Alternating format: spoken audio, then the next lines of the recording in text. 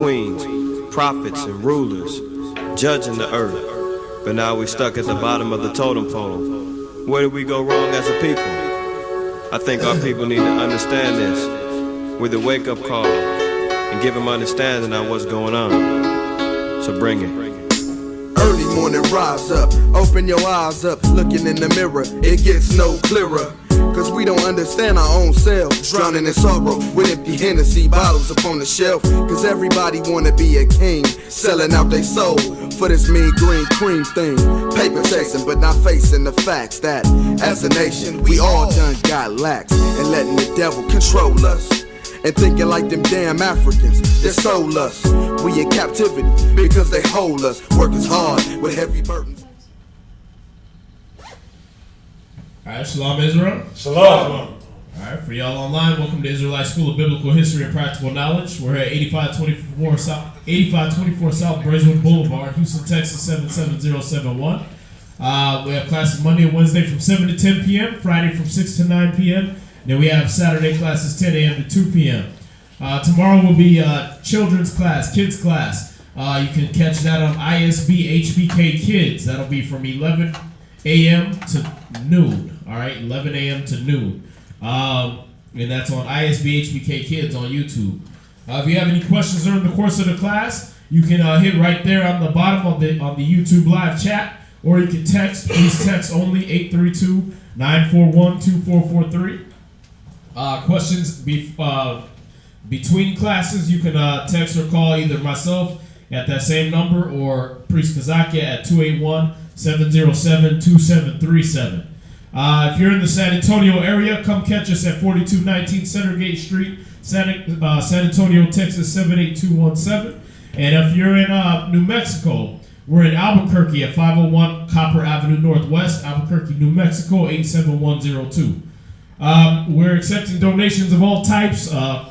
Anything you can give that'll help with the educational process of your people or the homeless or those in need. So if you have clothes in good condition, socks, shoes, underwear, canned goods, cars, clothes, anything you think that'll help with the educational process, like I said, office supplies, anything like that, you can send that to the school addresses. Or if you have monetary, you can put that in the Wells Fargo account. That's account number 101-580-6167. All right, one more time. That's account number 101-580-6167. And it's under Israelite School of Biblical History. If you want any garments made, you can hit up the Facebook page. That's Israel Wear on Facebook. Israel, W-E-A-R. All right. The cable show, we're going to be on Saturdays. All right, that's Saturdays from 8 to 9 p.m. And that's on Houston local channel 17 or channel 95 on Comcast.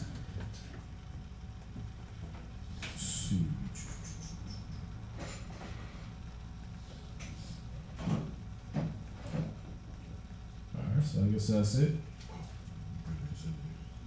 All right, brothers are going to be in San Diego from June 2nd to July 5th.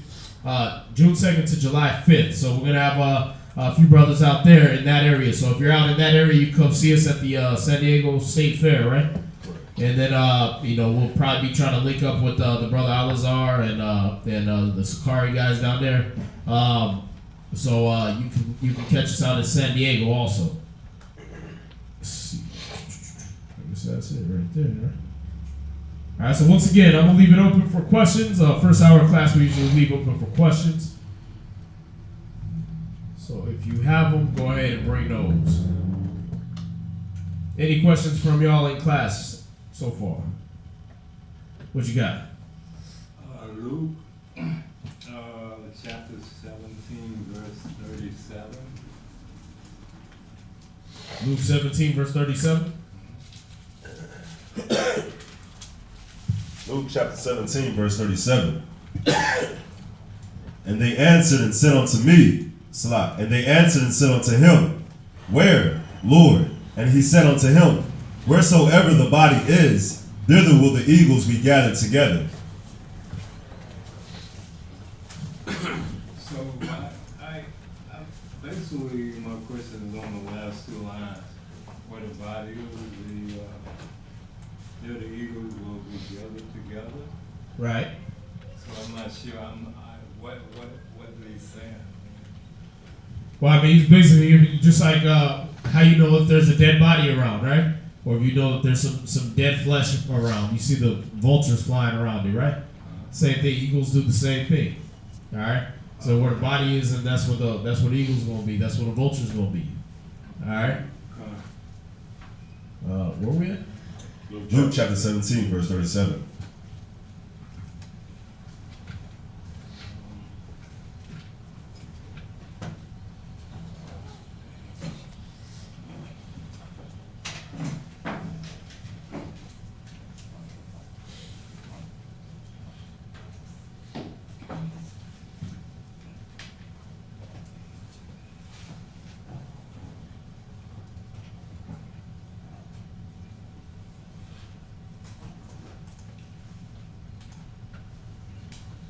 Right. So when you look up, when you read a little further up, he's starting to give you about the signs of the times, right?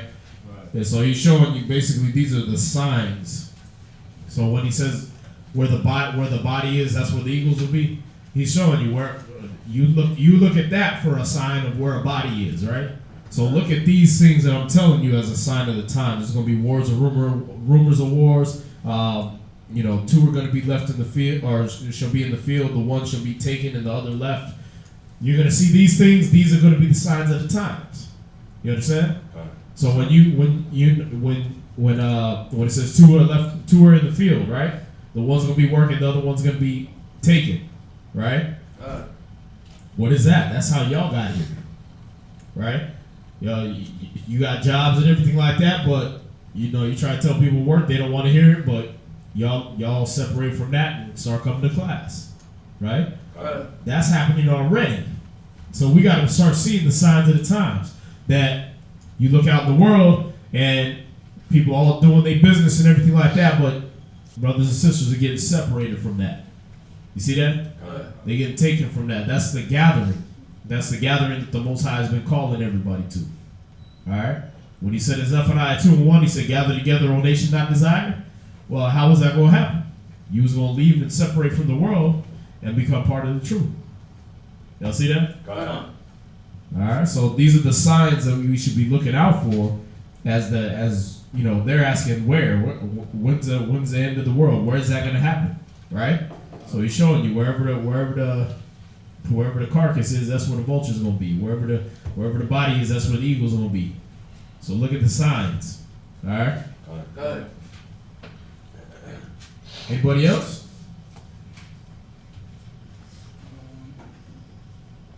I got this is Ezekiel. Ezekiel? Let's do it.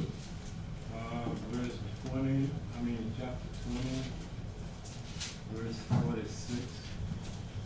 Ezekiel 20, verse 46. Ezekiel chapter 20, verse 46. Son of man, set thy face toward the south, and drop thy word toward the south, and prophesy against the forest of the south field. Read on. And say to the forest of the south, hear the word of the Lord. Thus said the Lord God, behold, I will kindle a fire in thee, and it shall devour every green tree in thee, and every dry tree. The flaming fire, the flaming flame shall not be quenched, and all faces from the south to the north shall be burned therein. And all flesh shall see that I, the Lord, have kindled it. It shall not be quenched. Then said I, our Lord God, they say of me, doth he not speak parables? Right, so this is something that he's going to be doing. He's going to be doing to those of the south. Right, so if he's in Israel, south of Israel, you got Africa, you got Egypt. Right, so he's talking about he's going to kindle this. He's going to have this fire that's going to burn down there, where it's going to leave everything like waste. It's going to leave it like wilderness. You understand? Right. So these are things that he's going to do. Why would this be be reference to south of, say, Egypt? Oh, right. Huh? Why would there be reference to south? You say Egypt?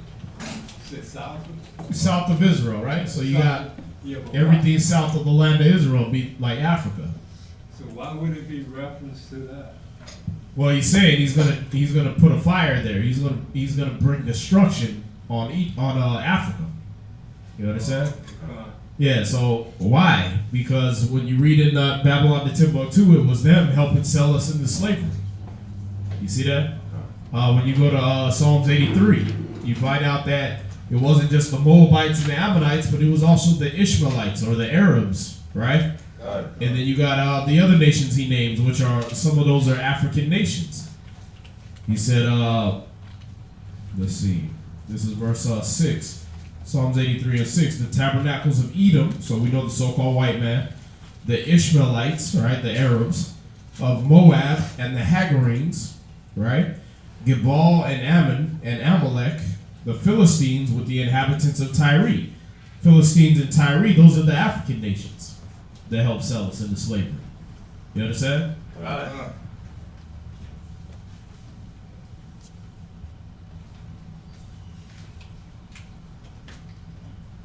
right, so we got to be able to see that. Okay, why is he talking about he gonna bring a fire on the south? He gonna bring destruction to all our enemies, all the people that joined in putting us in slavery and captivity. He's gonna bring destruction on them. All right. Go ahead. Anybody else? There's a question online, sir. Let's see. I have a question as far as a woman and covering her head. Are we to cover our heads at all times, or just during praying and prophesying? Well, that's what the scriptures say, right? 1 Corinthians 11 is when you're praying or prophesying. All right. Now, when you read about people like Rebecca, when Isaac first met her, right? It says she threw a veil on her head, right? When she jumped off the camel, she went ahead and covered her head to go meet him. All right. So this was a custom for Israelite women. This was a form of dress for Israelite women. When you go to Isaiah chapter 3 and you read verse 16 down, you find out the dress that the women wore, the different types of articles of clothing. All right. So they had cowls, all right, which are head coverings. They had bonnets. They had mufflers. They had these different things. These are things that were different types of head coverings. All right. And the Most High said he was going to take that away because of that, because they walked around being prideful in those things.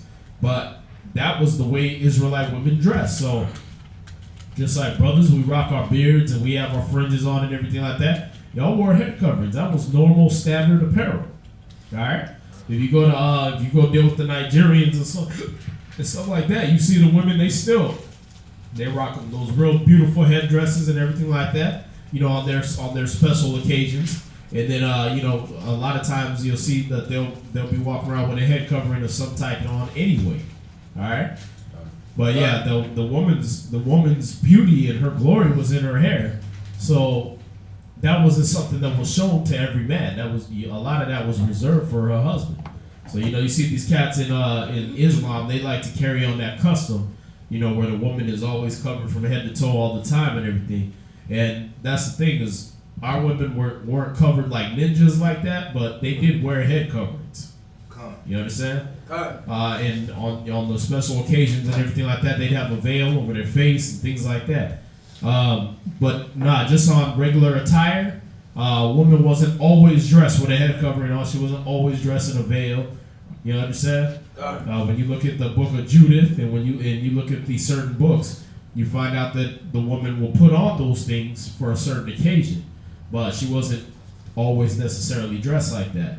So when you go to 1 Corinthians 11, 1 Corinthians chapter 11, verse 1. Go ahead. 1 Corinthians chapter 11, verse 1. Be ye followers of me, even as I also am of Christ. Now I praise you, brethren, that ye remember me in all things, and keep the ordinances as I delivered them to you. But I would have you know that the head of every man is Christ, and the head of the woman is the man, and the head of Christ is God. Every man praying and prophesying, having his head covered, dishonoreth his head. Right, see, so every man that prays or prophesied and he got his head covered, he dishonors Christ, his head. Y'all see that? Come. Read. But every woman that prayeth or prophesied with her head uncovered dishonoreth her head. For that is even all one as if she were shaven. Right, see, now, when you read Corinthians, when you read a lot of Paul's letters, he's writing to keep order in the church. You understand? So a lot of that was basically, you know, when you had a congregation, you had men and women in the congregation. So he didn't want the men to appear like women. He didn't want the women appearing like men. You understand? He didn't want brothers sitting there looking at a woman, checking her out and lusting after her when the brother's attention should be on the Most High. You understand? Should be on the teachers. So what he did, he had the women cover their heads. You see that? That way they ain't sitting there, you know, brothers over there looking at her, checking her long hair out and everything. Remember, at this point, the women weren't under that curse yet where their hair was breaking off and everything like that. You understand? They wasn't all bald-headed, boogaboo little wretches with scalps that, you know, had hair breaking off and had to wear wigs and weaves and all that. They had long, beautiful hair, man, where it would get your attention. You'd be over there like, dang. You understand? So he said cover that up. That way it ain't a distraction. Y'all see that? Now out in public, whatever you're doing, then you're free to dress how you want. But Paul was trying to keep order in their churches. All right? But like I said, you had certain women that was part of their regular dress. A lot of the royalty of Israel, a lot of the princesses and things like that, they would dress like this all the time. You wouldn't see them without these things. When you go back to Deuteronomy, he put that curse that a woman, the sole of her foot would not touch the ground, right? He put the curse that now she was going to be, you know, she was going to be hateful toward her husband and things like that. But before, the sole of her foot wouldn't touch the ground. That means y'all was decked out all the time, man. You understand? Being carried around in sedans. If y'all know what a sedan is, it's where you get the word for your cars now, but it was a four-poster thing where there would be somebody, you had like four servants carrying you up. And right in the middle, you'd be in like a little box where you wouldn't even be getting dirty or nothing like that. You understand? So this was our custom in Israel. This is how we kept our women and everything like that. And then it turned into the madness you see today, where they want to stomp around in high heels and look like damn bull dykes and talk like men. All right, that's a curse. All right, so you know, so far as your head covering, it says when praying or prophesying. All right. God.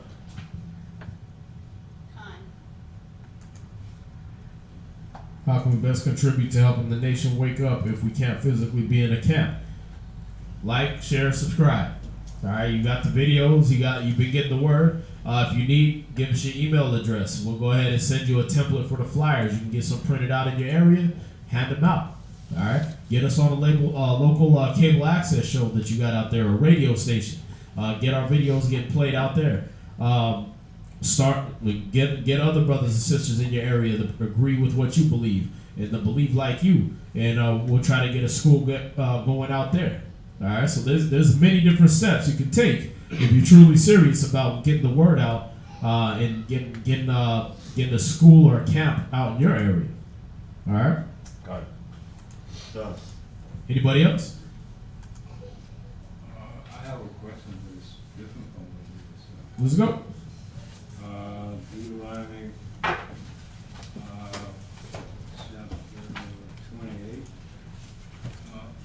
Deuteronomy 28. Yeah, 1 through 14. And my question is, does this apply to just like to all people in the world, or just like the 12 tribes of Israel?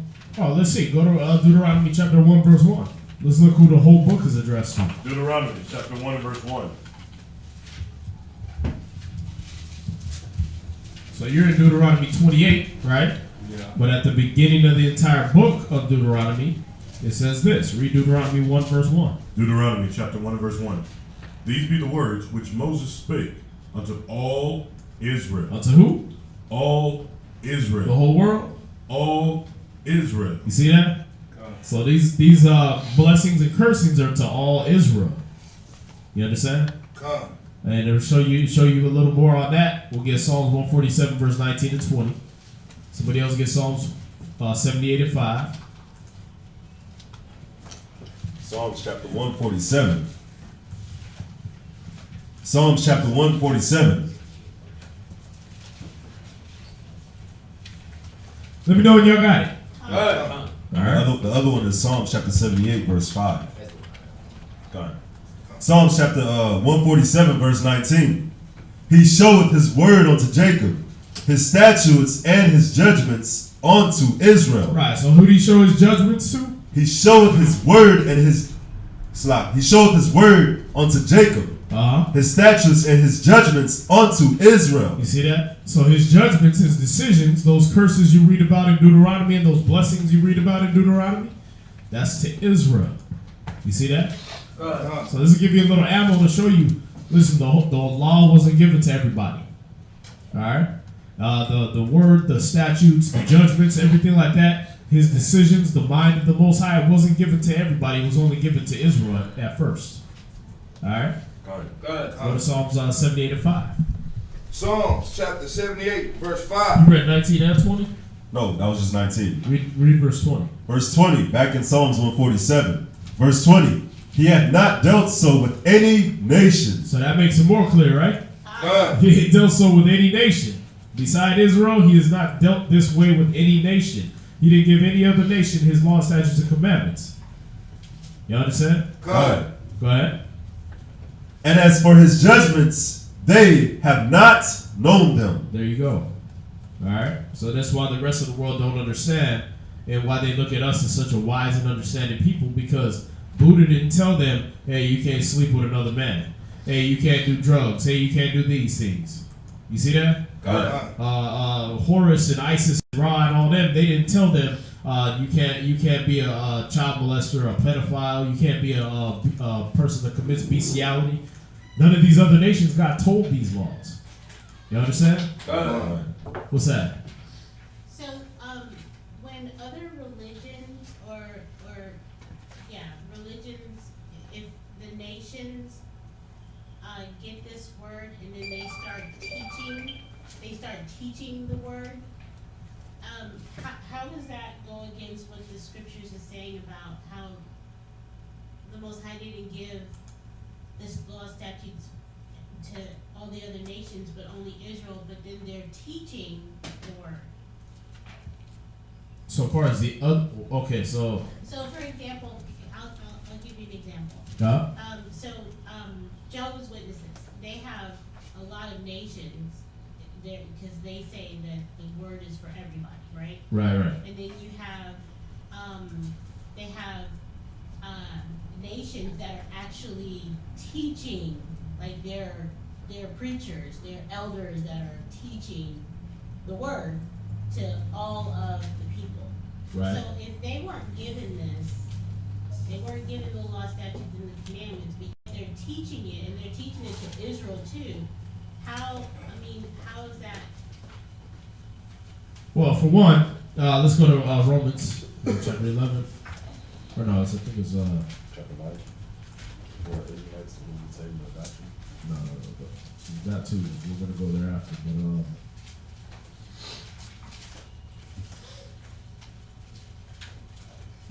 should be Romans chapter 11.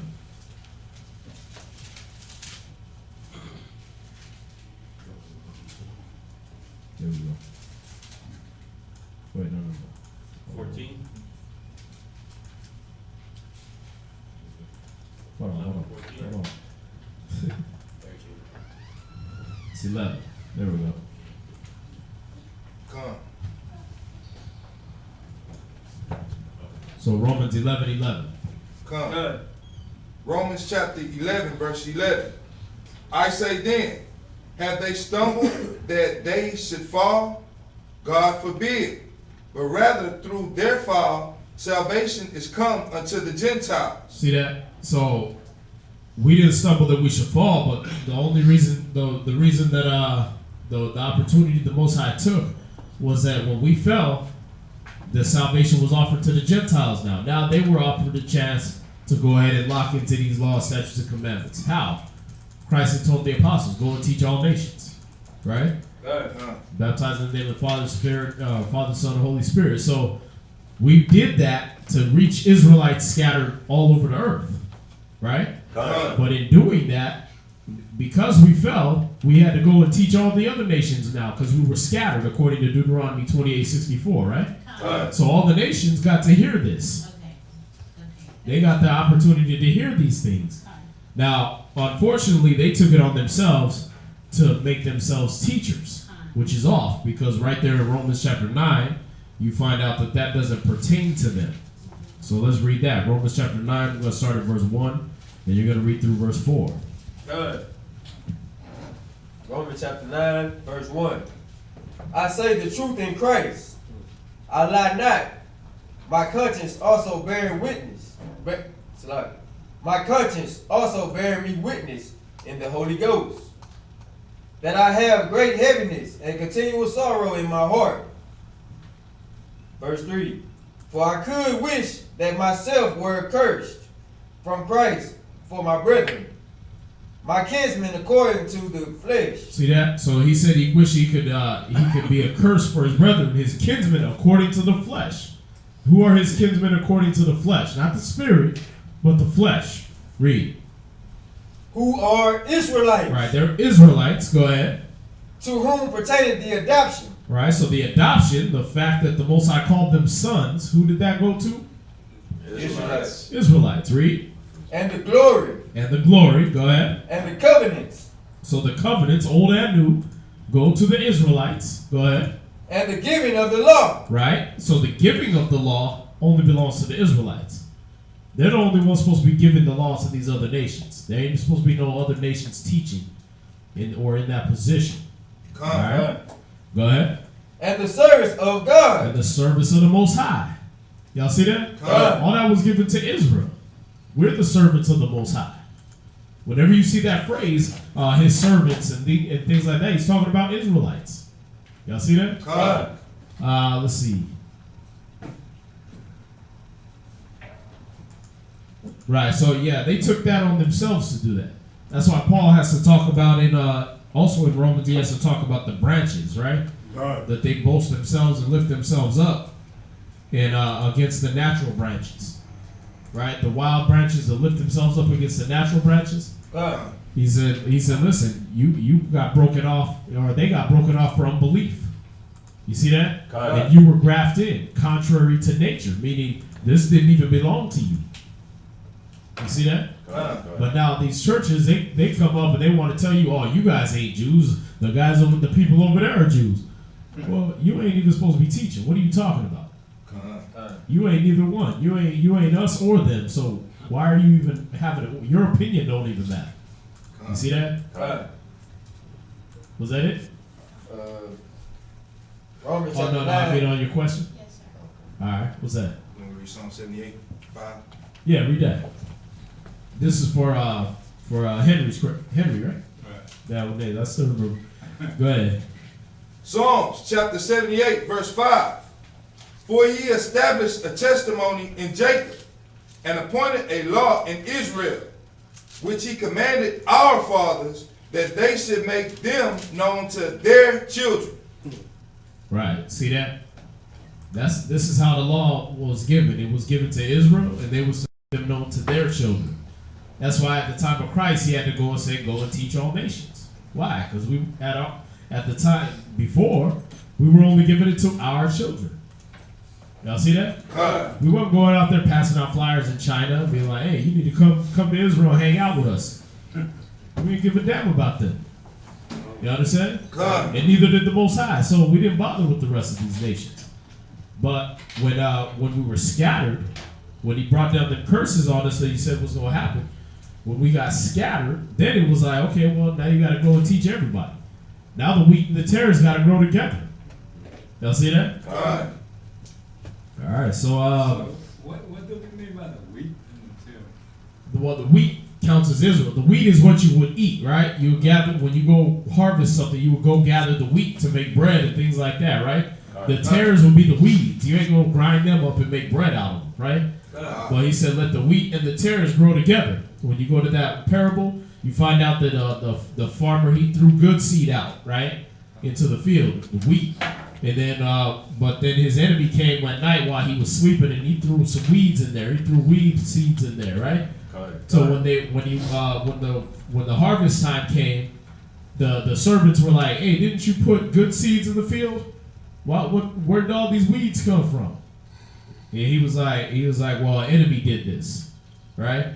Okay, well, should we go out there and go separate them and cut down the tares and everything?" He's like, "Nah, don't go cut down the tares, because if you do that, you're gonna cut down the wheat too, right?" He said, "Let the wheat and the tares grow together, and then when the reapers come, they'll separate that." You see that? So it's like, what, you're not going to do it while all the stuff is still growing. You're not just going to go out there and cut everything down. No, you're going to wait and see, because you can't sometimes tell the wheat from the weeds. You see that? I got weeds in my backyard. They look like wheat. You know what I mean? When they grow real high up back in the bayou thing back there, they grow real high. It look like a wheat field back there. But the reapers would know the difference. They come back there and be like, "Oh, no, that's," you know what I mean? They bundle up the wheat over here, and they put the weeds over here. You see that? Okay, so that's what Christ is saying. He's like, listen, no, let the nations grow up together in the truth with the Israelites. When the angels come, they're going to separate that. You understand? And that's in what, Matthew 13? Matthew chapter 13, verse 24 through 30. All right. Let's see. They want to know when Saul fell on the sword. Give me that scripture, man, about Saul. That story where he falls on his sword. Just a real quick one for the sister, or Risa D. It says, should we eat halal meats? You got to be careful about what they want to put the title halal on, all right? Supposedly, that's their way of kind of saying like kosher, where it's killed in a certain fashion according to the law. But even now, at this time, you can go on your internet and look up kosher pork. And these fake Jews is telling you that goose is culture, or is kosher.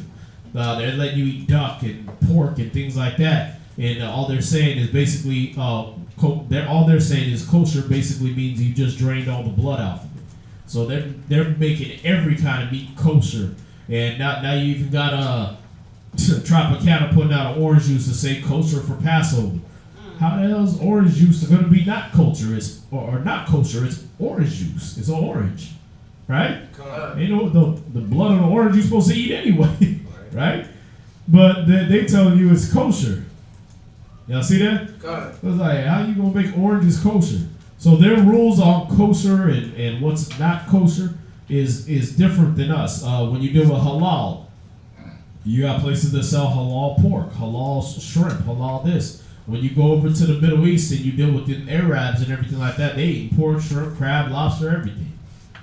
You see that? They smoking cigarettes, they doing all this stuff, smoking weed. I was watching a video where Sabbath out there in New York, he was going against the Muslims, man, and the dude was rolling up a spliff while he was arguing with him. So he put him on blast, like, bro, you over here smoking weed. What are you talking about? Y'all see that? So what they think is halal, that's why we got to do this. Go to Jeremiah 10. Jeremiah 10, verse 1 and 2. We got to remember this. Jeremiah chapter 10, verse 1 and 2. God. Jeremiah chapter 10, verse 1 and verse 2. Hear ye the word which the Lord speaketh unto you, O house of Israel. Verse 2. Thus saith the Lord, learn not the way of the heathen, and be not dismayed at the signs of heaven. For the heathen... See, he said, don't learn the way of the heathen. You understand? So right there we should know, okay, halal, that's not Hebrew for nothing, right? So I don't need to eat in that fashion. I need to make sure I follow these laws, statutes, and commandments. All right? But do your research. I mean, generally, halal just means it was killed a certain way and the blood is all drained from it. All right, but remember that when you go and do your research, you find out that these people don't keep the laws as stringently as Hebrews do. All right, they're pretty much a knockoff religion. Let's see.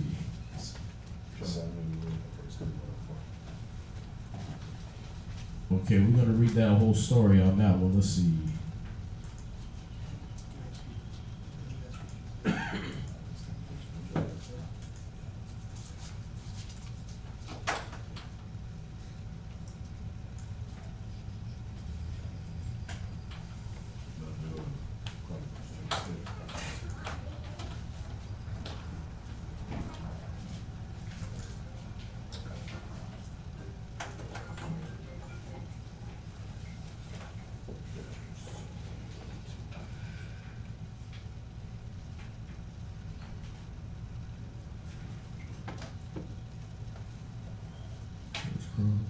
First Corinthians 10.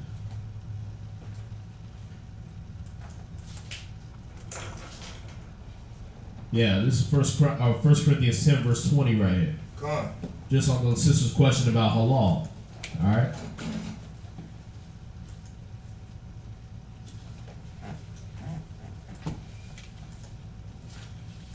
Come on. Y'all got it? Go ahead. 1 Corinthians 10, verse 20. Everybody there? Come on. Good. 1 Corinthians chapter 10, verse 20. But I say that the thing which the Gentiles sacrifice, they sacrifice to devils. Right, so when you're dealing with that halal, you're not eating something that's sacrificed to the Most High. You're eating something sacrificed to devils. Beside that, we don't do animal sacrifice no more.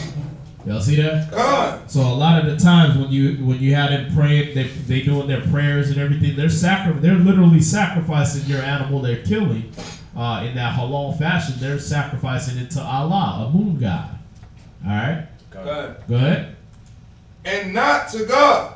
Right, they're not sacrificing it to the Most High. Go ahead. And I would not that ye should have fellowship with devils. See, he don't want us to have fellowship with devils. So you can find things that are killed in a regular fashion that according to our custom. It doesn't have to be halal. All right. Now, if you go eat it, if you go to some shop and you're trying to eat as best you can, according to the law and everything, you're not, generally you're gonna go to those places and they're gonna be serving lamb or beef, which is good. All right. So that's the thing is. That's really all you're looking at when you're looking for halal, to see if they're serving just lamb and beef and they're not cooking pork and shrimp and things like that on the same grill and all this stuff like that. All right? Or they're cutting it with the same thing or letting pork bleed all over your beef and everything like that. All right? So, read on. Verse 21. Ye cannot drink the cup of the Lord and the cup of devils. See that? You can't do both. Go ahead. Ye cannot be partakers of the Lord's table and of the table of devils. Right. So, again, not everywhere that does halal does it in the fashion that I'm talking about, where they pray and sacrifice it to Allah and all that stuff like that. But at the same time, a lot of these places do. And any of those ones that they're real close to their laws, close to Islam's laws, they're sacrificing it to Allah. All right, so that's something you don't want to mess with. But when you're dealing with just halal in general, most of the time it just means they killed it and they drained the blood off it. All right. God. All right. So y'all gonna have to gotta kind of use wisdom on that. So let's go to this story about Saul, because the question is, when Saul fell on his sword to avoid being taken by his enemies, was that considered suicide? Are you condemned forever by doing this? So we're going to go to that story.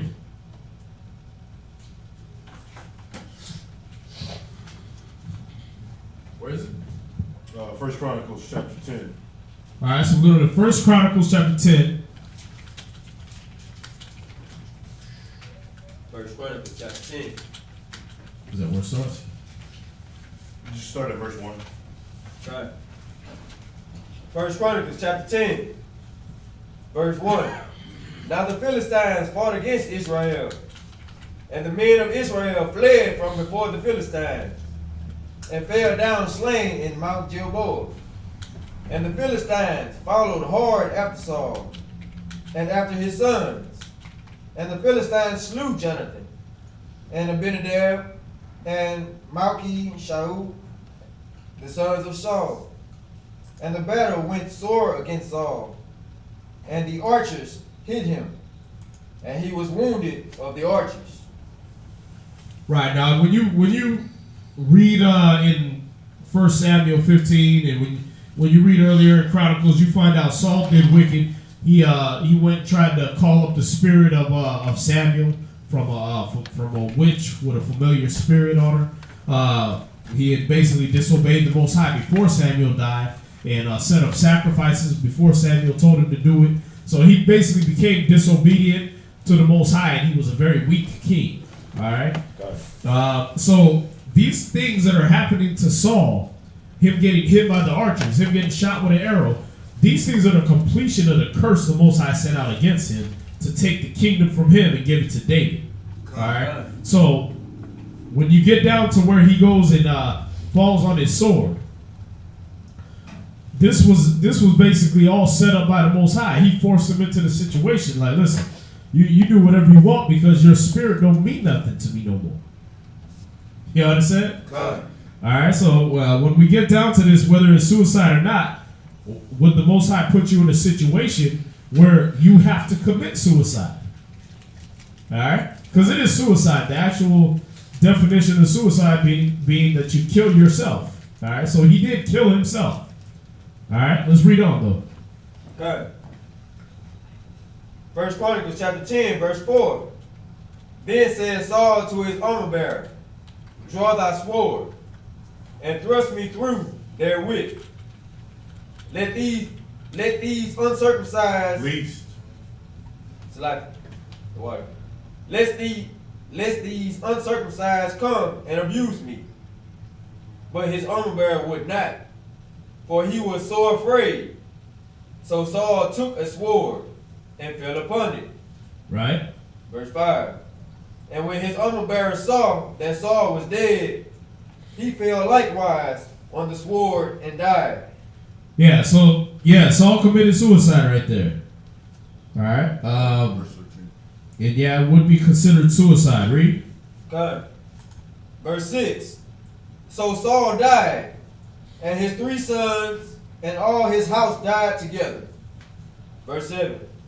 And when all the men of Israel that were in the valley saw that, they fled, and that Saul and his sons were dead, then they forsook their cities and fled. And the Philistines came and dwelt in them. Right. Read verse 13. First Chronicles chapter 10, verse 13. So Saul died for his transgression, which he committed against the Most High. Right. So why did he die? For the transgressions which he committed against the Most High. Right. For sinning against the Most High. For going to deal with that witch. You understand? God. For entertaining them demons he had on him. That's why he died. All right. So before he committed suicide, because the question is, are you condemned forever by doing this? Saul was condemned already. You understand? God. He was already condemned before this happened. He was condemned for the sins and the transgressions that he had already done. All right. So this was just the completion of the condemnation. All right. That okay, you know what? Now you got to die for what you did, because for one, a king wasn't supposed to suffer a witch to live. All right. Even the witch told him, like, wait, no, you trying to set me up? Don't you know Saul done set out a decree to kill every witch? Y'all see that? God. So he had to die for that transgression. All right. So he was condemned beforehand. Now, is a spirit condemned forever for being, forced into that situation? That's got to be. There's no scripture that's going to tell you condemned forever for committing suicide. All right, that's something the church doctrine came up with, the Catholic Church especially. All right, they like to say things like limbo and purgatory and all that. right? They like to make up 7 circles of hell, and they're reading something by Dante Alighieri, and they put it in the Bible. All right, that Dante's Inferno and all that stuff like that. That ain't part of the Bible, man. All that Paradise Lost, John Milton, angels warring against God, none of that's in the Bible. Those are extra biblical books. They have nothing to do with the Bible, but they use biblical figures in their fiction. All right, but sometimes these things become so popular that they become part of a tradition of men, and then people start seeing that as, oh, that must be in the Bible. All right, when it's not. So we got to look at these things, that there ain't nowhere in the Bible where it says that you're condemned forever because you committed suicide. Now at the same time, we got to know this. Go to was it 1 Corinthians 3?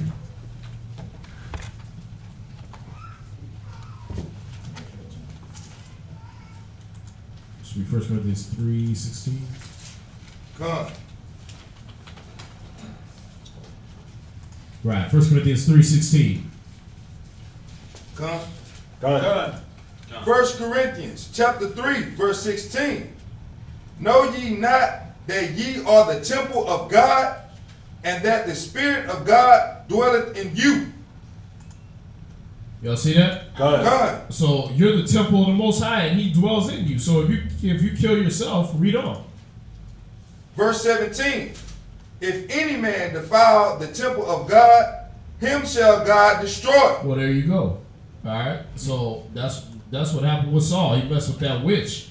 When you deal with a witch, you got to bring her a sacrifice. You got to make a blood covenant. You got to do certain things to deal with that spirit that they got on him. And Saul did that. So he had already joined. He had already condemned himself. Y'all see that? Come. All right. So we got to look at these things. That our body is the temple of the Most High. So we don't get to just do whatever we want with it. All right. Go ahead. Come. Yes, ma'am. So, based on what we were talking about last night, or discussing in class last night about the spirits and entertaining demons, that spirit or that thought of suicide that people have or people get on them, that's a spirit, right? That's a demon, right? Yeah. So Yeah, big time. If that's on you and you can't shake it, you can't, and you actually, succumb to taking your life, is this still applicable to that the Most High, that you're defiled with your temple? Yeah, this is still applicable, because the thing is you entertained in that spirit. See, when a person commits suicide, like when you look at the case of Saul right here, right? It was him and his armor bearer. His armor bearer wouldn't do it, so what did he do? Did it himself, right? So he's basically alone, right? And his armor bearer went and did it right after him. So the thing was there wasn't nobody around him to tell him, hey, don't do that. So that demon jumped on his armor bearer too? Basically, yeah. Okay. That hopeless, there ain't no way out kind of thing. Because all up until that time, Saul had every chance to repent, and he didn't. You understand? We always do that breakdown about Saul and how David came into power. We always talk about that, right? That Saul was given all these opportunities where he could have repented, but what did he do? He kept trying to kill David. He kept trying to do more wicked, right? Make excuses, so on and so on. There you go.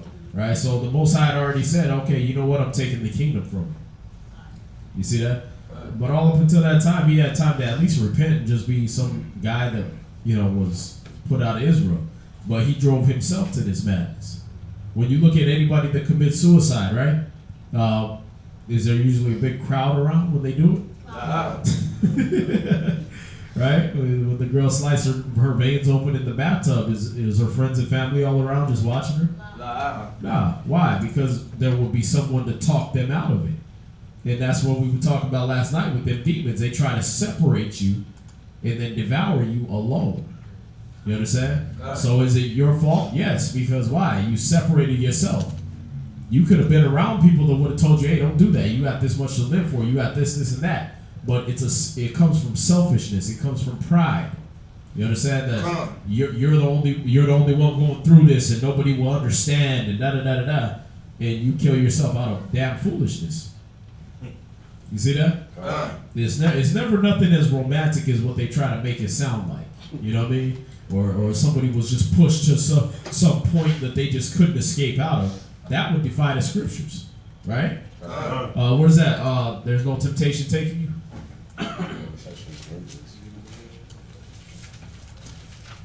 It's also First Corinthians, right? So let's get that. 1 Corinthians 10 and 13. Right. So we almost right there anyway. Got it. 1 Corinthians chapter 10 and verse 13. Come. There hath no temptation taken you, but such as common to man. But God is faithful. See, there's no temptation that's taking you, but such as is common to man. So it ain't like you're going through something that nobody else ever went through. Nah, there would be somebody, if you cared enough and you weren't foolish, you could ask somebody else. Like, shoot, I was even talking to Mary last night, right? And she's dealing with her elderly husband, right? We're dealing with my elderly aunt. And just this past week, we both had adult protective services coming to our house trying to check us out. You understand? And then I listened to how she was going through her thing and how the outcome of that went. And I'm like, well, the Most High's with me too, so I know how mine's going to turn out. You see that? But if without that, that stress might have been there to say, you know what, I hope these cats don't do this and this and that. But I already see how it turned out for her, so I know how it's going to turn out for me. You see that? It's the same thing. If you were around people and conversing with people and not separating yourself, you find out there's somebody else going through the exact same thing you was going through. So you ain't special. You're not in some situation that you can't handle and you can't escape from. You see that? Read. Who will not suffer you to be tempted above that which ye are able. So the Most High doesn't do that, right? He don't just keep pushing you and pushing you and pushing you until you're going to break, and then he breaks you and then leaves you destroyed and destitute of all spirit and everything like that to where you should just kill yourself. You understand? Right. He did it to Saul on purpose because Saul brought that on himself. You understand? Right. He was in a situation where the Philistines were going to kill him. Y'all see that? Right. And then he went ahead and took himself out. Now, David was in those situations too many times, but he fought his way out. He used wisdom, right? When he was surrounded by the Philistines, he said, yeah, he said over there acting retarded. They're like, man, this guy crazy. This ain't David. You see that? So he knew how to use wisdom, but Saul didn't use wisdom. He didn't have to kill himself. He could use the same wisdom David had. Y'all see that? So what was the issue? He didn't go through nothing David didn't go through, but he was just weak. You understand? But when you commit suicide, you're not being tempted above that you're able.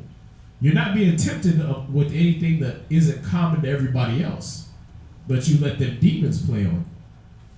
You see that? I mean, I know exactly how Satan hits. Like I said, I got the illness thing, right? And so what does Satan try to do? He comes through the scriptures because that's what I know. He'd be like, yeah, death is better than continual illness. You like, damn, right there. I just go put a bullet in my mouth right now. See that? But then I got to think, damn, does everybody that gets sick kill themselves? No, that's stupid. All right, there's not a temptation I'm going through, but it's common to man. Another brother right here got the same illness. He ain't killing himself. You see that? So me using that multitude of counsel and using the spirit of the Most High and thinking around Satan, you know what I mean? You know what? Not in all instances does somebody have a illness and they go kill themselves. That's not what the scripture's saying. You see that? He's saying basically go to the physician, go fix that. Because it'd be better you be dead than just have something lingering over you all your life. You see that? So we gotta watch and be aware how Satan's gonna try to play us into that position. Because that's what he's doing. He's trying to get us in a position where we don't see any way out, where there's hopelessness, right? But when we read Romans 15:4, we're supposed to be reading the things that were written aforetime so that we could get patience and comfort through the scriptures. See that? But again, when did somebody ever died in their bathtub with a razor blade in the radio, or the radio dumped in the bathtub or anything like that, and there's a Bible sitting right there? You see that? They're about to jump off a building, and they jump off with their Bible. You hardly see these things. Why? Because if they were in the Bible, they wouldn't have thoughts of committing suicide. It doesn't coincide with each other. Well, let him finish that, and then I'll get your question. What's that? Read. But will with the temptation also make a way to escape. You see that? See, with every temptation, he makes a way out of it. Your job is to find the way out. You see that? It don't matter. You got 20,000 demons or legion of demons sitting around trying to convince you to kill yourself. This shows you the way out of that. You understand? That's why I said in Baruch 4:1, this is the book of the commandments of the Most High, and the law that endure forever. All the keepers shall come to life, but such as leave it shall die. You see that? Why? Because when you leave off of this, there's no comforting thoughts in your head. It's just me against the world. Right? It's like, really? That's how hopeless it is? It's you and the whole world is after you? No. It's you and the Most High and a legion of angels that he got surrounding you. And your dumb ass ain't seeing none of that. You see that? So yeah, if now so far as forever condemnation because of that, usually when you see suicide in the Bible, Judas, he hung himself, right? But what did he do before that? That got him condemned. Right. Yeah, he betrayed Christ. Right? Saul, he killed himself. What did he do before that? Yeah, betrayed the whole nation, betrayed David, did all these things. They do certain works that lead them up to that. Like we were talking about last night, judge no man blessed before his death. Right? These are things you got to understand. Okay, in a suicide, am I judging them blessed and then I see them commit suicide? Like how many millionaires you don't see them, they find out, oh, they committed suicide. Well then, what were they doing with their life? Well, they made all that money. I thought they was blessed, right? They was able to drive whatever car they wanted to. They go into a restaurant, get free meals and everything just off the side of them. And then you find them hung in their closet and they done killed themselves with a letter, a 9-page letter talking about why they killed themselves and who they leaving what to and all that. Like, damn, they was thinking this thing for a long time. You see that? Well, why? Because they had all them demons on them. They was walking around people that weren't aware that they had all them demons on them, that didn't talk to them and get to care about them and things like that. But there was always a way to escape it. They could have just went somewhere and talked to somebody. You see that? Shoot, they could have damn called the suicide hotline at least. Right? So it ain't like the Most High didn't make a way to escape the thing. You just too weak to go for it. You see that? Let's see. So he'll make a way to escape that you may be able to bear it. Y'all see that? Alright, so we gotta understand these things when we dealing with these scriptures, man. What was the other one we pulled? I thought we pulled another one. Pulled 1 Corinthians. Yeah, that's it on that. Yeah. You can do 3:16 and 6 verse 19. It'll tell you about how your body is the temple of the Most High. Alright?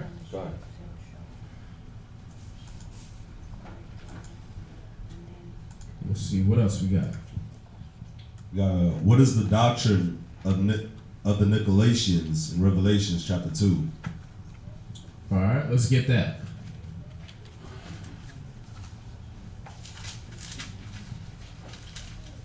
Doctrine of the Nicolaitans in Revelation 2. So we give me the Zondervan on that too.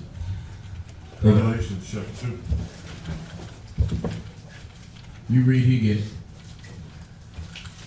Revelation chapter 2. Got it. So which one? Apparently. Revelation chapter 2 and verse 1. Unto the angel of the church of Ephesians, write, these things saith he that holdeth the 7 stars in his right hand, who walketh in the midst of the 7 golden candlesticks. I know thy works, and thy labor, and thy patience, and how thou canst not bear them which are evil. Right, so he's talking about the people in Ephesus, right? The Ephesians. He said, listen, I know you can't bear those people that are evil, right? You can't stomach them, right? It's like we got a lot of brothers that come in with that new zeal, and they just like, yeah, man, I be checking people here and here and here. It's like, damn, yeah, we know you got that zeal, man. But the Most High Christ said, "Be wise as serpents, harmless as doves." You know what I mean? So you can't just go in and check your boss because he shaves his face. You know what I mean? And get kicked off your job and do all these things. You got to deal with that in measure. It's not for everybody. You know what I mean? Don't throw your pearls before swine. We got to give them scriptures like that. Y'all see that? So these people of Ephesus, they had that same zeal. You can't bear them that are evil. Go ahead. And that thou hast tried them, which say they are apostles. Right. When somebody comes saying they're an apostle, right? Like in cats of GMS, they'll be, we apostles. You know what I mean? Okay, well, prove it. Do the works of an apostle then. You see that? Because I didn't read about none of the apostles running around talking about raping 9-year-olds. I didn't see that. See what I'm saying? So you try them. Okay, let me see what you about. This is what the people of Ephesus were doing. Go ahead. And are not. And has found them liars. Verse 3. Right, and you found them liars. Read. Verse 3. And has borne, and has patience, and has my name's, for my name's sake, has labored, and has not fainted. Verse 4. Nevertheless, I have somewhat against thee, because thou hast left thy first love. Verse 5. Remember therefore from whence thou art fallen, and repent, and do the first works, or else I will come unto thee quickly, and will remove thy candlestick out of his place, except thou repent. Verse 6. But this thou hast, and thou but this thou hast, that thou hatest the deeds of the Nicolaitans, which I also hate. Right, so you hated the deeds of the Nicolaitans. So this is what the question is about. What is the deeds of the Nicolaitans, right? Well, for one, we just read you can't put up with them that are evil. So right, he said that you can't bear them which are evil in verse 2, right? God. And then he said, and you hate the deeds of the Nicolaitans. So the deeds of the Nicolaitans must coincide with the deeds of the evil, which were saying they were apostles and they weren't, right? And they were lying. Let's see. We're going to go down to verse 14 and see what else they was on. Verse 14. But I have a few things against thee. Because thou hast there them that hold the doctrine of Baal. Right. Go ahead. Who taught Balak to cast the stumbling block before the children of Israel, to eat things sacrificed unto idols, and to commit fornication. Verse 15. So hast thou also them that hold the doctrine of the Nicolaitans. Which things I hate. Right. So these doctrines of the Nicolaitans was being evil and holding themselves out to be like they were apostles when they weren't. You understand? So he said he hated those things. So what he's saying is when these cats rise up and they start saying, oh, I'm Peter and I'm Paul, they start giving themselves names like they're these biblical prophets and apostles, that he hated that. Y'all see that? And just like we do today, man, we look at the camps that do that, and we're like, bro, there ain't nowhere in the scriptures that say you get to call yourself of that number. You see that? The scriptures say not to even try to make yourself of the number of the 144,000. Y'all see that? But you're going to sit there and act like you're going to be on one of the 12 thrones? Judging the 12 tribes of Israel? You don't put yourself above the 144,000? Y'all see that? Nah, that ain't for you. All right, so the deeds of the Nicolaitans were to do those things. And that's pretty much, even when you go on your Zondervan, it doesn't tell you much about the deeds of the Nicolaitans. All right?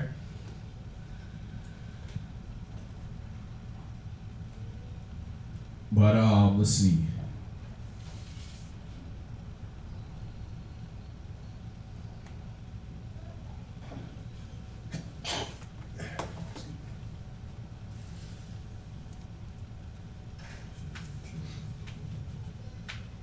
Huh?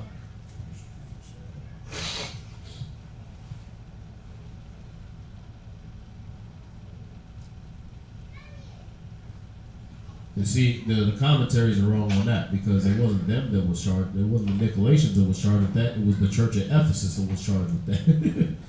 All right. Because the church at Ephesus is the one he's talking to, and he's the one saying that they have those people among them that want to do the things of Balaam and eat things sacrificed to idols. All right. So that's what Ephesus was doing, but the Nicolaitans was doing the things of evil. Right, like I said, holding the works of evil, and trying and saying they were apostles and weren't. All right. What's that, Henry? Oh, I'll count. Oh, you got it? Yeah, thanks. All right. So let's see what else we got. Let's do the screen on this one.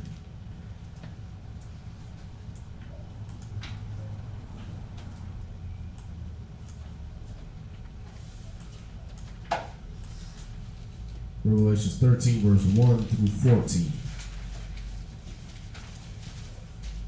Revelations chapter 13, verse 1. Revelations chapter 13, verse 1. God. And I stood upon the sand of the sea, and saw a beast rise up out of the sea, having 7 heads and 10 horns. All right, on those, that's a whole breakdown, bro. And you're gonna have to watch for that class. I don't think we got to Revelation 13 yet. So, but we're gonna start putting those classes out again for you. All right. But yeah, that's an entire class session right there. All right. Where we break that down. And you know what? Shoot, today's the day for it. Give me that book right there. Let's do it. What's the difference between Genesis 22 verse 1 and 2 and James 1 verse 13? God tempted Abraham, or Abraham made the tempted any man. Go to Genesis 22 verse 1 and 2. Genesis chapter 22, verse 1 and 2. God.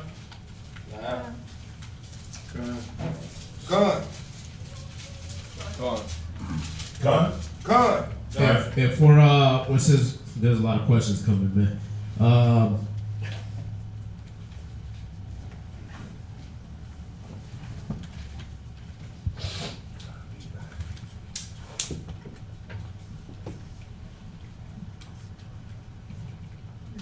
Okay, let's see. We got a lot of questions coming in. I'm trying to address them in the length of time they would take.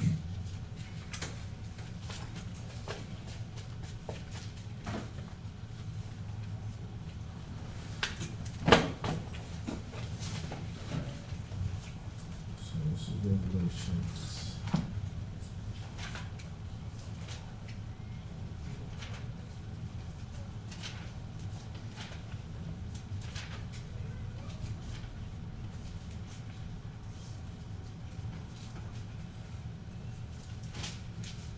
That's good though. It means everybody been studying.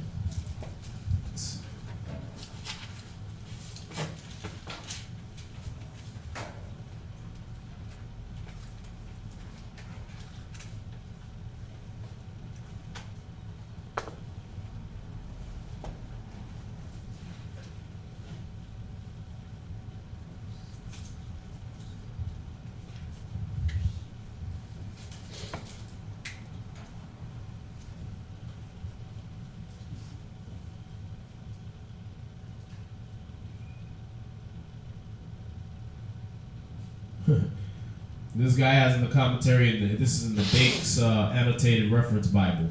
All right. It says, followers of Nicholas, for the Nicolaitans, followers of Nicholas, a heretic. They are supposed to have been a sect of Gnostics who practiced and taught impure and immoral doctrines, such as the community of wives, meaning you can pass your wife around, all right? That committing adultery and fornication was not sinful, and that eating meats offered to idols was lawful. This was similar to the doctrine of Balaam and Jezebel of Thyatira.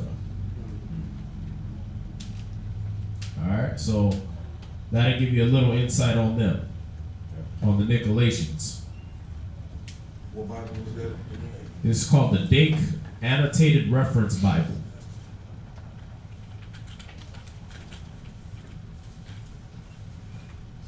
All right, so I'm going to read that again. It says, followers of Nicholas, a heretic, they are supposed to have been a sect of Gnostics who practiced and taught impure and immoral doctrines, such as the community of wives, that committing adultery and fornication was not sinful, and that eating meats offered to idols was lawful.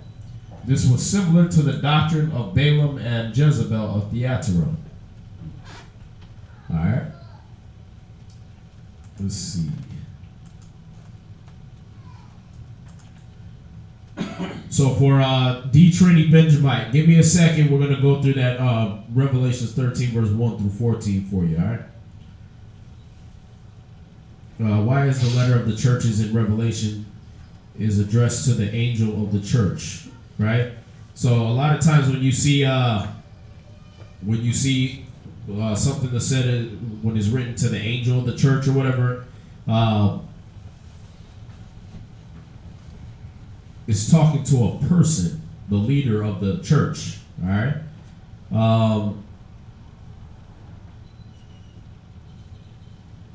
Let me see. I'm trying to find where.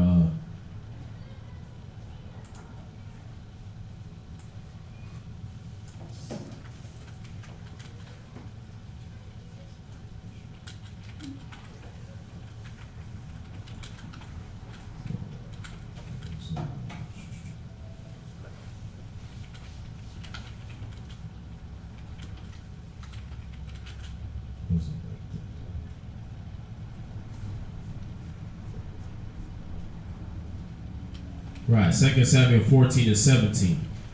Just showing you that sometimes they refer to men as this. And so, 2 Samuel 14, verse 17. 2 Samuel chapter 14 and verse 17. Don? God. Con. Two people? Come. Who said loud? Okay. Good. God. 2 Samuel chapter 14 and verse 17. Then thy handmaid said, the word of my Lord, the king, shall now be comfortable. For as an angel of the Most High, so is my Lord, the king, to discern good and bad. Right, see that? So you're reading about, who's that, Solomon or what? Who's that? Is it Joab?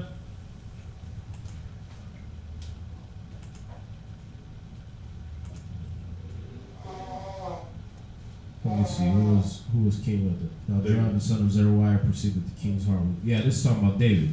God. Alright? So, in this case, you're reading that David was being referred to like as if he was an angel of the Lord. From 14 verse 20, he says the same thing, that he had the wisdom of an angel of the Lord. Alright? So, this is what you're seeing right there when you read in Revelations, that he's writing to the angel of the Lord. John the Revelator, he ain't got to write no letter to no angel to instruct them on anything, right? So when he's talking about the angel of the Lord, he's writing to a man, a leader of the church, all right? That had, the woman was referring to David, as an angel of the Lord are you to me, right? All right, so, just like when you read about the angels that lost their first estate, who was he talking about? The people in the wilderness that was getting swallowed up, right? The Israelites that was getting swallowed up. They were the angels that lost their first estate. Y'all see that? And when you read that in Jude, let's see, what else we got? Organized chaos. What's the difference between Genesis 22 verse 1 and 2 and James 1 verse 13. Genesis chapter 22. And the second one was James, right? James 1 verse 13.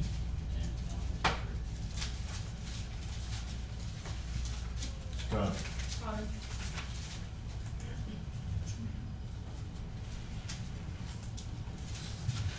Good. Done. Yeah, read Genesis 22 verse 1.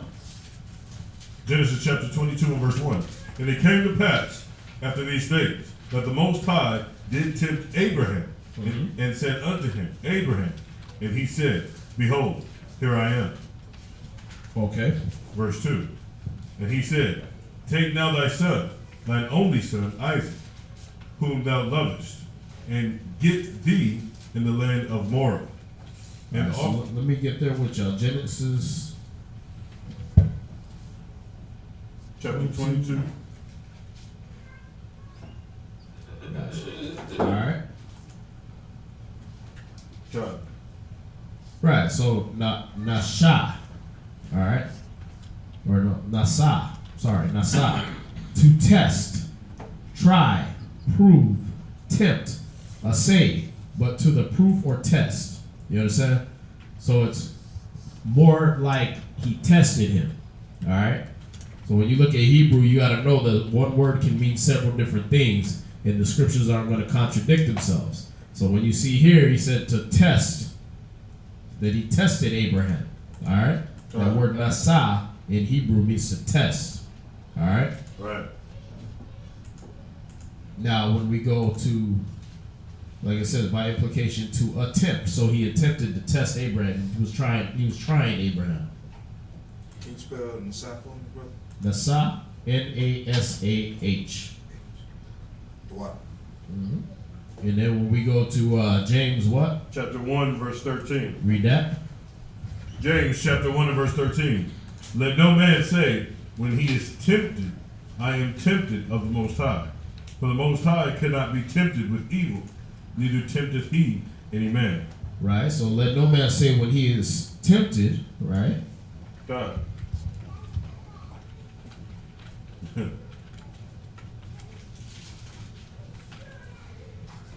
So you have the first definition, to try whether a thing can be done, to attempt, endeavor. Just like the other word, it's perazzo in Greek, right? It says to try, make trial of, test, for the purpose of ascertaining his quantity or what he thinks or how he will behave himself.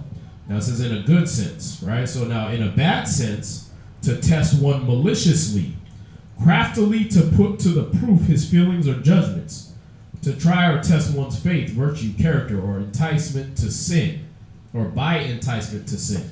See, the Most High is not going to try to entice you with something sinful. You understand? Just like when you read with Peter, right? He had in Acts chapter 10, he lowered down the defiled things and he said, rise, kill, and eat. But Peter was like, not so, Lord. I've never eaten anything that was unclean or common, right? And so he took it up. He lowered it 3 times and he took it up. And then he gave Peter the understanding afterward not to call no man common or unclean. You see that? He said, well, listen, what the Most High has cleansed, don't call you common. So he wasn't tempting Peter with eating defiled meats. You understand? He wasn't trying to entice him to sin. Then when you go to Abraham, he wasn't enticing Abraham to sin. All right, he said he was testing him. He tested, he put him to the test. Let's see how much this man's faith is going to be. You understand? All right, but when you're getting tempted, when you're getting enticed to sin, that's not of the Most High. You know what I mean? When you turn your computer on and 30 pop-ups come up and they all got naked women on them, that's not the Most High hitting your computer like that. That's Satan trying to hit you like that and test you and tempt you. You understand? He's trying to entice you to sin. Y'all see that? But the Most High is watching to see if you're going to pass it, because it's also a test. It's like, okay, are you going to pass or fail? You going to go for that or not? I let Satan do it, but are you going to fall for it? Y'all see that? So he don't tempt you with those things. Satan does that. What's that? Sacrificing your son, that wouldn't be like an evil temptation, like something wrong to do. He told him to go do it, right? Yeah. But what did he know about Abraham? What did we read in Hebrews chapter 11? He's faithful. Right. That he knew that the Most High could bring him back from the dead. Right. You see that? So he already knew it was a test from the jump. He was like, okay, I got you. Let's go.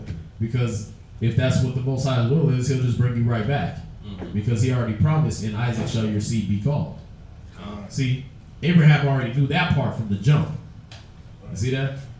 But the test was, are you going to go up there and actually carry it out? You see that? So now, when he took him up there, what did he do? Stop. That's the test, right? When you get the guy that's like, yeah, I cut my 4-year-old's head off because he had demons on him and all this stuff. That's being tempted. You see that? Because we could say the same thing about Christ then. Oh, you're letting yourself commit suicide. That's a sin, right? Because he had the power to not be killed. Right. So we could say the same thing. Oh, you got tempted and you fell for the temptation. That was the test. Are you going to do it or not? So that see was that? That was a test for Yahushua as well? Yeah. Okay. Because that Not a temptation. I understand that part. Yeah. That was a test from the Most High of his son to see if he was actually gonna go through with everything and like be obedient and follow the order and so on and so forth. That was a test. Yeah. Are you going to be obedient all the way till death? You see that? And so that you can be able to teach others to be obedient unto death.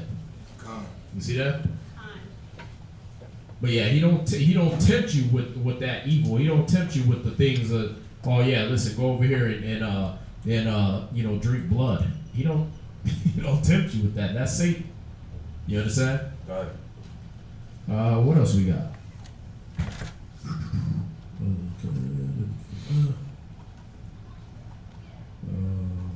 Tahar's King Kun is Christ the sacrifice for all time. And we put Hebrews 10 verse 10.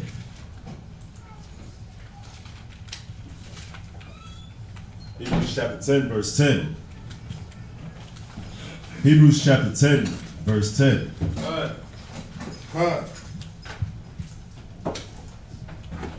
Con. It says, by the which will we are sanctified through the offering of the body of Yahushua once for all. Right. It said one for all. Oh yeah, once for all. So he died one time for all of us. You understand? For all of our sins. Instead of having a lamb or a bull that you took up every year to cleanse you from your past sins, or every day that you sinned, like we had to do in the law. Right?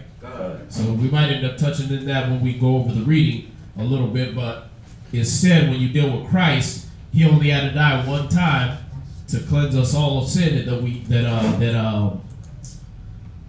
that accept him and follow his ways. You see that? So now we don't have to no longer go ahead and give lambs and bulls and all that stuff. Let's see what he got.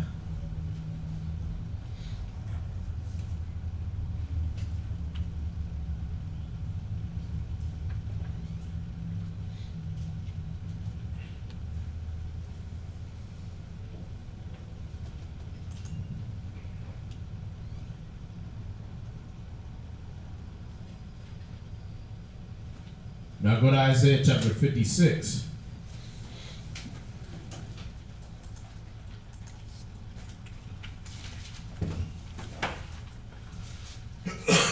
Isaiah. You're going to start at verse 4. Come. Isaiah chapter 56 verse 4. For thus said the Lord unto the eunuchs that keep my Sabbaths, and choose the things that please me. Right, so he's not talking about men that haven't had sex. He's talking about those that don't defile themselves in the ways of this world. People that don't go get penetrated by the ways of this world. You understand? God. All right, so we got to look at these things spiritually. Read. And take hold of my covenant. Go ahead. Verse 5. So these are people that do the things that please the Most High, and they take hold of His covenant. Read. Even unto them will I give in mine house, and within my walls a place and a name better than the sons and of the daughter and of daughters. Better than of sons and of daughters. So He's going to give them an even better name. Go ahead. Second precept. So He's talking about those that go sinless in this world. He's going to give them a place better than that of sons and daughters. Go ahead. I will give them an everlasting name Uh-huh. that shall not be cut off. Read on. Verse 6. Also the sons of the stranger that join themselves to the Lord, to serve Him, and to love the name of the Lord, to be His servants. Every one that keepeth the Sabbath from polluting it, and take hold of my covenant. Uh-huh. Even them will I bring to my holy mountain, Uh-huh. and make them joyful in my house of prayer. Right, so His holy mountain being Israel, right? And He's in the house of prayer is going to be the temple that's going to be in Israel, right? This is at the end, after Christ delivers us from this wicked nation and everything like that, right? God. Then we're going to be in His holy mountain. All right. Okay. He said He's going to make these other people joyful in His house. Read. So, question on that point, the strangers. Who are the sons of the strangers? The other nations. That's what I thought. You see that? Yeah. Go ahead. Isaiah chapter 56, verse 7, second precept. Their burnt offering. Their what? Burnt offering. Uh-huh. And their sacrifices. Right. Shall be accepted upon my altar. So we'll be doing that again. So no, Christ wasn't the very last sacrifice that will ever be given ever again. No, we're going to go right back to the laws that we did before. You understand? We'll still be doing that. But right now, He's that sacrifice for sin. Because see, we're not going to be doing that anymore. We're going to be doing sacrifices like offerings and things like that like we did back in the day. Y'all see that? But we're not going to have to sacrifice for sin no more because we ain't going to be doing that no more. You understand? But Christ is the last sacrifice for the sin, once for all, one time for all of our sins. Y'all see that? Son. Question. So at this point here, where it's saying that He will have give them in verse 5. I will give in mine house within the walls a place and all that. And so we're not going to be committing sin anymore. At this point, will all the wickedness be wiped away, and we won't? That's where we are here? Remember, this is Isaiah 56, and Isaiah chapter 2. We were already told that all these people are going to come and they're going to say, "Let's go to the house of the Most High," right?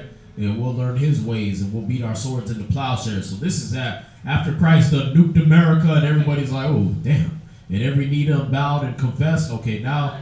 Not every man's going to teach his neighbor saying, "Know ye the Lord." Now the law's going to be written in their hearts and in their inward parts. You see that? What laws? The same ones He set down with Moses.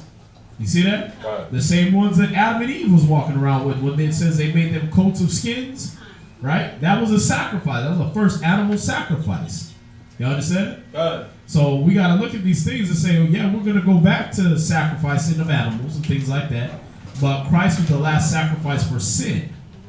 That we can't do no more sacrifices for sin and say, "Okay, well this is going to cover my sins." No, Christ, you can't get a better sacrifice than Christ. You see that? And this is the answer to the brother's question online here. All right. So hopefully you got that. How come you guys are more studied than the rest of them? I don't know, bro. I don't know why we're more studied than the rest of the one less camps. But thank you. All right, what else we got? Let's see. How can I know I am truly an Israelite without the DNA test? I have read Deuteronomy 28, and I definitely see some tie-ins with our history. However, I am afraid I am not completely convinced. Romans 8, verse 16. It's the only way you're going to know. Romans chapter 8, verse 16. This.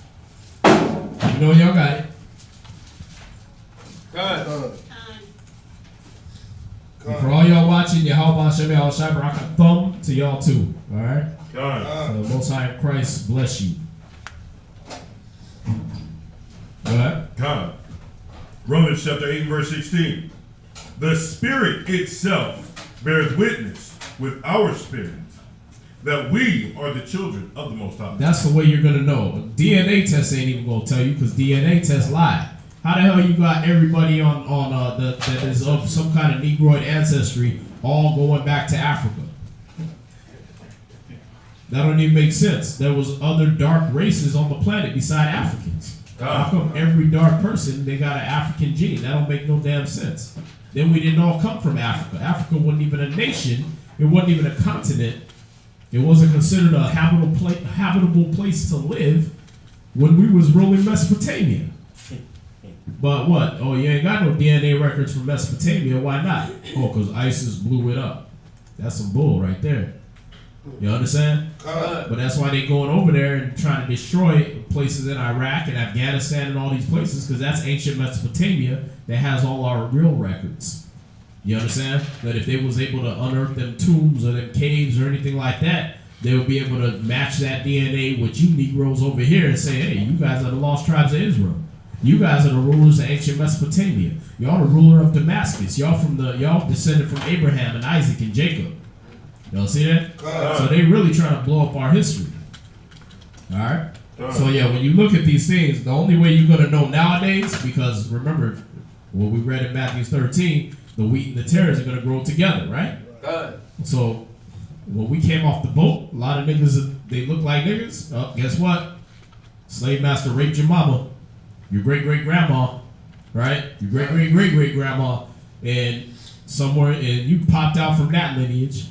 So your father ended up being an Edomite, right? But you still under all the curses because your skin is your sin. Right? Yeah, why? Because you're not gonna know unless your spirit bears witness to these things. How do you know the spirit of truth and the spirit of error, like the scriptures say? You're gonna know them by their fruits. Do you got it in you to go rape your car? To go have sex with a beast? To go do these things that these other nations be doing? Then your spirit is of them. Right? If you look at these laws, statutes, and commandments, and the spirit hits you, and you're like, oh, I gotta stop doing that. I didn't know that was wrong. Let me stop doing that. Right? The spirit bore witness with your spirit that you're a child of the Most High. Because what makes you a child of the Most High? Go to 1 John. What's that? Not yet. I think it's 1 John. Let me see.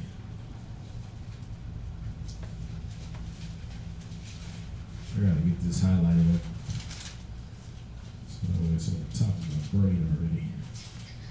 We go here so much. Chapter 2, verse 3. What's that? 1 John. What does it say? And hereby we do know that we know him. 3 verse 2. Almost. First John chapter 3 and verse 2. God. Done? Time. Beloved. Sorry. Hold on. It might not be that one. Some other one I always pull with that. No, it's 1 John 3 and 1. 1 John chapter 3 and verse 1. Behold, what manner of love the Father hath bestowed upon us, that we should be called the sons of the Most High. Therefore the world knoweth us not, because it knew him not. Right, so what makes you the sons of God is that the Most High loves you. Right, remember, he don't give a damn about the other nations, so he loves you. Well, how does he show you his love? He gave you the word, right? God. He sent you that spirit, right? Read on. Because it knew him not. Verse 2. Beloved, now are we the sons of the Most High, and it doeth not yet appear what we shall be. But we know that when he shall appear, we shall be like him. Right. See, now are we the sons of God. So what made us in that, what got us into that lineage? What got us to be the sons of God? Go to Galatians 4 and 6. Galatians chapter 4, verse 6. And then we're going to go back to Romans 8. Galatians Right chapter 4, verse 6. All right. Good. Come. Good. Read. And because ye are sons, God has sent forth the Spirit of His Son into your hearts. Right, so you got to have the Spirit of His Son in your hearts. You got to be ready to take this truth until death. You see that? God. You got to be ready to live this life and be an example of faith, of charity, of love, of kindness, right? God. Of meekness, right? God. Of humility, especially. So that's what makes you a son of God. All right, we're going back to Romans chapter 8. Romans chapter 8, Verse 14. verse 14. Come. Done? Romans chapter 8, verse 14. Let me know when y'all got it. Come.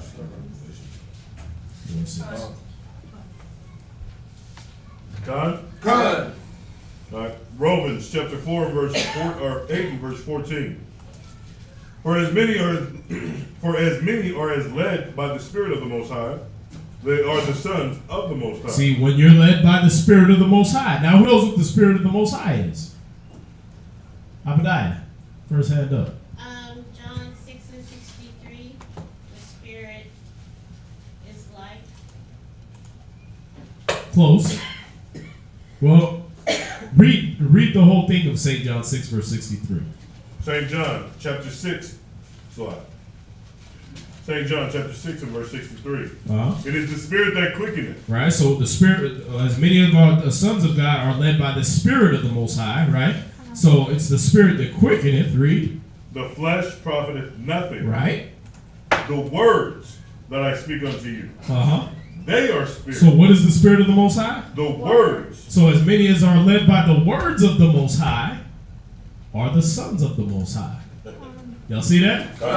So where do we get that?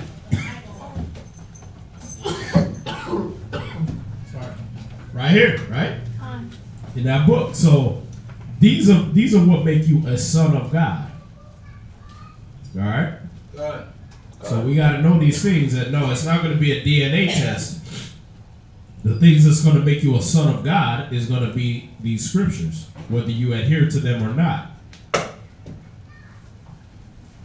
Let's explain Acts 15 verse 7 through 10 and 19 and 20. Why the Gentiles not to keep the Sabbath, etc. Acts chapter 15, verse 7. All right, somebody read that. We're going to read verse 7 through 10. Acts chapter 15, verse 7. So if y'all online, if you can make sure you let me know that y'all understand what we went over and how we broke it down. That way, we doing this for your learning. So we want to make sure you understand it. If not, we have to go back and reiterate and bring out more scriptures. All right.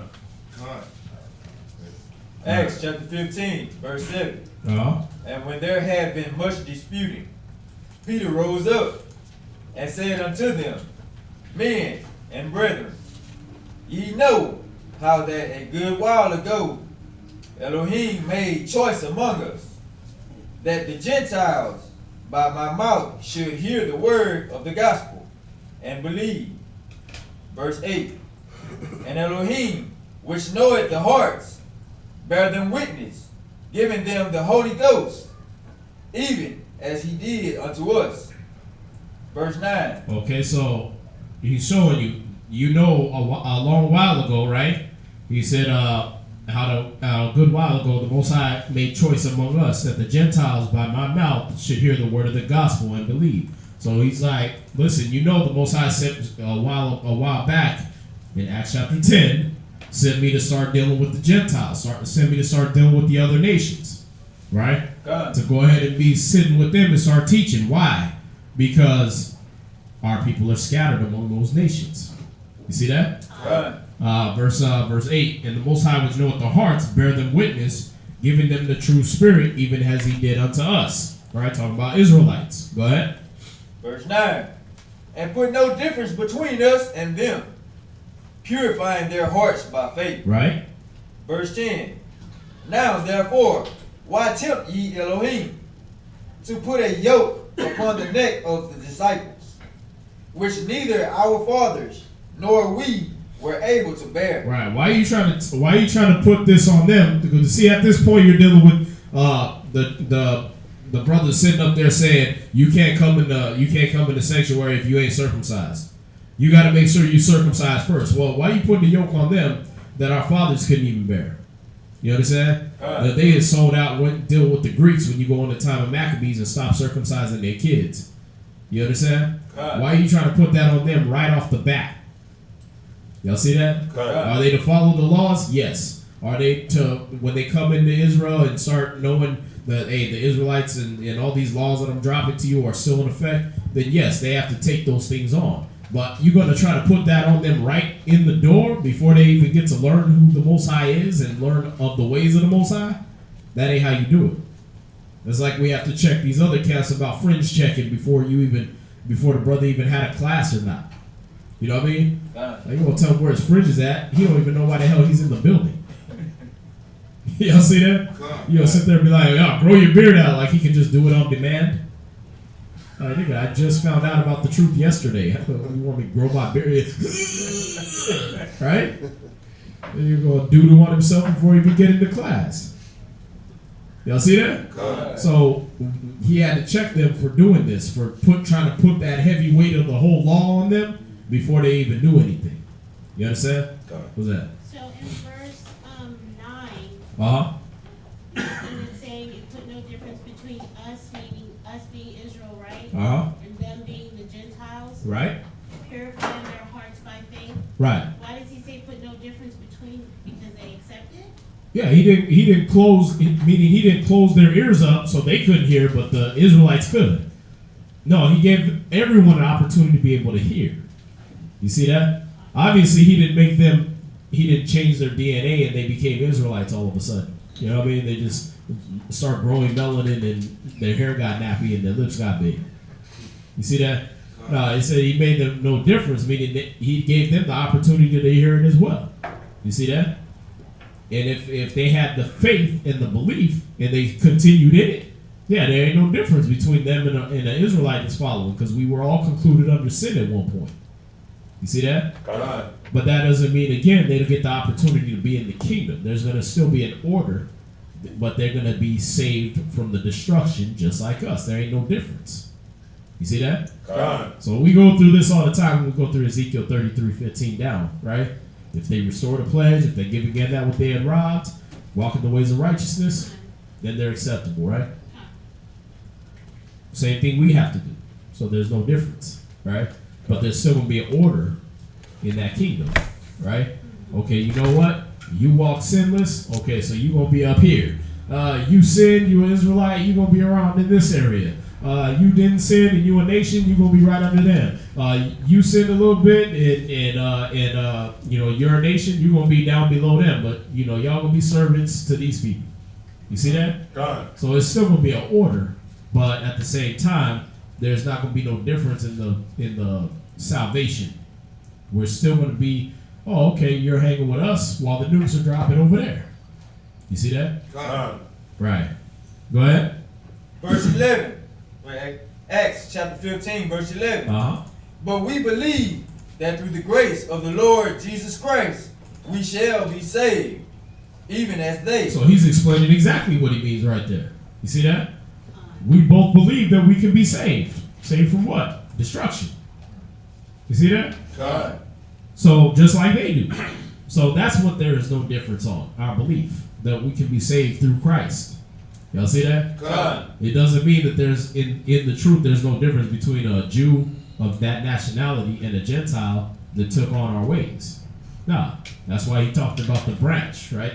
Again, the olive tree, right? He talked about them that were grafted in, contrary to nature. And then he talked about the natural branches. Y'all see that? God. Right, so there is a difference. Go ahead. Acts chapter 15, verse 12. Then all the multitude kept silence and gave audience to Barnabas. They wanted through verse 10, right? So go down to verse 19 and 20. God. Acts chapter 15, verse 19. Wherefore, my sentence is that we trouble not them which from among the Gentiles are turned to God. Right, so our job as Israelites is not to sit there picking on people that have turned to the Most High from these other nations. We still want to teach the truth, but when they come in, they want to learn and everything. We're like, nah, you a white boy, man. You can't come in here. No, we don't do that. You see that? God. Nah, go ahead and sit down. You're going to learn the truth just like all these other niggas up here until they become Israelites. You see that? You're going to learn the truth just like them. You're going to have the same opportunity. So we're going to teach you the truth about your niggerdom, and we're going to show you the truth about your honkydom. You see that? And whether you like it or not, you either accept the truth or you roll the hell out. I mean, it's simple as that, right? We deal with Israel the same way. But how many of the other nations you see in here right now? Because it's hard for them to accept. You see that? It's hard enough for a brother to go from being a nigga to becoming a Jew and growing his beard out and putting fringes on and coming to Sabbath class instead of going to the club, right? It's hard enough for that. But you're going to take a person that it ain't even in their nature to do none of this stuff, and you're going to try to change them. That's why you see so few of them in here.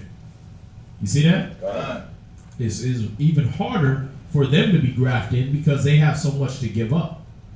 You understand? All right. So what you're seeing right here is he said that our sentence is this, that we don't trouble them. Don't the law say that? Right. It tells you don't abhor an Edomite, don't abhor an Egyptian, right? We're not supposed to be sitting there hating on them and everything like that. No, come on in, go ahead and sit down. We're gonna teach you about what all y'all crackers did to us all this time. And if you restore the pledge and you give again what you robbed and walk in the way of righteousness, then you can be accepted. But if you don't do that and you still acting like, well, those were my ancestors, well, the Most High said prepare slaughter for them and their children. Since you don't want to bow to the word. You see that? So we're going to give them both ways. It ain't like we're going to hold back, but at the same time, we don't have to go out of our way to trouble them. Like you see some cats on the block, they'll shut down the teaching of an Israelite standing right in front of them, right? Because they see a white man walking by and they want to go ahead and, you crackers is going to die. Well, what about the Israelite you got sitting right there that was learning from you who he was? You just shut down that whole teaching so you can go deal with that. Go deal with the hate part. They know what's going to happen to them. That's why they've been keeping us a secret for all this time. They already know they're going to die. You understand?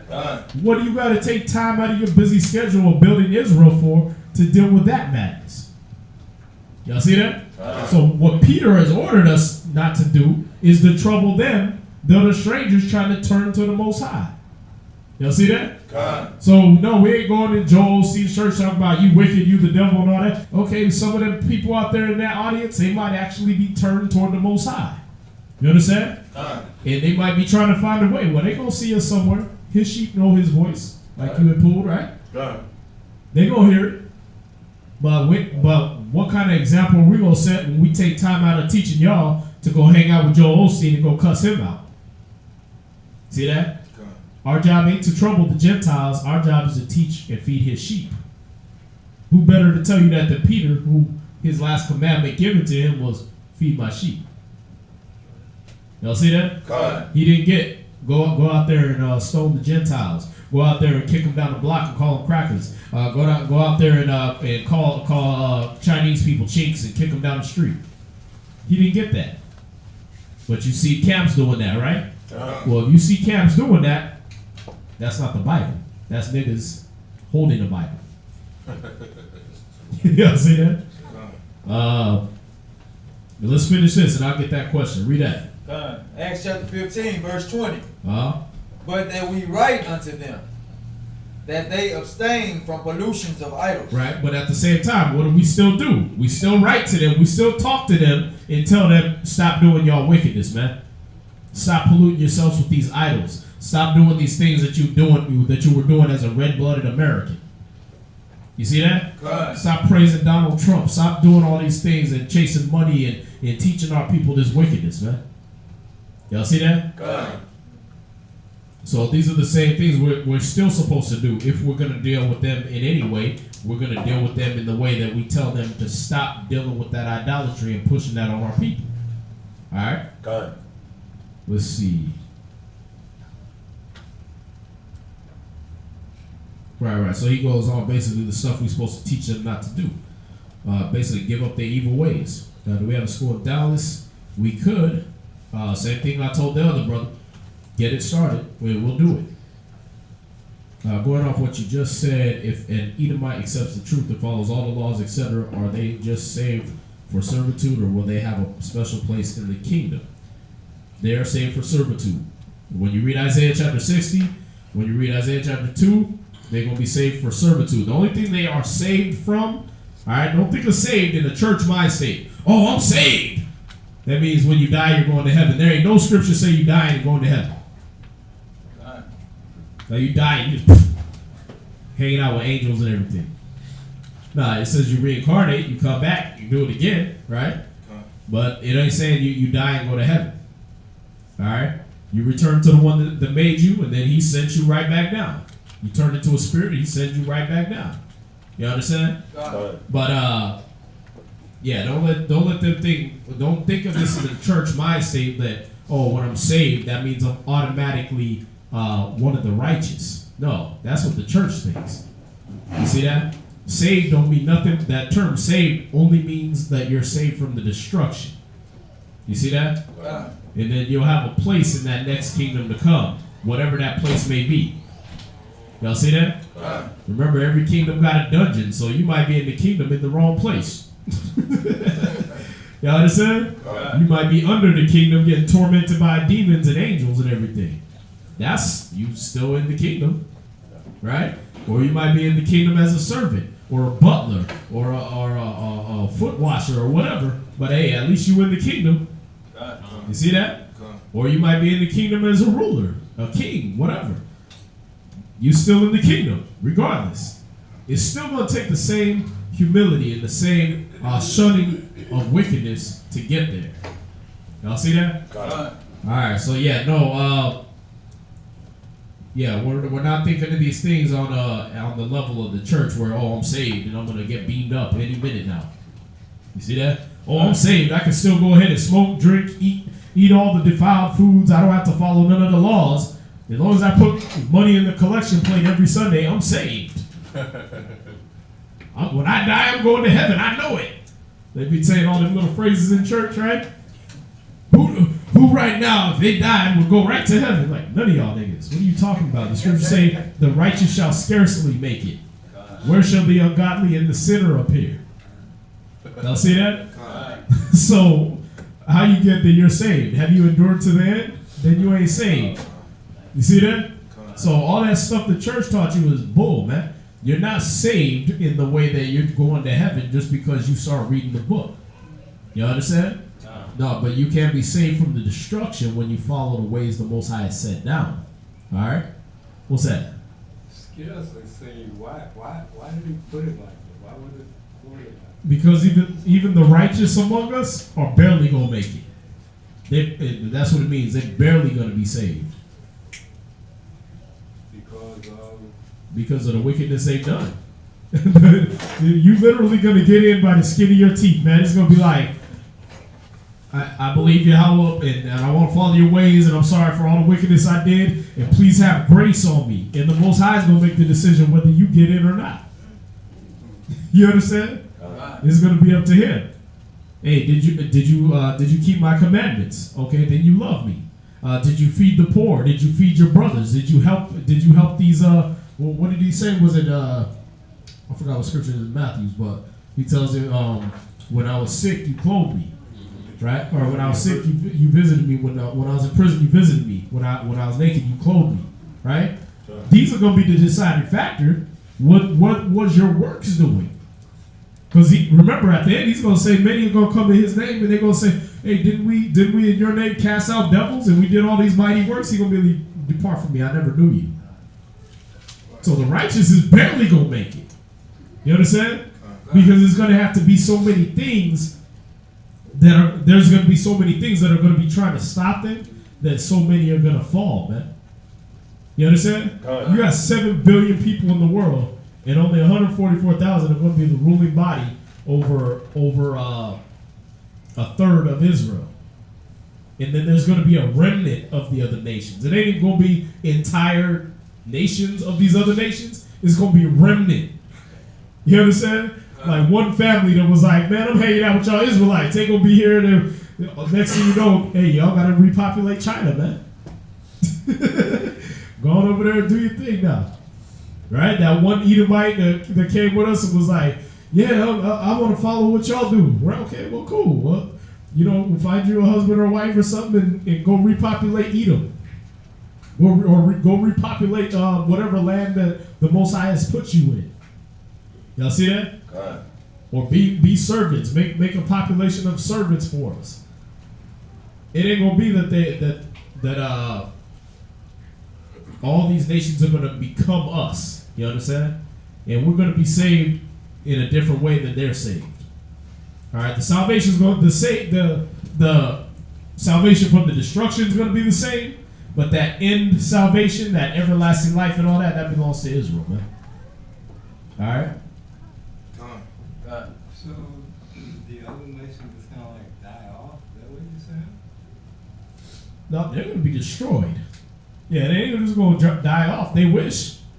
Remember, Revelation 13:10. He that leadeth into captivity shall go into captivity. He that killeth with the sword must be killed with the sword. You understand? So it said when they say peace and safety, then sudden destruction cometh upon them. Right? So that's what's going to happen is a lot of these nations, they're going to be thinking everything is cool, and Christ will come destroy them for their wickedness. You understand? So yeah, it's not going to be that there's going to be whole nations of them left. A lot of them are going to be killed. But the ones that are left, the remnant of them, those are going to be the ones in Isaiah 60. You see that? Where it's going to be Isaiah 60 verse 12, the nation and kingdom that will not serve you shall perish. That nation will be utterly wasted. That means, okay, well, the last surviving white man decided, you know what, man, screw y'all. Y'all treat me bad. Y'all got me picking cotton like I used to do with y'all. I don't like this. Okay, well, then you're going to be the last dead one that we have to see. That nation will be utterly wasted. Christ will come, cut your head off, and that's the end of Esau. You see that? You decide you don't want to come to when we were reading in Isaiah 56. You decide you don't want to come and do these sacrifices and burnt offerings. Well, guess what? You didn't come to the path. You didn't come to the Feast of Tabernacles. You die. Your whole nation get wiped out. You see that? There's only going to be a remnant left anyway. So, what's another 2 or 3 people? I just nuked America. You see that? So we got to understand these things. The Most High ain't playing with these nations, man. He's not playing with Israel. He said that judgment is going to start at his house first. All right? What else we got? I got a question. Uh-huh. I got a question. Revelation 7. Revelation 7 when it's talking about the 144,000. And it's saying that they are virgins. Can you explain that to me? Same thing about the eunuchs. It's basically saying they went without sin. They didn't go into dealing with the other nation's wickedness. You see that? They kept themselves clean. All right, pure, if you will.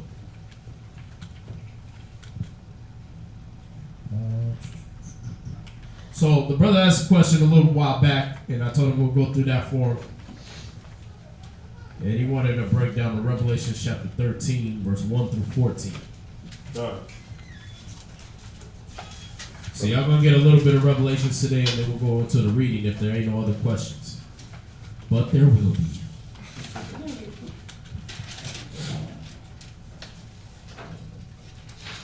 So let's everybody get there. Revelation chapter 13. Let me know you got it. If you still there, brother, just so we ain't going through something unnecessarily. D. Trini Benjamite. If you still on there, just say shalom or something, and we'll go ahead and go in this for you. Let's see, Romans. Yeah, he just said con, right? So he's still there. Let's go to Revelation 13. Revelation chapter 13, verse 1. Sorry, verse 1. There you go. God. God? All right. It says, and stood I upon the sand and the sea, and saw a beast rise out of the sea, having 7 heads and 10 horns, and upon his horns 10 crowns, and upon his heads the name of blasphemy. You gotta read a little louder, right? God. Read it again. Yeah.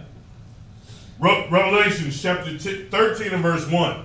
And I stood upon the sand and the seas, and saw a beast rise up out of the sea, having 7 heads and 10 horns. Okay, so that beast, all right.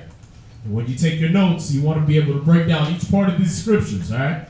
So when you get a Revelations breakdown, a Genesis breakdown, we break down every single thing that's in that scripture.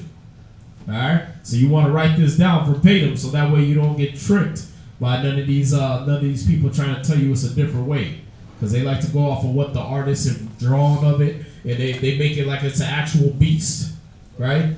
There's just some big giant beast that's going to have horns and all this stuff like that. That's fiction, man. The Bible's talking about reality, right? But it's codified for the righteous to be able to get it. That's right.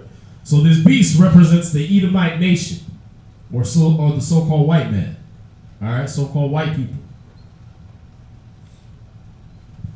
So this beast represents the Edomite nation.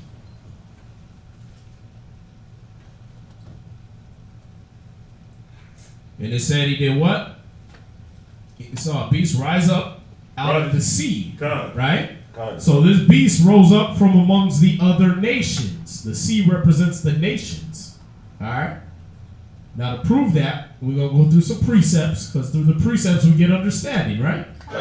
Okay, so we got to understand, why is this brother up here talking about the beasts of the Edomites? Why is he trying to put that on the so-called white man like that? I love the white man, right? Why is he trying to do them like that? Don't do master like that, right?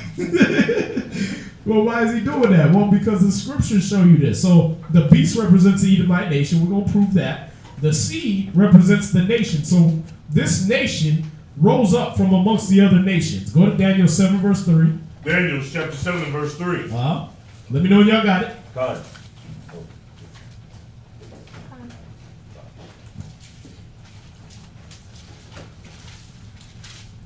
God. But make sure you're taking good notes, all right?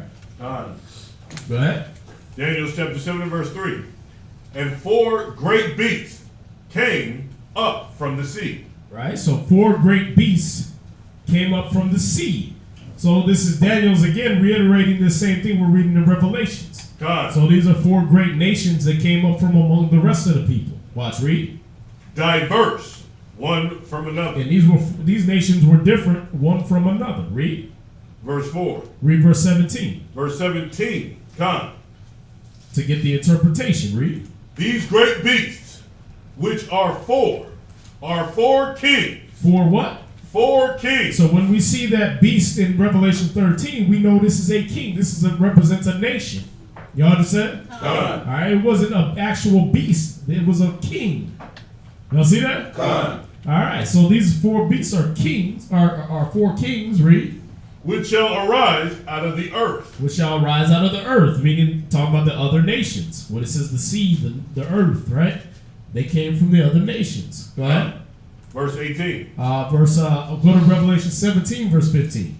Revelation chapter 17 and verse 15. So we're using these to show you that these are kingdoms, right? This beast is going to be a kingdom that's going to rise out of the earth. That means it's going to be away from the other kingdoms, the other nations. So let me know when y'all got that. God. 17 verse 15.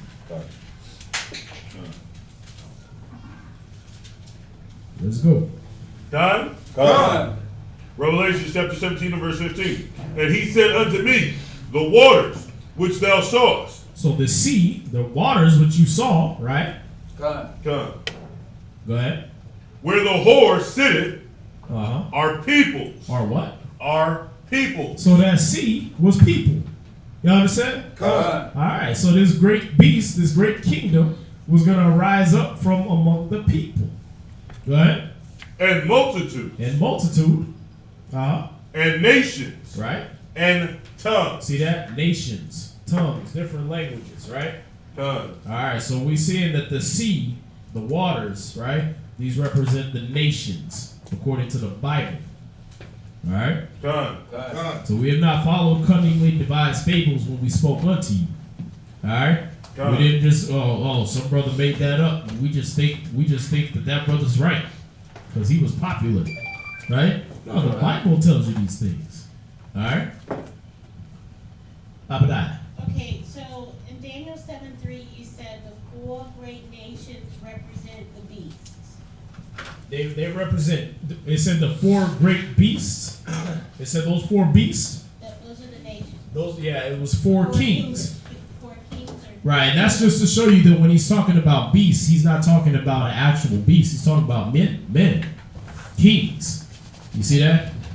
And then you went to verse 17, and you said the sea represents the earth, or the sea and the earth are the same, and those are the nations that the kings rose up out of. Right. Okay. And that's why you have to use all 3 scriptures together, because they're going to supplement and show you these are men, these are people. The beast is not the actual beast that rises up out of the earth. You know, like the abominable snowman or something like that.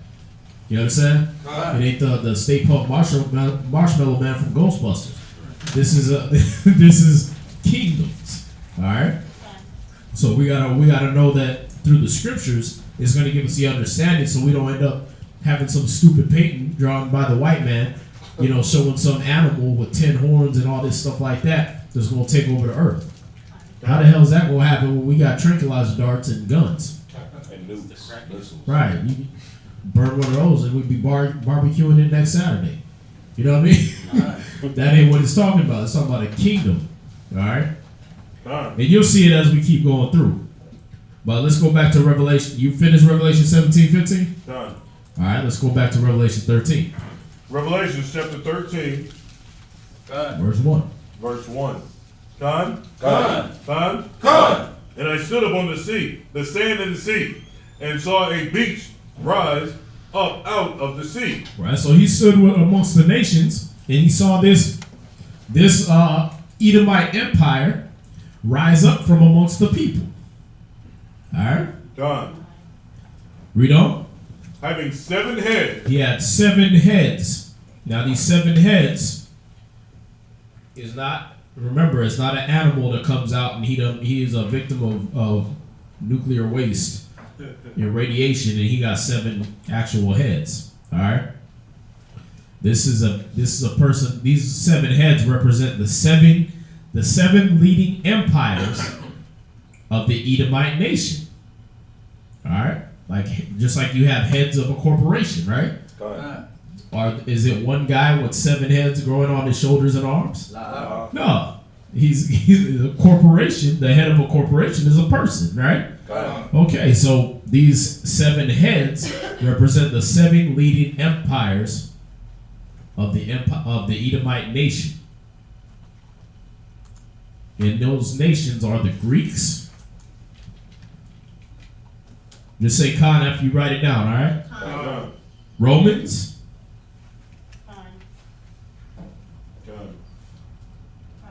Con. Spanish.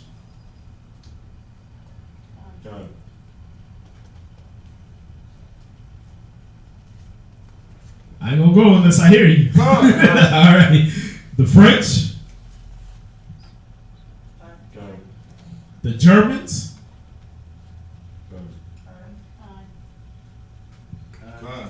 The Russians. And the British. So that's 7 in total, right? Okay. Greeks, Romans, Spanish, French, Germans, Russians, and British. These are the 7 leading empires of the Edomite nation. All right? Russian and British. So, read on. Having 7 heads. Y'all need it again? Huh? All right, let me know. Go ahead. Having 7 heads and 10 horns. He had 7 heads and he had 10 horns. Now, if the 7 heads weren't actual horns growing out of this beast, this beastly animal, right? Then the horns, right? They're not horns growing out of these heads, right? Go ahead. All right. So when you get all those paintings and stuff, you got to get all those out of your head, man. All that stuff the History Channel shows you, and they made the little paintings with the white people was all over the place everywhere. They was the angels, the devils, the people, the everybody, right? And then they showed you this beast. It looked like a damn 8-headed unicorn, 7-headed unicorn with 10 horns on each head. Yeah. Get that out of your head, all right? Yeah. The 10 horns represent 10 kingdoms of the Edomites. All right, these are 10 kingdoms of the Edomites.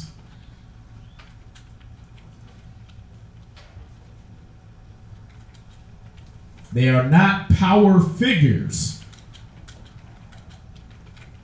They are not power figures, so you don't see them as like a threat. You understand? But they support their nation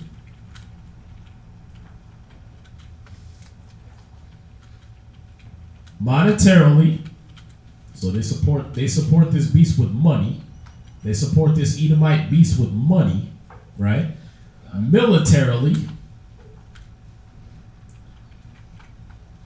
and resourcefully. And you know them as the 10 common markets. Back in the 80s and early 90s, they were known as the European Economical Community. But they changed their name, so now you know them as the European Union, the EU. All right? So they ain't changed. They've been the same. They still seven heads, those 7 nations, and then they got their 10 horns, right? You don't really consider like Britain, right? Nobody really considers them an enemy. Everybody's looking at Korea and Russia right now and China and all that, right? But the real cats behind all that madness is Britain. So that's one of the horns. All right. You got Britain, Sweden,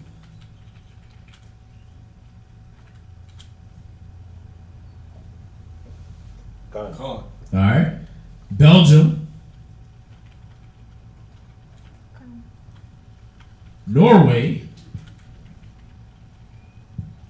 See, these are all places where nobody's really thinking about them, right? But they giving all this money and resources and military over to these nations that you do know are a threat, like America and like England as a whole, right? And these other places they're supporting these other nations with money and military might. The ones you're thinking are the ones you know are a threat, China, Russia. These people are supporting them. You understand? They're funding them. So we got Britain, Sweden, Belgium, Norway, Brussels, number 5, Brussels.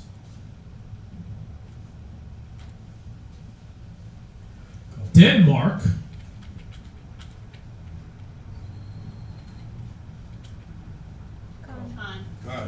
Luxembourg, Luxembourg.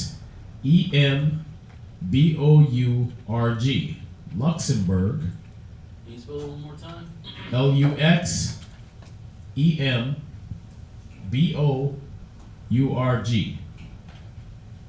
Yeah, shoot, I might even spell it wrong. So. Then you got the Netherlands. The Netherlands. You got it? Switzerland. Number 9, Switzerland. Oh, but Switzerland's neutral. The hell they are. That's where all these people, that's who's holding all these people's money. You understand? That's who invests their money and gives them more and makes more profit for these people so that they can keep buying guns and making nukes. You understand? They ain't neutral at all.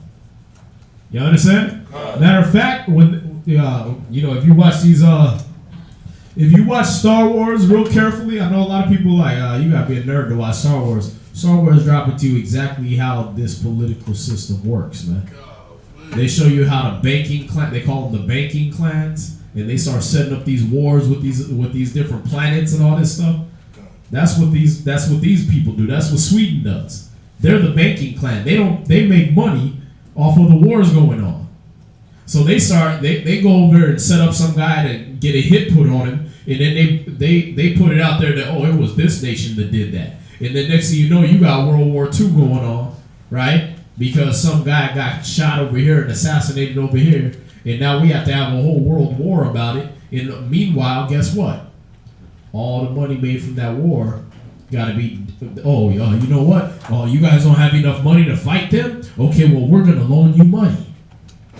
But we're going to do it at an 18.5% interest rate. So you're going to have to pay us that back. That's how nations go into debt, right? They dropped all this in Star Wars. I was tripping. I was like, damn, that's how they do it.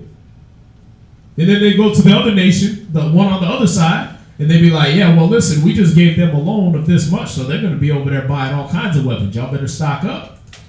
Oh, you ain't got the money? Well, guess what? We got it. Because all the other nations are funneling their money into us because they think we're neutral. So we have the money to lend you. But we got a loan. But if you're gonna get a loan from us, you know what? Your interest rate's gonna be 50%. What? But you only did them 18.5. Well, do you want to win the war or not? Y'all see that? Okay. Well, I guess we gotta take it. Man, they dropped all this in Star Wars. It was so deep. I was like, wow, man, this system is wicked as hell. Man, it's all about money. Y'all see that? So Switzerland is number 9, and then you got France, number 10. All right, so the 10 horns are the 10 kingdoms of the Edomites, not power figures. All right, but support their nation monetarily, militarily, and resourcefully.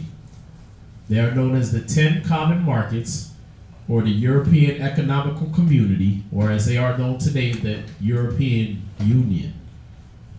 Do y'all got all that? Okay, Samakai? You know, they have all the issues over Britain exiting Brexit. So that doesn't change anything about these horns, right? They have issues over Europe, over Britain doing what? Britain was exiting out of the EU. This is all like last year or so. Right. And it's called Brexit. Oh, they're trying to, but remember, it's just like the seats of anywhere else. If the seat's empty, another nation's just gonna come and fill it. So that's why it's good that you know that, because now we gotta say, okay, well, who takes their place? Okay. So we gotta keep watching the news now and say, well, who's gonna take on for that little horn, the left? You see that? Because then we'll be able to be like, okay, so it went from Britain over to these people. Right. But that don't change the 10, that they do this. But it's still on the list, that you just said. Yeah. So that list can change? Is that what you're saying? Yeah. Remember, it's just like the seats of the righteous, right? If you lose your seat, if you decide you don't want to hold it up no more, guess what? You have another Israelite fill it. Well, the seats of the wicked are the same. Okay, well, you decide you want to go over to the way of righteousness? Okay, well, cool. I'm still going to fill that seat. You see that? That's why none of these people, they never, no matter who dies, right? Oh, Princess died. Okay, so what? They replace her, right? This person got assassinated. Okay, well, they would just replace him. The seat's still going to be there. All right? So, yeah, when you see it happening, now, remember, a lot of that stuff is rumor and speculation. They'd be like, "Well, we're backing out of the EU, but we're still going to have a seat in the IMF." Whoa, wait a minute, but what is that? That's the International Monetary Fund. So they're still one of the 10 horns. They just changed their appearance. You see that? No wonder, because Satan himself is transformed into an angel of light. You see that? That's what they do. They change the title, but they'll still be doing the same office. All right. What's that, Dabashai? I'm missing 2. I wanted to know if you could go back over them. Yeah. The 10 of the 10 horns. Okay. Yeah. Britain. You got that one. Sweden? Belgium?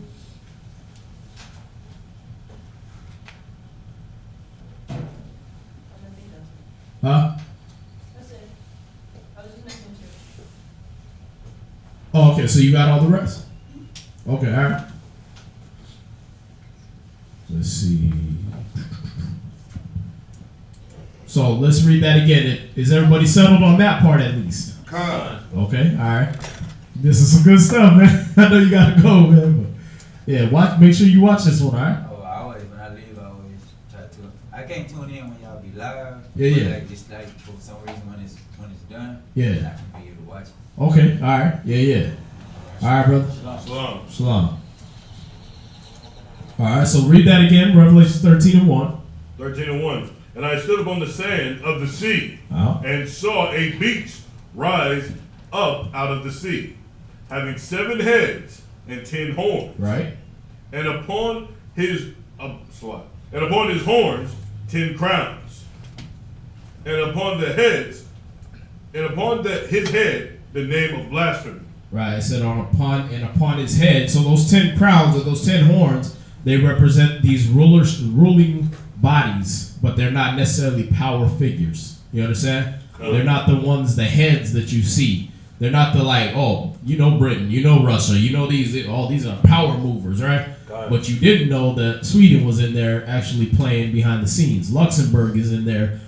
Belgium is over there with all them diamonds and all that stuff like that, right? They're supporting all this stuff, right? Then over all of them is Satan, right? The so-called white man that's calling themselves the Jews over there. They're over all of that. And they call themselves the International Monetary Fund. Y'all see that? And they're the ones that they control all the money, they control all the world's wealth, and they use you as cattle. Y'all see that? That's that great beast, the old serpent, the devil and Satan. Alright? We'll go into that later. But it said on all those crowns he had the name of blasphemy, right? So that blasphemy, all these kingdoms stood for and promoted filth, wickedness, homosexuality, lies, murder, etc. Alright?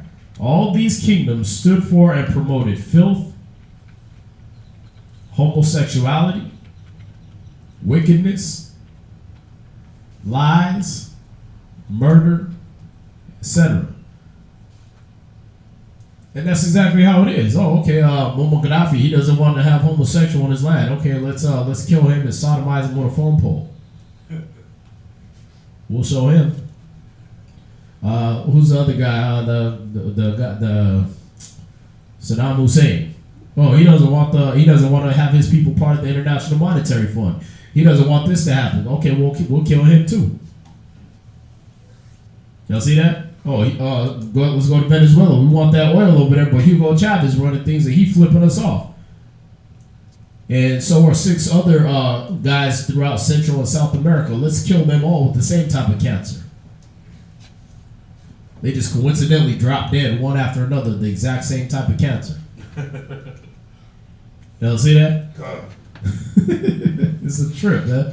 What's that? Could you list what they stood for one more time? Homosexuality, murder, lies. Yeah, all these kingdoms stood for and promoted filth, wickedness, homosexuality, lies, and murder, and etc.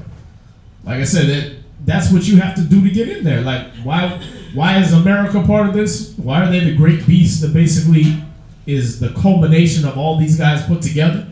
Because what? Bestiality. Yeah, we're gonna make that a law now. Pedophilia. Yeah, that's your sexual preference. That's your lifestyle choice. They do everything that all these nations are trying to push. You see that? You go to France and they just, we're all sexually open. You can just do it with everyone and everything. You go to Germany, right? Or what's that other one? Where everybody go to smoke weed? Amsterdam, right? Prostitution legal. You just walk down a regular street and the red lights go on and the girls stripping in the window and doing all this nastiness, right? Just for sale. Hostels, all that stuff, right? You go to any of these countries, any of these European countries, and they're going to be advocating all this filth, man. Was it Belgium? The 3 guys raped the chick's dog while she was in the grocery store. they grabbed their dog. They grabbed her dog and they ran a 3-way train on a damn dog, man. That was in the Belgium news right there. Y'all see that? They promote this filth though, so they can't get mad about it. That's what they promote. Y'all see that? All right, so that's what the blasphemy is about it. The blasphemy is the things that they push and represent. All got to be against what the scriptures say. Y'all see that? Let's go to verse 2. Verse 2. So y'all got that in verse 1, right? God. Okay. Time? God. Okay. And the beast which I saw was like unto a leopard, and his feet were as the feet of a bear, and his mouth as the mouth of a lion. And the dragon gave him his power, and his seat, and great authority. Now, do you think if they would have just said verbatim which nations it was, that they would have kept this Bible rolling throughout history? So why do you think you put a dragon and a beast and all that? So they'd be like, oh, this is a nice story. Let's just copy it and keep it circulating. You understand? But when you have understanding of the scriptures and the nations and the whole Bible, and you're understanding, oh, over here he said beast and he meant the Greeks. Over here he said this beast and he meant the Romans. Over here he meant the Babylonians. Oh, when he said this statue that was made with these different types of materials, oh, he meant the Babylonian Empire. You see that? So now when I get to Revelations, this ain't strange to me. This ain't a damn fairy tale where I'm seeing 7-headed unicorns coming out of the earth. All right? No, I'm actually thinking, oh, these are people. See that? By the time you get to this Bible, to Revelations, you should already have a complete understanding that when he started talking about beasts and all that, I'm not talking about fantasy figures. All right? What's that? I don't want to detour, but like you talking about beast, Leviathan would actually be the actual beast, though, or was it represented toward us? No, it's an actual beast. And matter of fact, me and a brother was talking about this the other day, but you know, you have the Leviathan, which is going to be the king of all those, right? The biggest one of those ocean beasts, right? And then you have what they were just referring to whales when they talk about Leviathan in the scriptures, all right? So you have the Leviathan is what whales are called now, right? All right, but then, or back then they were called Leviathan, and then you had the actual Leviathan that can like swallow up a whole whale. Like a guppy, you understand? And this thing, they done tracked it once or twice, and then it disappeared on them. But it's down there. You understand? Same thing with behemoth, right? You got behemoth like elephants and stuff like that. Those are known as a behemoth, right? Rhinos and stuff. They're huge, right? But then you have behemoth, the actual one figure, the big one, right? Which is which would stomp an elephant flat. You understand? So these things are hidden within the earth. He hides within the shade. All right, just like he did with Adam, right? You had a nation of Adamites, right? The people, and then you had Adam the man, right? So these are the same thing. We have the same problem. We have the same thing dealing with Leviathan and Behemoth and all that stuff. All right, they're also land creatures, but then there's that main Behemoth, right? The one you're gonna know, like the difference between Godzilla and your pet lizard, right? Like they look the same, but when you see Godzilla, it ain't the same, right? All right, so where we at? Verse 2. So read that again, and then we'll break down what we're seeing in verse 2. All right? Verse 2. And the beast which I saw was like unto a leopard. He was like a leopard. So this represents the Greek kingdom from the past. All right, so a lot of the Bible, a lot of Revelations is jumping throughout history. A lot of it has already happened. Some of it is yet to come. All right, but this leopard represents the Greek kingdom from the past. Why? Because when you read about Alexander the Great, he was the one known for conquering the whole known world in about 12 years, and he used to have that leopard skin cap. All right, he had actually the skull, the head of a leopard as his helmet, and then there was the skin of it there. You see that? So he was dressed like that. You watch the movies of him, and you look at any of the carvings and stuff like that, or paintings of him, and that's how they portray him, with that leopard head. All right. So the leopard represents the Greek kingdom from the past. And then it said, what else? And his feet were as the feet of a bear. Right. So the bear represents the Russians, present day. All right. Yeah, you can watch Kawakab. He did a real good breakdown on this. If you go look up Kawakab 1 on YouTube, Kawakab, Kawakab, and that's a brother also from One West. He was affiliated with us, and he's affiliated with us, and he's down there in Guatemala teaching. And he's been doing it for over 30 years. All right. He gives you all the posters and everything. He show you how the Russian, they call him the Russian bear, right? When you deal with the people from Russia, they know, that's the Russian bear back in the Cold War days, right? They were the Russian bear. So that bear represented Russia. All right, so they confess their own attributes, and it happens to coincide with these scriptures. Y'all see that? So they make their own confession that they're these people. So we got his feet were like a bear. What else? And his mouth as the mouth of a lion. Right, and these are the way they speak blasphemy. So when it says the mouth of a lion, they speak blasphemously, and they're lying, and they do it boldly like a lion. All of them. All of them. You understand? So, and when you say all would be the 10 or the 7? Well, let's read verse 2 again. Verse 2. And the beast which I saw was like unto a leopard. So this beast is the same beast from verse 1. Okay, so that's the Edomite nation. Yeah, it's the culmination of the Edomite nation. They all do this. Okay. All right? So remember, it was one beast, the Edomite nation. He had 7 heads, right? And then he had 10 horns, right? And they, as one beast, they speak like this. All right? So they're unified. Yeah. And look at them. Like I said, we went down the list. You can go to any one of these nations and they'll be pushing some manner of blasphemy against the Most High. Y'all see that? God. Read on.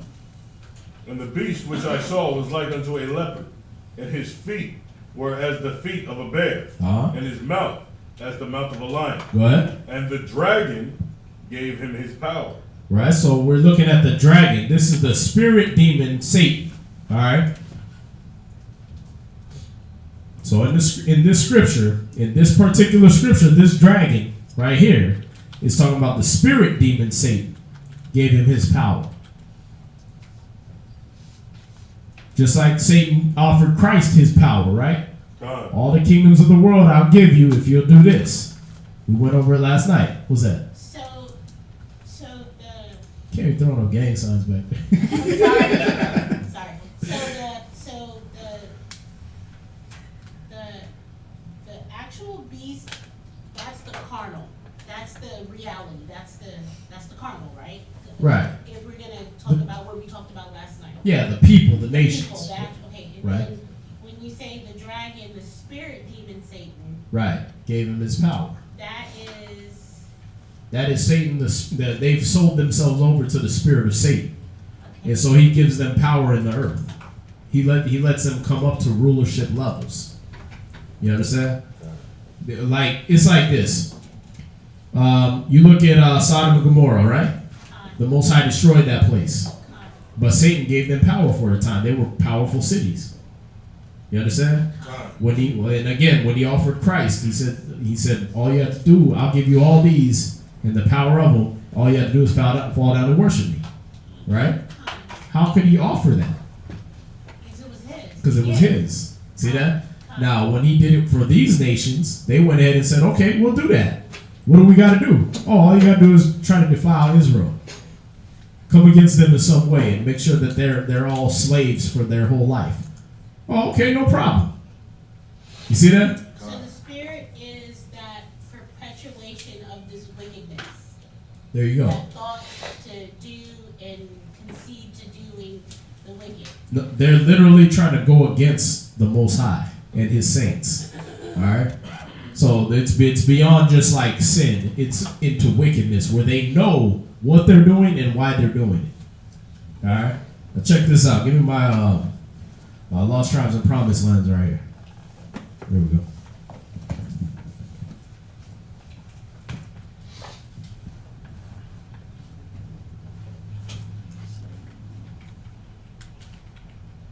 Page 188.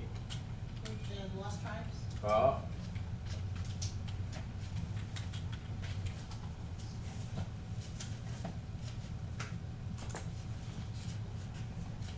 Just so you know that they've known this for a long time. All right. This is Lost Tribes and Promised Lands, page 188. This is actually like the last page of chapter 16. Just in case you don't have this exact book, it might not be on page 188 in your book. So if you get your hands on this book, we're at the last page of chapter 16, second paragraph. It says, Duran lived during a time when apocalyptic hopes flourished in some parts of the New World. So they was hoping for the apocalypse. You understand? In Europe. It says, but these were the hopes of a militant, even if sometimes unorthodox, Catholicism. So the Catholics hope for the apocalypse. They out of their damn mind, man. That's why Amos 5, he says, woe to you that desire the day of the Lord. The day of the Lord is darkness and not light. You understand? But the Catholics, they want the apocalypse. Watch this. In Peru in the 1560s and 70s, a Dominican friar called Francisco de la Cruz had declared himself the Messiah of a New World Christianity, which had to fight a war to the death against the Indians in order to bring on the final redemption, because they were the lost tribes of Israel. They were trying to bring out the final redemption. You understand? They've been trying to get Christ to come before the time, so they could try to fight Christ. This is in the 1500s. You understand? When all they had was some guns. Some guns and some swords, they thought they was going to kill Christ with that. You see that? Now they got bombs and nukes and lasers and all this stuff like that. So how much more they thinking now? All right. But yeah, they've been trying to bring out the final redemption and the final the apocalypse for a long time, man. Let me see. I think I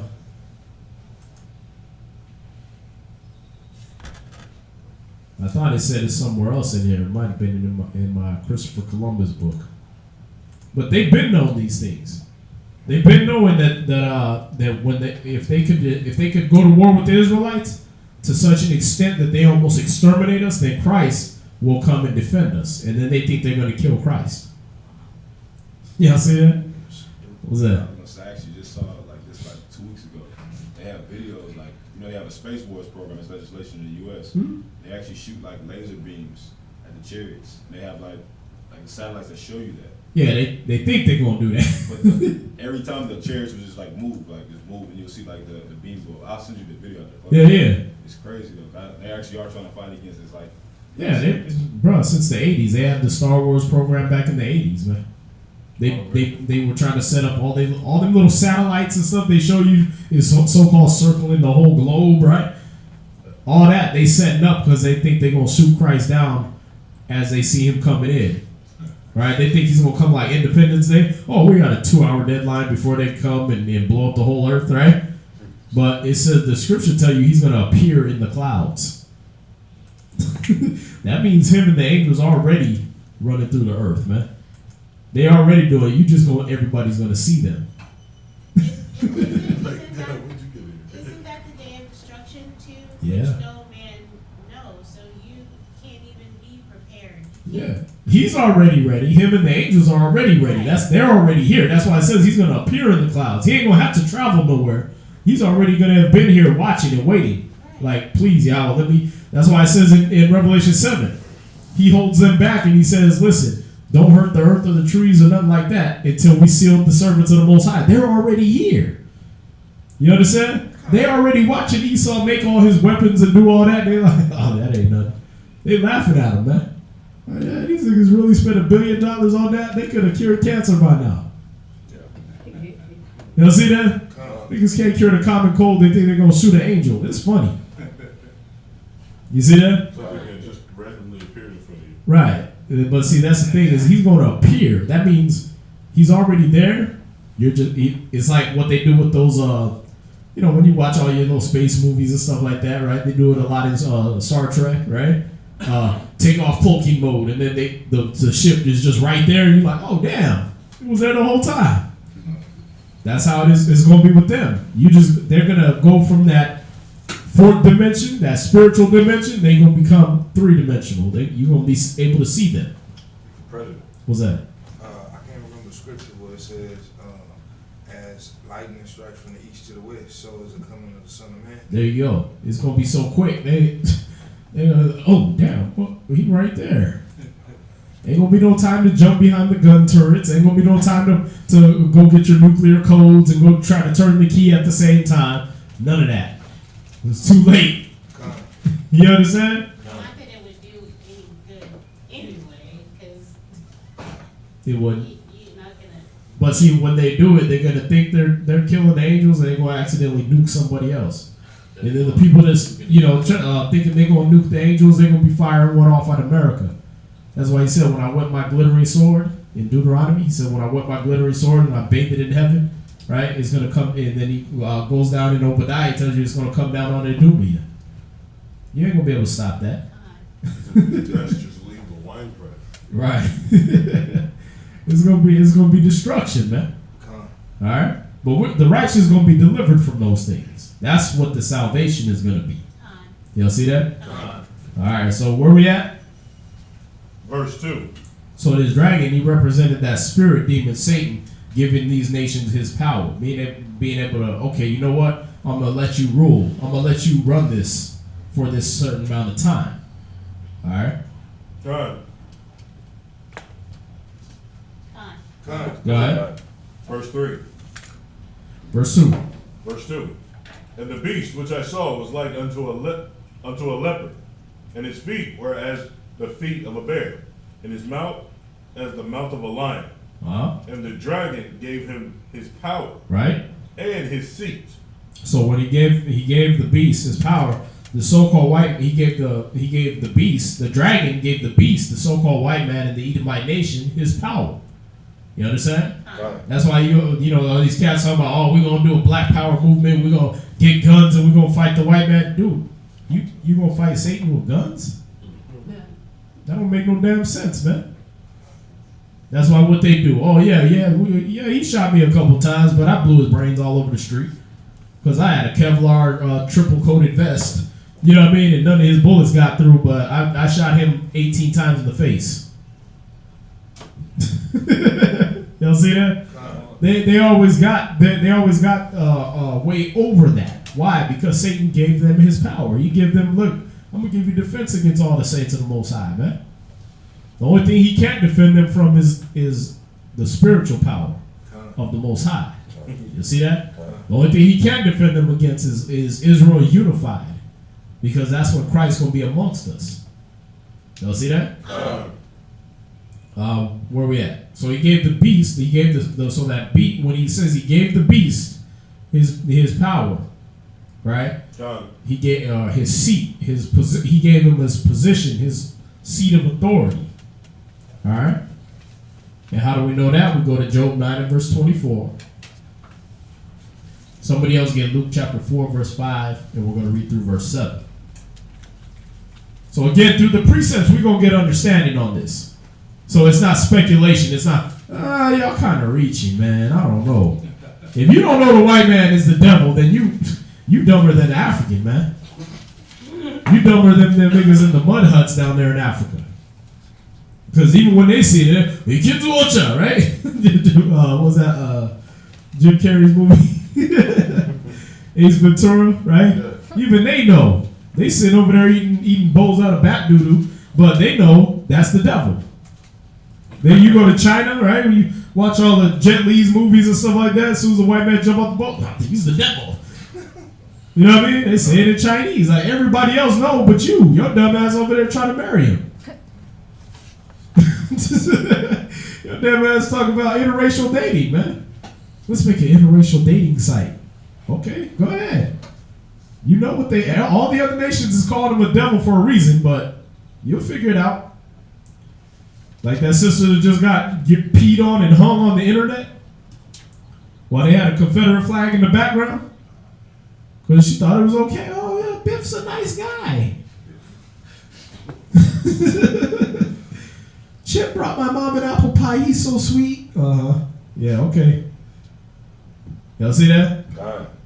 And when you hang your ass on the internet, and then Zechariah 5:11 kick in, and they hold him not guilty, you'll understand that. Your family will understand. Y'all see that? God. That ain't the one you play with. It ain't racism. It's just truth, man. It ain't bigotry. It's just truth. That's what they do. You understand? God. It's like we drop the truth. Don't get all talking about we racist and all this stuff because we drop the same thing about niggas, man.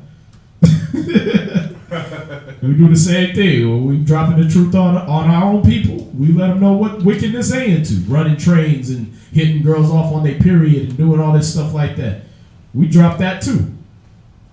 Right? Okay, so it ain't racism, it's just truth.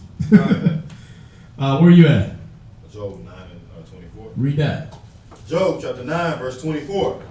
The earth is given into the hand of the wicked. See, how is it given into the hand of the wicked? Because the wicked accept it. You understand? Now this is way back in Job's day. This is the time of Genesis. You understand? This is that Job. He's telling you, listen, the earth is given into the hand of the wicked. So all the way back from the beginning, it was given over to him. Way back when the Most High said, my spirit's not always going to wrestle with man. I'm going to limit his time 120 years. I'm not gonna fight with these niggas no more. You see that? Then the earth was given into the hands of the wicked. Now they get, y'all do what y'all want, man. I'm gonna have my righteous seed. I'm gonna keep that balance. But y'all gonna get yours. Y'all see that? So it's been going on. The earth is given into the hands of the wicked. Y'all see this? All right. So how was it given to them? They have to accept it. They have to say, you know what, whatever deal I gotta make, then that's what I want to do. Y'all see that? Oh well, shoot. If you, we're gonna form this little circle of friends that you know, in order to get in, you gotta masturbate in a coffin or suck off some donkey or something. Oh, okay. Well, you guys are the powerful and rich, so I want to be one of y'all. I want to be able to network with y'all and use y'all resources. Okay. Well, go over there and bang Flipper. And then you're in. Well, go in that Tunnels of Typhon and go into that Oscular Memphane. That stuff y'all have to look up on your own. We done videos on it. You know what I mean? You have to eat some booty. Like gross. That's what that's about, man. Because why? They're worshiping that ancient god Baal Peor, the Lord of the Opening. And they tell you, okay, this is what you got to do to get in. Then you do it and you become part of that circle, man. You done gave up your spirit to that demon. And now we're going to share that power with you. And we're going to teach you all our ways and how we got up here. This is what you're going to do. You're going to manipulate these people and talk to these people this way and mess with the minds of these people.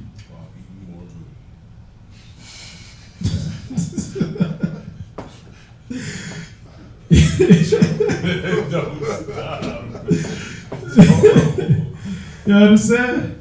So these are like your movie moguls and your rap moguls and all this stuff. All these people in these high levels of the industry, they all got to do that. All right? But that's what the thing is how is it given to them? They got to sell themselves for a price. You understand? And that's how they get that rulership. That's how they become part of that inner circle that's worshiping knowingly or unknowingly that spirit demon Satan. These cops, they got to do a blood sacrifice. So what they do? Oh, innocent so-and-so got shot 15 times. Well, that's how he got in. That's why he didn't get fired. That's why he didn't get held guilty and why he just got transferred to another department or he got paid leave. You know, see that? Because, we'll do the paid leave thing. That'll pacify them. They'll chill out. They won't riot or nothing like that. You know what I mean? These niggas ain't going to do nothing anyway. But you're in. You did your blood sacrifice. See that? Then later on, they introduce him to the next level, next level, next level. And hey, Senator, how you doing? You went from beat cop to senator, and all you had to do was catch some shots in the face. You see that? All you had to do was defile your spirit to the umpteenth level. And oh yeah, you know, you're 33rd degree Mason so-and-so, and we're going to go ahead and make you president in 4 years. Should watch the movies, House of Cards, right? Y'all watch House of Cards? Right? What do you have to do? He did all this stuff, pushing the girl in front of the train and doing all this stuff. Oh, hey, how you doing, President so-and-so, right? Yeah, that's all it takes. You just got to have a little blood on your hands. See that? They tell you just got to get some dirt under your fingernails. Meanwhile, they getting blood on their hands. Y'all see that? Famous saying, you can't make an omelet without breaking some eggs. Right. But that's how Satan works. He lets you rise to power. These are the ungodly that prosper in this world, right? He lets them rise to power in his system. You can't, because why? You ain't gave over your spirit to that. You understand? All right, so this is how that power, that seat of authority got given to them. The so-called white man sold themselves to him. They is it any different than what their forefather did? Sold his birthright for a bowl of damn pottage, a bowl of red meat. Y'all see that? Where you at? I'm still in Job chapter 9:24. Read that. Second precept. He covered the faces of the judges thereof. Right. If not, where and who is he? If it ain't the so-called white man, if we're lying and Esau's not the white man, right? Then who is it? Who fits all this description, man? Who is the wicked that the earth is given into the hands of? Because the scripture ain't lying. The scripture ain't lying when it says the earth is given into the hands of the wicked. Okay, so let's put two and two together. Who's running the earth? Is it niggas? We too busy in the slums and having things taken away from us. Right. Maybe us. Is it Mexicans? They're right next door. Cubans? They running the whole earth? No, they ain't running no International Monetary Fund. They don't have no seat in the European Economical Community, right? Or the European Union, right? Ain't no Puerto Rican sitting up in the European Union. It's European. You understand? So if they're the ones running the whole earth, if when the Europeans decide, hey, we want to deal with the dollar now, then the whole world got to deal with the dollar, right? Hey, you know what? We're going to go with gold again. Okay, well, then the whole world's going with gold. So if they're running the whole earth and the scripture says the earth is given into the hands of the wicked, who are the wicked? Right? That Caucasoid people that came out the damn mountains running the earth today. Y'all see that? So the scripture don't lie. Now let's go to Luke 4, verse 5 and 7. Luke chapter.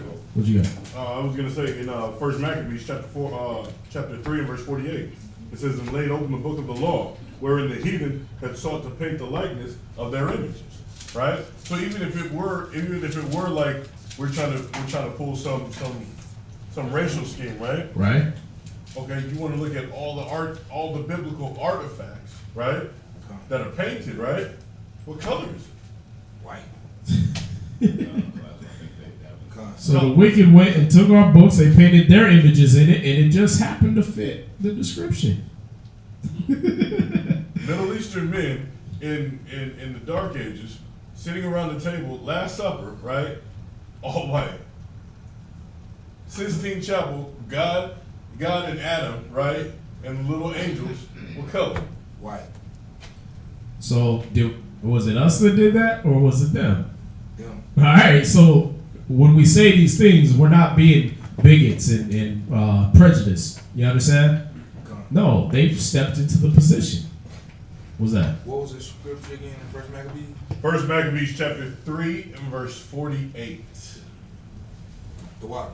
All right, so now we're going to Luke chapter 4, verse 5 through 7. Luke chapter 4, verse 5. And what we're showing you is that the beast in Revelation 13 and 2, he gave his power over to the so-called white man. All right, he was that dragon, that spirit demon Satan that gave his power over to the Edomite nation. Go ahead. Verse 5. And the devil, taking him up into a high mountain, showed unto him all the kingdoms of the world. So the devil took Christ up to this mountain. He showed him all the kingdoms of the world, right? Go ahead. In a moment of time. Right. And the devil said unto him, all this power will I give thee, and the glory of them. See that? So it's within his power to give his power over to another person. Y'all see that? He can give it to a human being. I'll give you all the power in this world and the glory of them. All he had to do was do what? For that is delivered unto me. See that? Go ahead. And to whomsoever I will give it. And to whoever I will give it. So if you don't take it, somebody else will. Right? Christ didn't take it, but somebody did. Some other man did. Okay, well, man, I was really trying to get the most powerful being ever to walk the earth. The captain could turn water into wine. I was trying to get him, but since I can't get him, I'll go to the ruler of the Romans. He'll do it. Oh yeah, listen. All I want you to do is try to destroy Israel. All right, that's all you gotta do. I'm gonna put a thought in your mind. You're gonna try to destroy the Israelites. Well, why? Don't worry about that. You're gonna destroy the Israelites, and then you're gonna be able to take over the whole world from there. Did it not happen? The Roman Empire wasn't even complete until they destroyed Israel, man. They weren't counted as a complete world power until the destruction of Israel. Then it was like, wow, the Romans are so great. All we had to do was get rid of niggas. That's all they had to do. Y'all see that? Oh, okay. Well, now they considered a great empire. The Greeks before them. Now, how did they make their bones? They had to destroy a black man, right? Now, if you don't believe it, watch all their movies, right? How does the superhero prove they're tough? They go against the whole gang, and who steps out to fight them? Some brother, right? Some big, huge brother, right? Jet Li.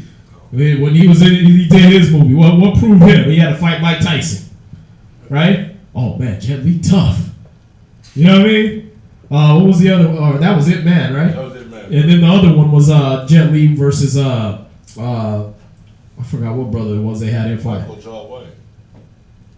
Nah, they had to fight that big bald dude in 300. No. It was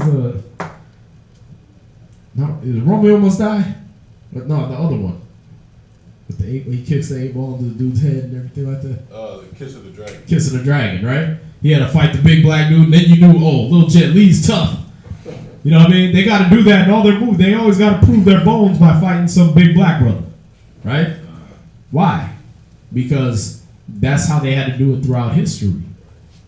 They always had to take down the black man in order to get their seat somewhere. Y'all see that? And they couldn't do it head to head, so what they have to do? Oh, let's defile them in the sight of the Most High. We'll backdoor them. Okay, listen. You enjoying that burger? It's made out of 100% pork. Haha, gotcha. We defiled you, and we done told everybody in the audience he was eating pork, right? So everybody know you ate it, but you didn't know. You see that? So now all your people think it's okay to eat pork. How they get you in the church? How they get you a religion? They put your people as preachers. Y'all see that? So we got to look at these things and know that this is how Satan can give his power over to the beast. Y'all see that? What's that? I was gonna say when the conquistadors came over, they gave the Native Americans smallpox. Right. They gave us the flu and stuff. You know what I mean? They got them sick, and then they wanted to take them over. Right. You see that? They hit you with sickness and disease and things like that. They don't go head to head with you, but they know they got to take you down in order for them to have street cred, man. Y'all see that? In order for the other nations to see them as powerful, what? They got to have the black man in subjection. They got to have a rulership over the black man. Y'all see that? Verse 7. If thou therefore wilt worship me. Right. All you got to do is worship me. And see, since Christ couldn't do it, since Christ wouldn't do it, right? He just went to the next man down. The next man down in authority. Y'all see that? The Roman Empire. Oh, they'll do it. Come on, these niggas was cutting off the head of John the Baptist while Christ was still getting tempted in the wilderness. They willing to do it no matter what. And their blessing is already the sword, so I'll just couple that with this seat of authority. and they'll be on top till Christ come back. Y'all see that? Let's go back. All right, so y'all see that Satan can give that authority to a human being, right? Okay, so that proves what we just showed in Revelation 13:2, that this beast gave his power to the Edomite Empire. The dragon, gave his power to the Edomite Empire. All right, so now we're going to verse 3. Verse 3. And if y'all got any questions along the way, go ahead and put them in there, all right?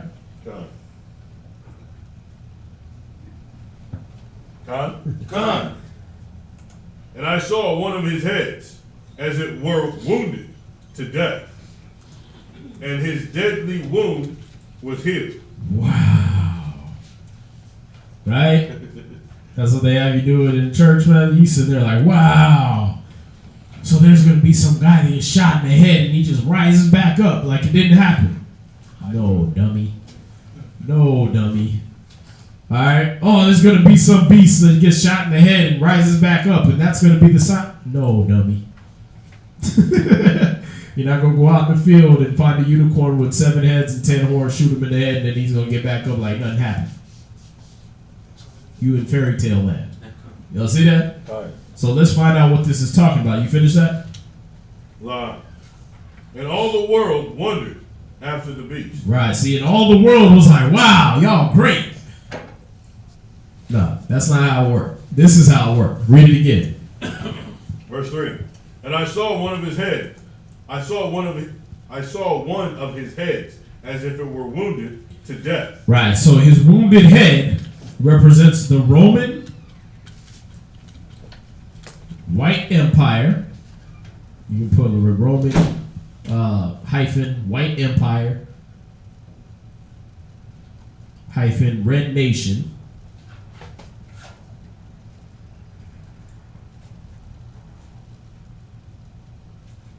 And they were overthrown by Black Israelite Septimius Severus in 193 AD.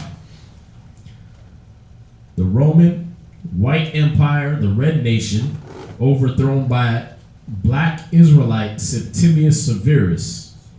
Septimius is Septimius.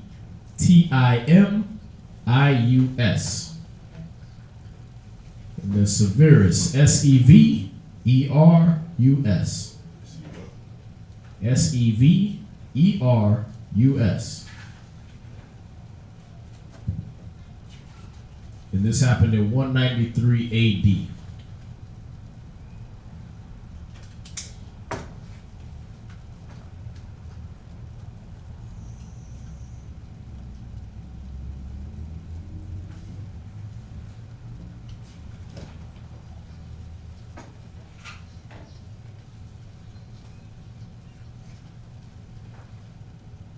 Can you spell that name again? Septimius Severus, Septimius.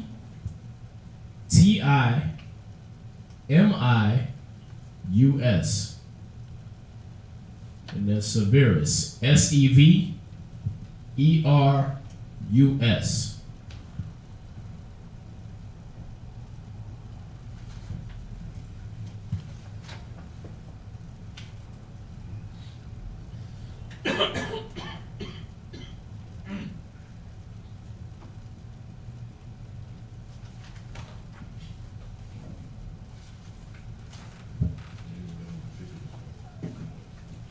Oh yeah, no.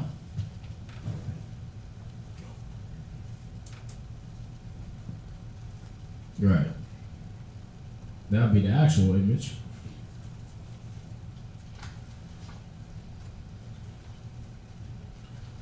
I'm looking for.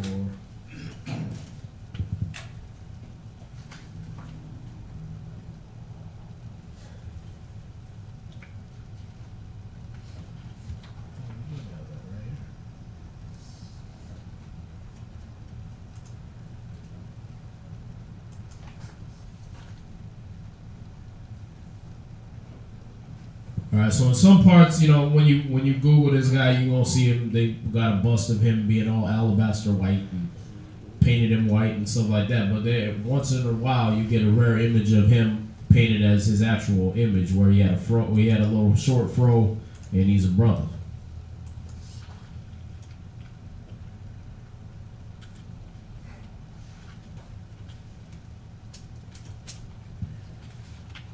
Or that. Right. You can show them that. Or if you are you able to put the pictures on there? Septimius Severus? Yeah. Yeah. Come. You got this one? Yes, sir. So like I said, that way you get to see we ain't making this stuff up here. Alright.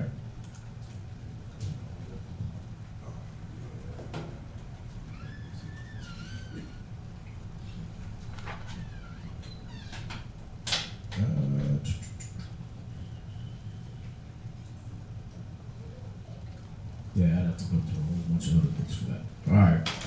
So this was the Roman White Empire, the Red Nation, was overthrown by black Israelites Septimius Severus in 193 AD. That's what it means when his head was wounded. Alright? And then it goes down, it says the wound was healed, right? So now we got it out of our head that this ain't some beast getting shot in the face and coming back to life, right? We got it that, okay, this is an empire that got taken over by a black man. This is a white empire that got taken over by a black man, right? And then when it said their wound was healed, it's talking about the white man coming back into power. The white man came back into power in 1453 AD. 1453 AD. So it's a little over 1,000 years later.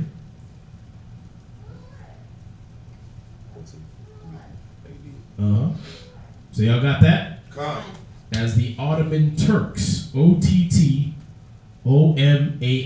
Ottoman Turks. Spell it again, sir? OTTOMAN. So they came back into power in 1453 AD as the Ottoman Turks. So when you look back in history, and you look for the white man, you ain't gonna know. They ain't gonna be known as white people. They're gonna be known as Europeans. They're gonna be known as Ottoman Turks or Turks. That was the name for the white people over there back in the East. Back in those days, they were to call them Turks. It was like calling them honkies over here. Right? Everything else is intact, but they took off his nose. Yeah. Still got ears, still got everything else, right? Yeah. Yeah. Ears all intact. Alright. So he came back as the Roman Empire in 1453 AD, or as the Ottoman Turk Empire in 1453 AD. By defeating and destroying Constantinople. All right, so you find out about Constantine the Great, the place Constantinople was named after. He was a black man. All right, so you got to go into these history books, man. What, can you spell that? It said by the white man came back into power in 1453 AD as the Ottoman Turks by defeating and destroying Constantinople. That's CONSTANTINOPLE.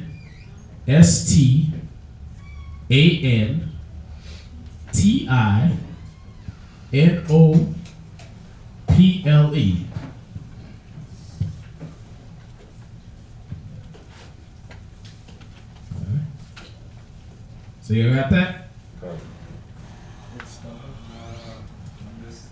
Huh? The spelling?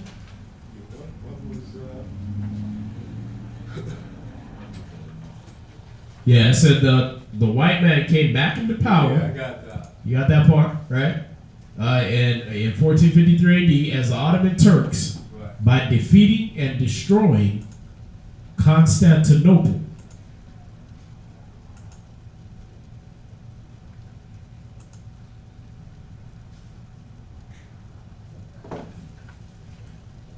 So they got 1,000 years out of the rule of Septimius Severus, and they came back and was like, we're going to destroy Constantinople, the capital, and we're going to take over everything else. Constantinople. So CONSTANTINOPLE.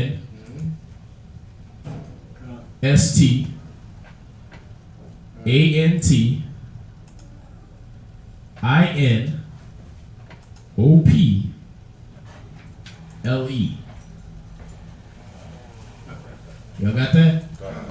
Alright, what's that? Was Constantine an Israelite? Yes. What's that? You say like they did a 1,000-year period. Isn't that going to also like the 1,000 bottomless pit? There you go. That was his time in the bottomless pit.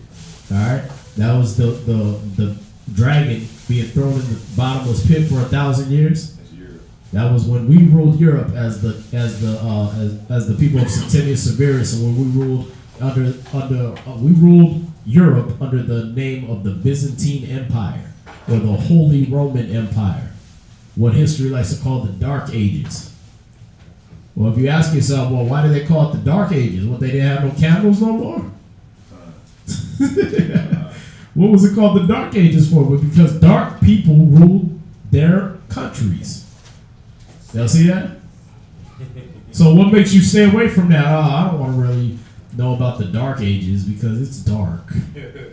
It puts that negative stigma on it instantly, so you don't want to go research that.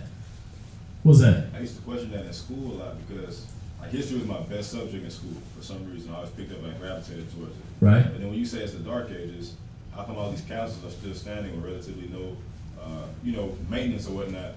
But America's supposed to be in an enlightened state, and we have a D- rating in infrastructure. Right, because they was just talking about skin color. The Dark Ages was followed by what? The Age of Enlightenment. Right? When white people came back into power, right? When they started changing our images and doing the Russian icons and painting the faces of the apostles and Christ and everybody white. They was enlightening the images. They wasn't enlightened all of a sudden got more knowledge. You understand? What's that? So that was, you said the 1,000 years in the pit, in the Dark Ages. That's when this power fell. Yeah. Right? So that was, so what is that? What is the correlation between that and then Satan being locked up in the abyss, or is that the same thing? Yeah, that's it. When you read that, when it says Satan was cast down and his angels for 1,000 years, right? In the bottomless pit, he calls it the bottomless pit because Europe has no natural resources. They don't have their own natural resources. That's why they, in the Age of Enlightenment, right? In the Renaissance, what was they doing? We sending Christopher Columbus over here. We sending these cats over here and all these explorers and everything. What are they trying to explore? Resources. We need spices because we can't grow them here. We need herbs. We need, when you watch that movie Elizabeth, right? And this was occurring during about the 1600s, right? Or late 1500s. You watch that movie Elizabeth, they were sending explorers everywhere. And the dude comes back and he's showing them the potato and they're, ooh, ah, right? And he shows them tobacco and they're, ooh, ah, right? You're like, yeah, what, y'all niggas ain't got this? No! They couldn't grow those things there. You understand? That's why they was like, when you watch those movies set back in that time, they show you the guy eating a pomegranate. That's a sign of rich people, right? Or they scrambling for some grape or a strawberry or something. They like, they just enjoying it like it's the last morsel of food on earth. Why? Because they couldn't grow that there. It had to be imported. If you got your hands on that, you was like the hierarchy. You was the monarchy and stuff like that. Getting your hands on fresh fruit? Come on, man. You see that? They couldn't grow that there. Their land had been salted. You understand? All that dumbass white conquest they did, where that's one of their tricks they used to use, was they go in to starve a nation out and they go salt their land, salt their fields up. Well, okay, but that's the land you intend to rule over. Dummy. So you went, you chased out the Gauls and the Celts and all these original black people, insulted their fields so they was on the verge of starvation. They had to run away anyway, right? And then you try to live there. You can't grow nothing. Why? Well, we done salted the whole land up. Y'all see that? What's that? Well, the Gauls, Israelites, because I watched Spartacus, and then when I looked up Crixus, his name actually meant one with curly hair in the Gaulish language. Yeah. So I was wondering, were those gladiators actual Israelites that were gladiators? Like I say, if you can get your hands on Priest Yeshua's book or any of the books that he's mentioning in here, you find out. Yeah, we were when you look at England, right? That was the sons of the angels, Anglo land, the angels' land, right? The Anglo-Saxons, the angel sons of Isaac. You understand? That's when we ruled, and we called those lands after what people called us. You understand? Those names were named after what people called us. Then they took over. So now they're the English. No, you're not. The original English was black. That's why when you go into J.A. Rogers' book, Sex and Race and Nature Knows No Color Line, he shows you all the coats of arms with black people in the coats of arms. Why? Because they want to prove to you, listen, we're part of the original people that was here. Y'all see that? Just like they do over here in America. They want to prove they was the original. You got to get a green card to get into this land. You got to do it the right way. Nigga, you stole it. You weren't originally here. The founding fathers. Nigga, no, yeah, you said it right. They found it, but niggas was already here. Y'all see that? It took y'all forever to find it, not us. Who else had the answer? Go ahead. I was looking at a documentary on YouTube. It was a brother. He went to somewhere in Europe. They had a castle. On the castle, they had an obvious Negro face on the castle, and they were telling him, "Oh, he put his slave's face on here." It don't even make sense. Yeah, it was an honor for them. To this day, it's still an honor for them to have black in their family. All right, you can look at them. They got little. They was making an uproar because they be doing this dance, something Moorish dance or something, and they all get in blackface, and they started doing that dance. And now over here in America, they made blackface. They made that look like it was dishonorable, right? They made that dishonorable because they get in blackface and they acting like we're just stupid as hell and all we do is chase women and all that, right? But over there in England, they was doing it as a memorial. You understand? As remember when we were great? That's their way of saying make England great again. So they dress up in the blackface and they go dancing down the street and everything like that because their rulers was black. You understand? They do the same thing in Colombia. I was just reading about that the other day. They was going into this Colombian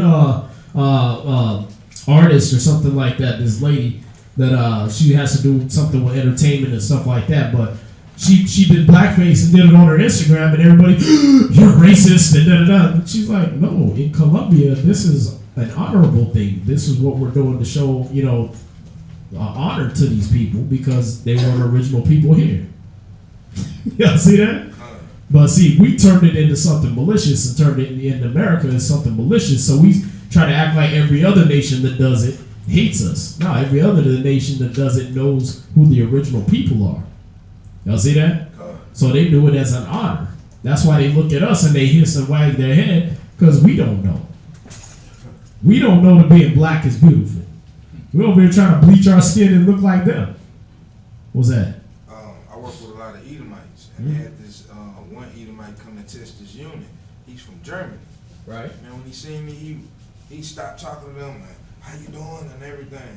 So I figured that he already knows, because he kept trying to come talk to me. He was all happy to see a Negro. He was, hey, how you doing? And he had the German accent. Right. So you right, they know. Yeah, they've been know. Yeah, I mean, like I said, read that book about sex and race. You find out we was going over there in World War II by the train load, and they would be sending us over to one set of barracks because we were gonna fight the Germans over there, right? And when we go over there, all the German women would be lined up at the barracks already, waiting for us to get off the train, right? And then they would try to switch it in secret and be like, okay, we're gonna send a train full of nothing over there, and then we'll send the brothers over to this barracks, and the white women will find out, and they'd be over there already. They'd be waiting for us over there because that was an honor for them. You understand?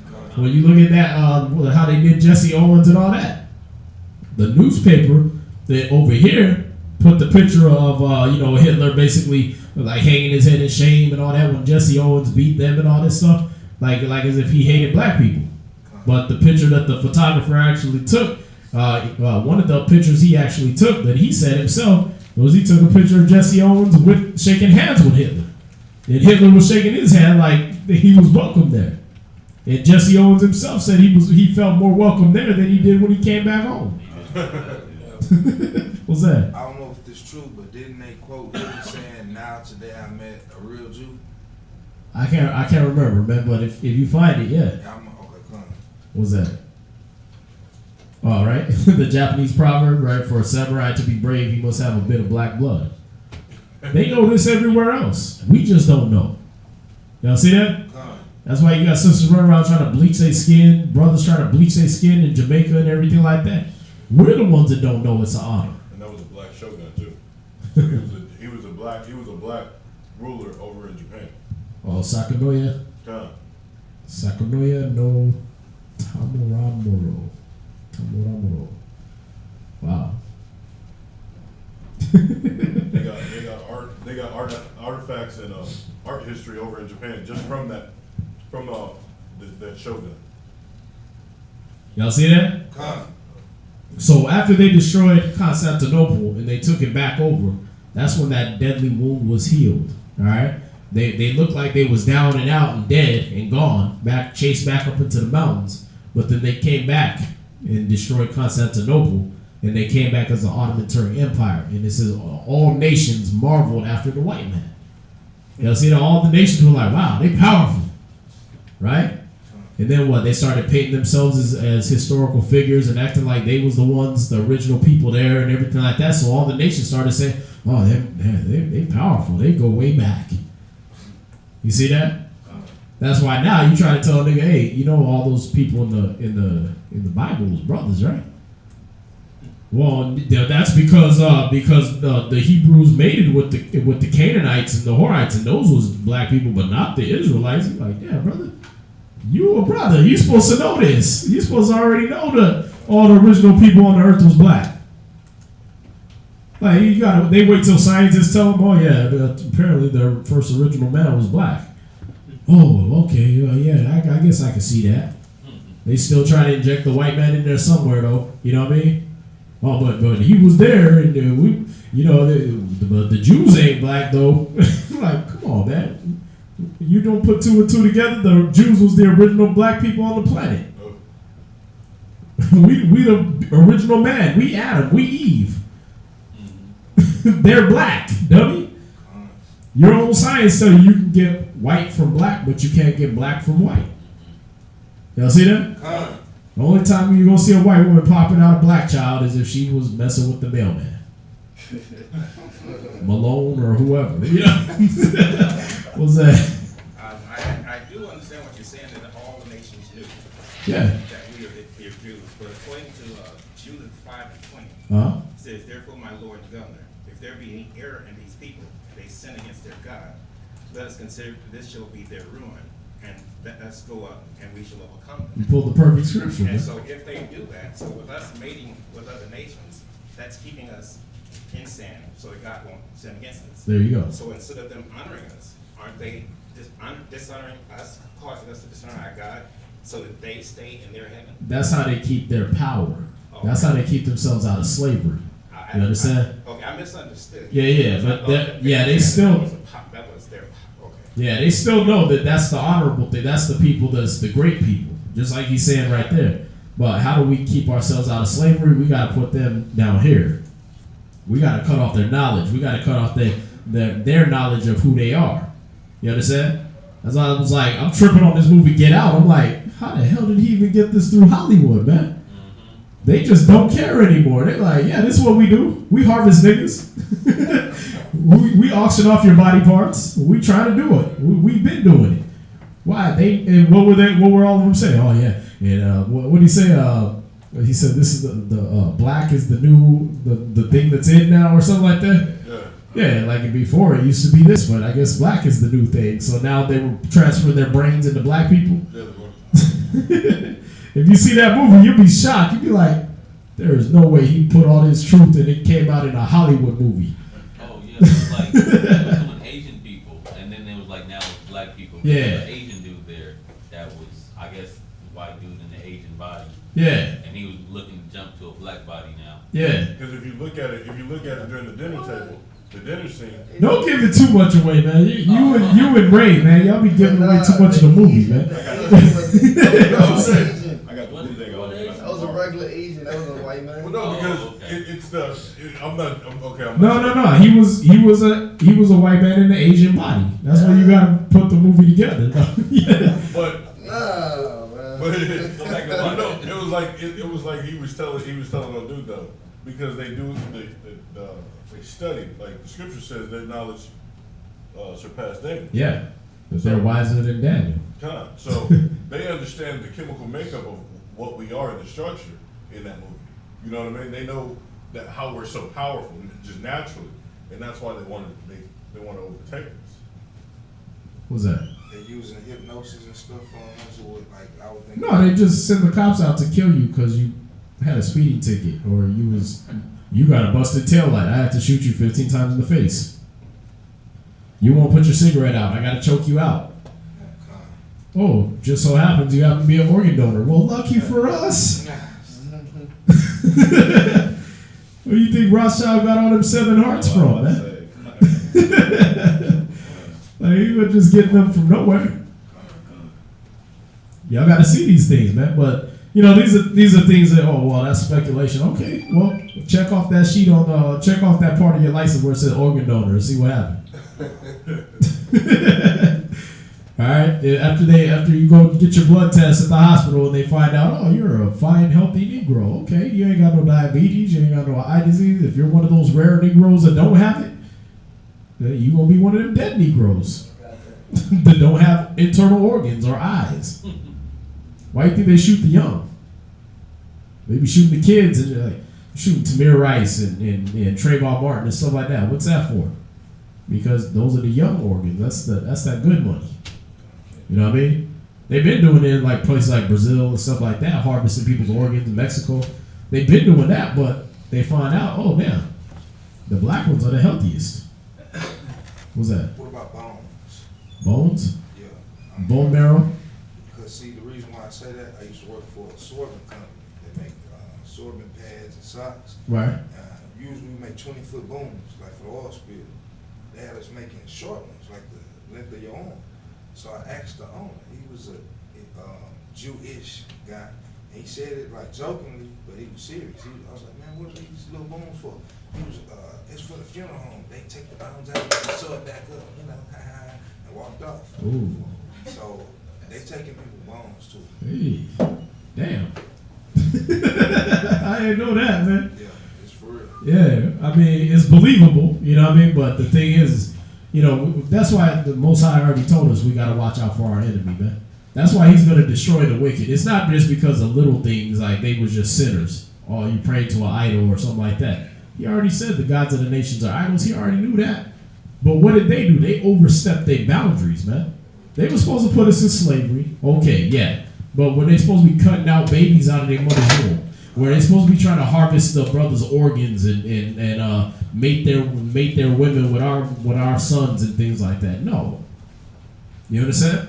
Was they supposed to be tying us down spread eagle and letting all their friends run a train on our men? No. That's overstepping. You understand? Even the Greeks didn't do that level of madness to that level, to that extent. You understand? They showed it to us. They was doing it in their society, but they wasn't like sitting there raping brothers and everything like that. You know what I mean? The Romans, stuff like that. You get that with America coming into power. Where they just, since we got the power, we just going to increase in wickedness. Y'all see that? But let's get back, man. Let's get back, because we still got the reading to do and everything, man. Yeah. We're going to verse 10. Yeah, verse, yeah, I guess we're on verse 3, right? Yeah, read verse, yeah. So, yeah, read verse 4. Verse 4. And they worshiped the dragon, which gave power unto the beast. Hey, just to let y'all know, we're doing street speaking right out here on the corner after class, all right?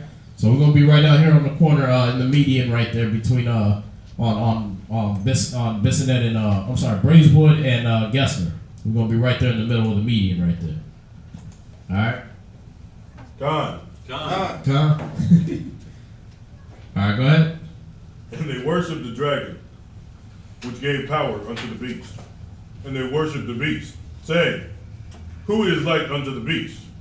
Who is able to make war with him? Right, now, if that don't tell you right there who that is, you got to be out of your mind, man.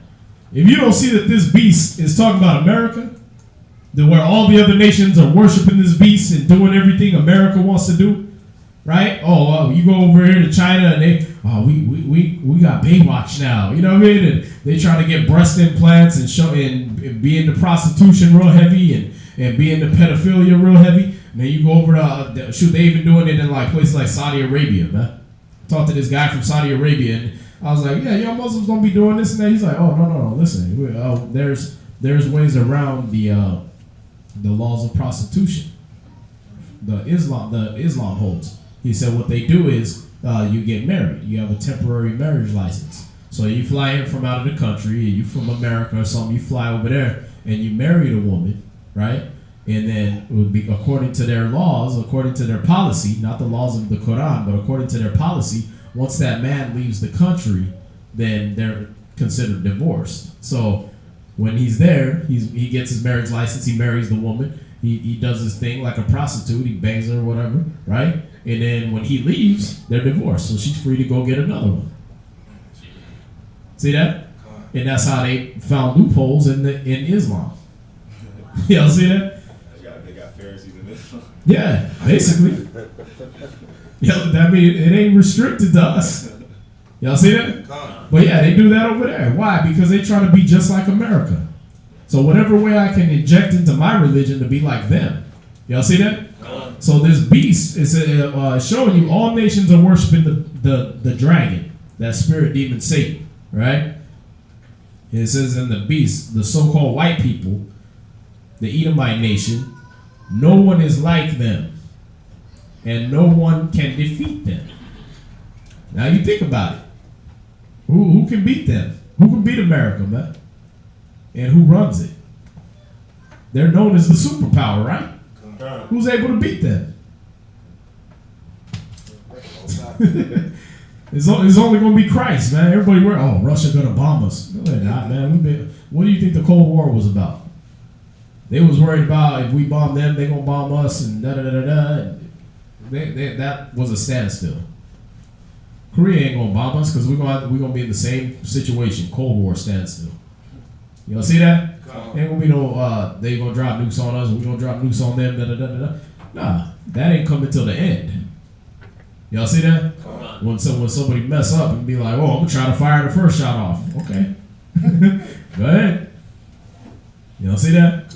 But nah, all that's wars and rumors of wars, man. But that beast is the so-called white man not being defeated by anybody, man. Everybody looks at them and they're like, dang, they're the world power. Y'all see that? We're going to have to just be like them. So, you had your hand up? Yes, sir. Mm-hmm. So at the end of the day, will there be a World War III, or is that just not going to happen? Like Christ said, you're going to hear of wars and rumors of wars. Y'all see that? And, as we go further, there will be more than likely a World War III. I mean, if there's been a World War I and a World War II, I'm sure they gonna set the stage to be able to try to make themselves more money off of World War III. And it's easy to see it, right? You go bomb Iraq and Afghanistan and Iran and all these places in the Middle East have been buying from China and Russia and these other world powers. Well, they gonna get upset. You killing our customers. Y'all see that? So they're gonna try to defend them. Or those nations gonna form leagues with bigger nations, and we have to defend them because our son is married to their daughter. So, we have a treaty with them, so we have to defend them. That's bound to happen, especially with Trump in office. That's easy. He gonna say something stupid and tweet the wrong damn thing about the wrong damn person, and it's gonna be World War III. Yeah. I mean, the other ones, they started off with nothing different. Don't let them fool you on World War II just because you watch Captain America and G.I. Joe and all these different things, man, that it was some evil people just rose up and America had to step in and fight. Nah. World War II was, World War I was started over them killing one guy. There you go. Yeah? Yeah, you've been studying. They kill him and his wife, and that started World War I. Y'all see that? Then you end up with World War II feeding off of that. Wow, that made us a lot of money. Let's do it again. Let's make Hitler the scapegoat. Let's say he killed these 6 million Jews that they've been talking about since 1800. Let's say he did it 100 years later, in 1939 or whatever, right? Okay, we'll blame it on him. Oh, all these other. Oh, look, Hitler's so wicked. And then what did America do? They sat back till damn near the end of the war. Didn't even want to get involved. Why? No natural resources. Ain't no reason to go bomb nobody in Europe. Why? They don't got nothing we want. No gold, no oil, no drugs, no nothing. Y'all see that? Oh, they killed 6 million Jews? So what? They ain't money to us. Y'all see that? We killed 100 million Native Americans. What the hell is 6 million to us? Y'all see that? Then until they got put on blast by Winston Churchill, and then it was, okay, we got to get in there. They making us look bad. Let's go in there. They go over there. Hitler just decides to kill himself after all that time of war.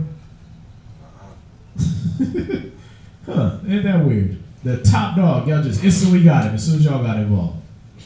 Just like Muammar Gaddafi, just like Saddam Hussein, just like the Taliban guy, Osama bin Laden. Right? As soon as America get involved, hey, we found him. We got him in a bunker. It's over.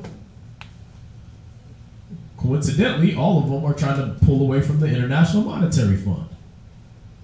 Y'all see that? What's that? The thing with what's his name, Bin Laden. They never showed his body or nothing. They showed us a cartoon like we, some little, kids, yeah, dumb kids, even kids can get it. Right? Yeah. Oh, we tracked these guys in an underground bunker 10 miles below sea level because of their cell phone. Nigga, my cell phone don't work when I go to the mall. You tell me you tracked his damn Verizon cell phone in an underground bunker? Get out of here, man. If I go to the bathroom at Baybrook Mall, my cell phone don't work. If I walk into, I'm always trying to talk to Kazakiev, and I always know when he's at First Colony because his damn phone don't work. But you telling me you tracked this dude across the ocean underground?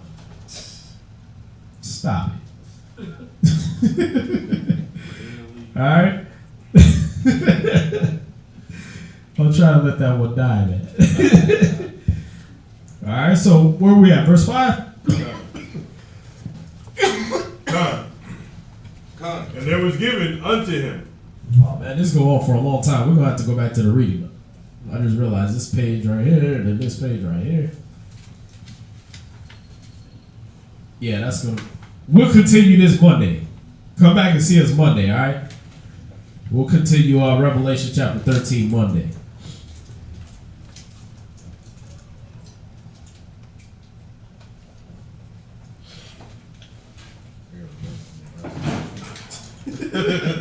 Wow. It's always at the same place. Yeah. So yeah, Monday y'all come back and join us if you want the rest of that class, alright? God, let's get into this reading real quick, man, because it's been a long time today.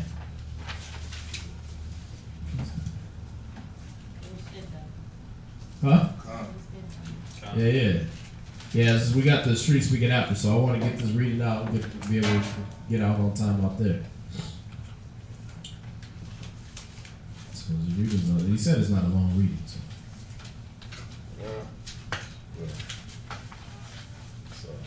All right, so where are we starting at with the reading? Oh, that's it.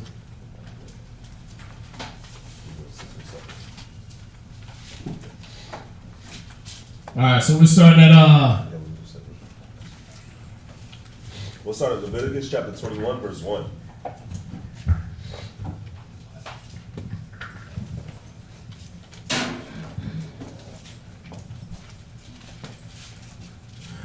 so Leviticus 21 verse 1. You pick up that and then, yeah, we go. Leviticus chapter 21 verse 1. And it says, y'all got it? Come on. All right. Leviticus chapter 21 verse 1. And the Lord said unto Moses, Speak unto the priests, the sons of Aaron, and say unto them, There shall none be defiled for the dead among his people.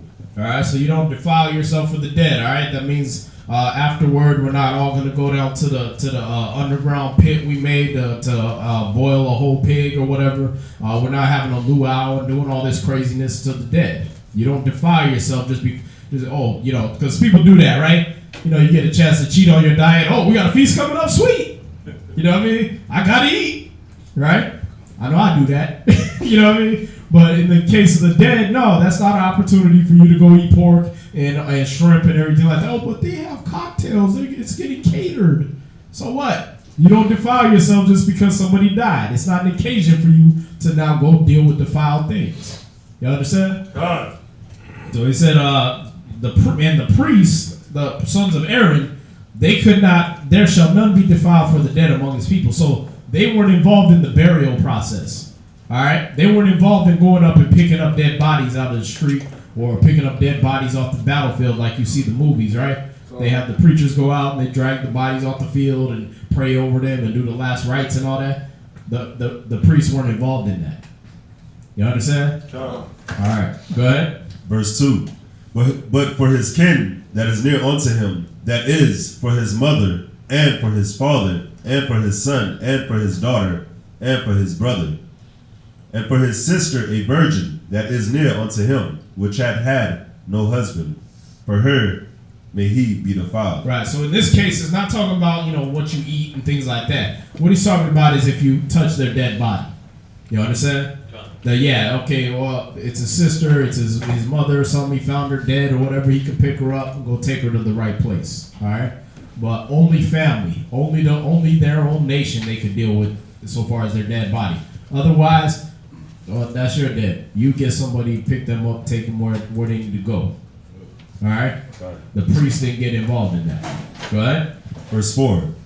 But he shall not defile himself, being a chief man among his people, to profane himself. Right. See, this is where he's going into, but you're not going to be defiling yourself. You're not going to profane yourself and be and doing all these wicked things and going off and having some party where you get drunk and get stupid and all these things. You're not going to have the wake and get stupid drunk and eat all kinds of catered food where they got defilement everywhere. You understand? All right, go ahead.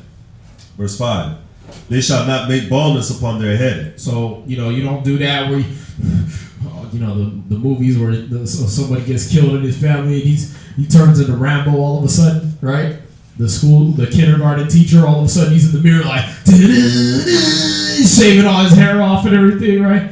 No, you're not doing that. The priests don't get to do that. All right? Go ahead.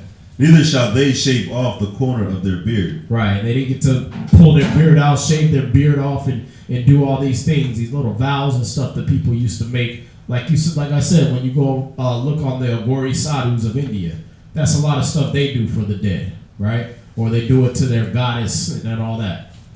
They go and shave all their hair off to their goddess every year or stuff like that. All right? We didn't do that. You understand? Especially not the priests. Go ahead. Nor make any cuttings in their flesh. Right. They weren't scarring themselves up and oh yeah, look, R.I.P. little puppet. You know what I mean? They weren't doing all that. All right? We didn't do these things. Go ahead. They shall be holy unto their God. Right. And not profane the name of their power. For the offerings of the Lord made by fire, and the bread of their power, they do offer. Therefore, they shall be holy. See, they can't do that because they still got to do their service to the Most High where they got to be pure. So they can't be messing with just dead bodies and all this stuff like that and then be coming in the Holy of Holies. That ain't going to work. Y'all see that? Right. So for the priests, they weren't allowed to do these things. Go ahead. They shall not take a wife that is a whore or profane. Neither shall they take a woman put away from her husband, for he is holy unto his power. There you go. So all that, you're going to keep your bloodline pure. The priests were only allowed to get virgins. For that same reason that we've been finding out in science now that the proteins and the semen stay in the woman for 7 years. You go get you're a priest, a Levite priest, and then you go get you a woman that was with another man, and another man's seed is still up in her, and she pop up pregnant one day, and she pop up a baby from some other tribe, and now all of a sudden they a priest. You see that? No, he wanted that pure Levitical priesthood. He didn't want no confusion. So the priests were only allowed to get virgins. All right? They were untouched women. Go ahead. Verse 8. Thou shalt sanctify him therefore, for he offered the bread of... Get burnt up, that's you just mourning for his father and mother. You understand? So our priests, they was emotionally sound. You understand? They were, when you came to them and confessed your faults, they wasn't all like, ugh, nigga, you nasty. You understand? Their emotions was in check, all the way down to a funeral. Y'all see that? Go ahead. Verse 12. Neither shall he go out of the sanctuary, nor profane the sanctuary of his power. For the crown of the anointing oil of his power is upon him. I am the Lord. And he shall take a wife in her virginity, a widow, or a divorced woman, or profane, or an harlot, these shall he not take. But he shall take a virgin of his own people to wife. There you go. All right, go ahead. Neither shall he profane his seed among his people, for I, the Lord, do sanctify him. And the Lord spake unto Moses, saying, Speak unto Aaron, saying, Whosoever he be of thy seed in their generations that hath any blemish, let him not approach to offer the bread of his power. For whatsoever man he be that hath a blemish, he shall not approach, a blind man, or a lame, or he that hath a flat nose, or anything superfluous. All right, so if you have any problems in your flesh or anything like that, he wanted the priesthood pure, man. You understand? What's that? When you say a flat nose, like just you got a flat nose. Flat nose, like what ended up happening to Michael Jackson, where his nose never fell off and all that stuff like that. Or that, yeah. But then see, this is another thing, man. Where cats be like, oh yeah, you're not an Israelite because your skin too light. Well, your nose is not from here to here like the Aztecs and Toltecs and everything. If you don't got a nose like what's the comedian dude? The one that wrote for Richard Pryor. Paul Mooney. Yeah, Paul Mooney. If you ain't got a nose like his, you ain't a Jew then. Y'all see that? Oh, you ain't an Israelite. If the tip of your nose don't touch your forehead, then you ain't a Jew then. If you got a flat nose like this, like us, then that means you ain't part of the priesthood then. Like, we could all do that, right? So he's giving you the criteria that he wanted the priesthood to be, meaning they were inspected, they were checked out, they were physically fit to do the job. You understand? Because they was going to be having to do a lot of work, a lot of heavy lifting, a lot of cooking and fire and everything like that. If you know anything about that work, try running a barbecue pit. Right? Like the Passover. You got to be fit for that, right? Because cats think, oh, you just start a fire and throw some meat on it. No, bro. That's not how it works. You don't take a whole cow and just throw it and just lead it over to the flames and it cooks itself. You understand? No, you gotta be fit. You cutting the head off a cow. You holding it steady. You cutting its head off. You grabbing the blood out, throwing it all over the altar. You cutting it up in portions, right? Then you gotta do all these things. Take that and wave it to the Most High, and then throw that in the fire, or cook that, or throw it in a big ass pot. And you got a boiling pot in there, and you got a big roaring fire over here, and everything's hot, man. You got to stomach the smell. Yeah, you gotta go with that dead blood smell all the way to the, ooh, that smell good, the cook smell, you know what I mean? And all that time with you not necessarily eating it because you still got work to do. Y'all see that? You gotta be physically fit for that work. So he didn't want these type of people having to be engaged in that office. It's not that he was like, oh, God's not politically correct. He don't accept you if you're a dwarf. No, he didn't want you doing the office of the priesthood. You understand? All right, so we got to understand these things. Go ahead. Verse 19. Or a man that is broken-footed, or broken-handed, or crook-backed, or a dwarf, or that hath a blemish in his eye, or be scurvy, or scab, or hath his stones broken. Right, so you couldn't have been riding your bike and you crush your sack. He wanted purity in the priesthood and them to be able to still reproduce. Go ahead. Verse 21. No man that hath a blemish of the seed of Aaron, the priest shall come near to offer the offerings of the Lord made by fire. He hath a blemish. He shall not come near to offer the bread of his power. Right. So what we're seeing here is not just the physical. Oh, the Most High is just nitpicking, man. Why is he doing like that? No, you got to look at the spiritual aspect, man. When you present your spirit as a priest of the Most High now, right? You already know your flesh is going to be messed up, right? But is your spirit clean? Are you taking the same nitpicky attitude as we were supposed to do in the flesh towards your spirit and saying, you know what? Let me check my pride. Let me check my jealousy, my envy, my lust before I come praying to the Most High or being a teacher. You know what I mean? Like we have, brothers that come up here, they'll be teaching this fire class or whatever, and then next thing you know, we got to counsel them. It's like, bro, you just taught the class on that. You see that? Why are you going into doing this when you teaching the class on those things? Because what? I wasn't checking my spirit when I came into that priesthood. Y'all see that? I wasn't making sure that I was without blemish here. Y'all see that? All right, so we gotta know the law is spiritual. All right, we can't be carnal, sold under sin, and just looking at it like, oh, see, the Most High, he's a bigot. No, he wanted you to check yourself. All right, spiritually, you're gonna check yourself and make sure you're pure before you step to the Most High. So we're gonna get the next reader up here.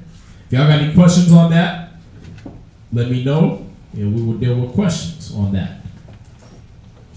Today's the day.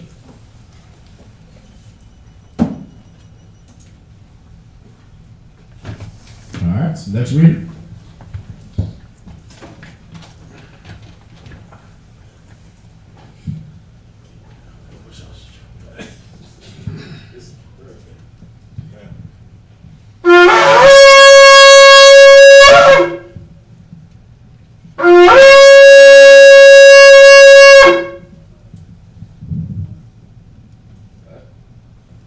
Shabbat Shah, Yahawada, Ban Yashala. Ray, Shabbat Shah, Yahawada, Ban Yashala. I imagine.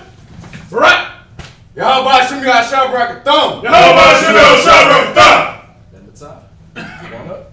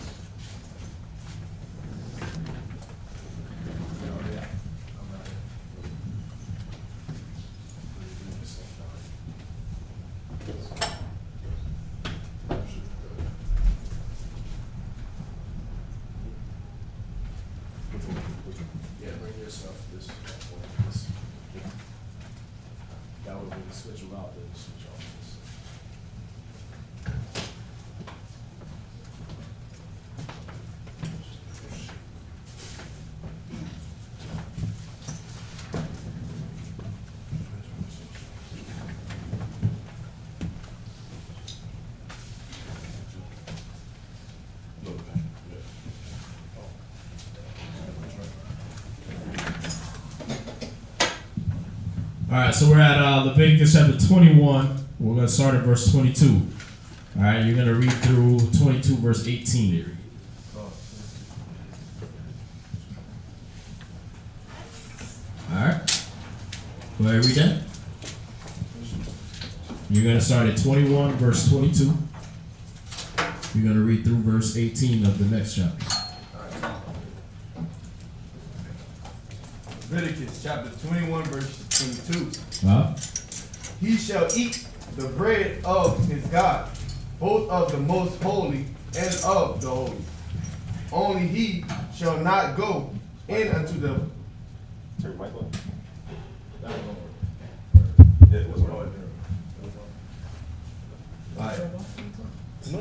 Come. Verse 23. Only he shall not go in unto the veil, nor come nigh unto the altar, because he hath a blemish, that he profane not my sanctuaries, for I, the Lord, do sanctify them.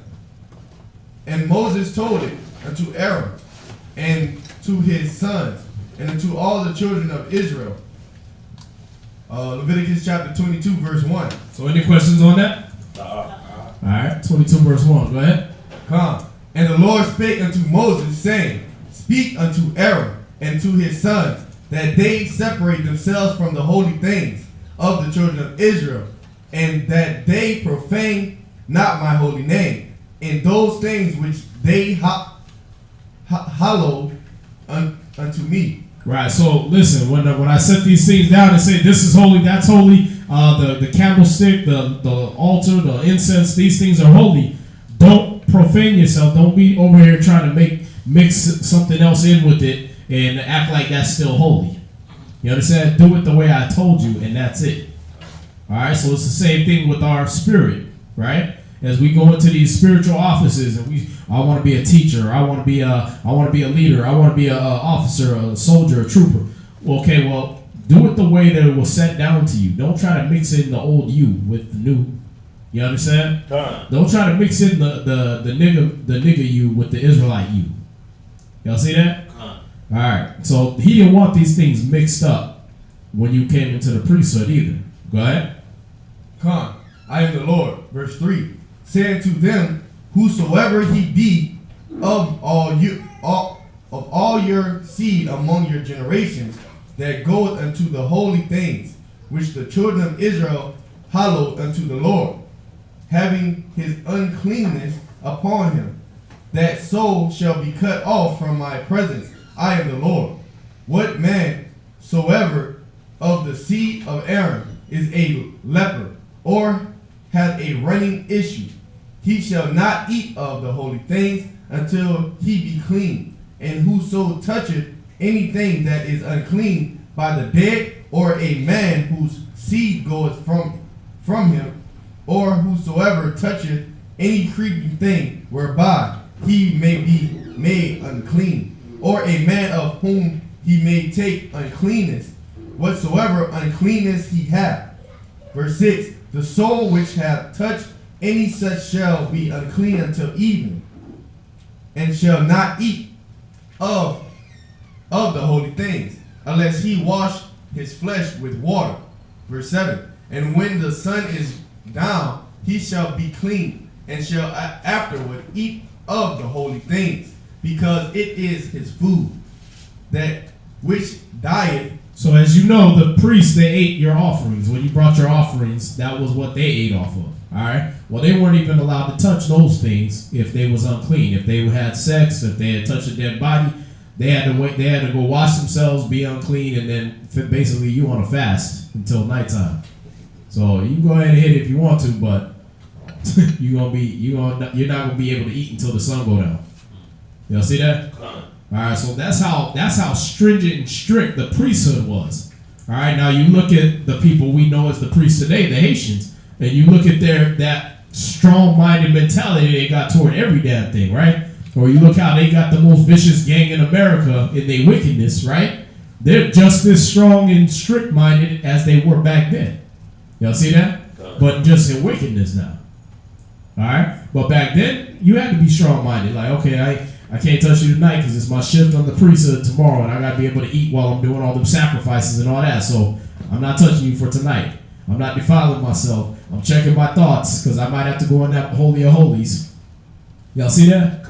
Okay, now you as a priest, now as a nation of kings and priests, how are you supposed to be? Well, I'm not going to treat the priesthood as just some job. Right. You understand? I'm not going to treat the service the Most High has put on me as like it ain't nothing. And a crappy job at that. Right, half-assed. like I don't really want to do it. Yeah. Y'all see that? I'm prepared. I'm ready. My garments are clean. I'm spotless. I'm checking myself. I ain't got no pimples. I ain't got nothing. I'm good. How? Spiritually, though. Right? I don't have no lust, no malice, no envy, no jealousy. Right? I'm checking all this before I step up here. Y'all see that? All right. Before you step into that position, this is how you should be checking yourself. It's no longer carnal. You understand? It's spiritual now. You want to step up to be a priest for y'all brothers coming up? You got to check them thoughts. Right. That's why Paul even came back in, 2 Timothy 3 about the bishop, reestablishing that. 2 Timothy 2. You got to be blameless. You got to be blameless, right. Showing you that Okay, you got all the customs down, but now let's look at the spiritual part. Right. See? So, yeah. Yeah, I don't know. Are we doing that for the reading? Yeah, they didn't put that together for that one, but yeah, when you go into these things, we find out that just as stringent as we had to do carnally back then for the priesthood, when you get to the New Testament, he's requiring that of you to be in the office of a deacon or a bishop or anybody of rank. You understand? God. You had to check your mind. You had to check your thoughts. Y'all get that? God. All right. Where you at? Leviticus chapter 22, verse 8. That which dieth of itself, or is torn with beasts, he shall not eat to defile himself therewith. Right. I am the Lord. Go ahead. They shall therefore keep mine ordinances, lest they bear sin for it, and die therefore if they profane it. I, the Lord, do sanctify them. Which is why we bring up that scripture, man. Be not many masters. James 1:8. Don't be many masters, knowing that we shall receive the greater condemnation. These priests mess up, they would get killed on the spot, man. You came in that Holy of Holies, and they didn't hear them bells ringing. That's because you went before Christ, and he was like, no, you still got that lust on you, man. He'd kill you right there on the spot. He wasn't playing. You understand? He required all these things physically before you even came in. So how much more pure were your thoughts having to be before you came in? Y'all see that? So when you come into this priesthood, you can't just come in and be, I'm still trying to be a pothead on the low and I'm going to teach the Bible. No. He'll kill you on the spot. You understand? All right. Go ahead. Leviticus chapter 22, verse 11. See, we get the greater condemnation. We get that quick. Y'all stumble 7 times, whatever. The Most High patient with you. Oh, they're young. They learning, right? When you know the whole Bible and you know the law, it's like, okay, you gonna keep messing up on that? Nah. And that's what we get a lot of brothers that they got a zeal, but not according.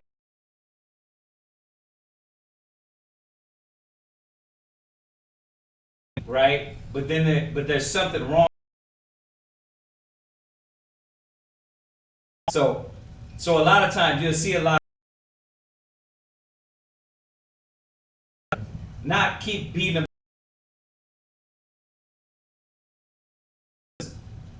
when being pushed. They get up there. I'm seeing now why.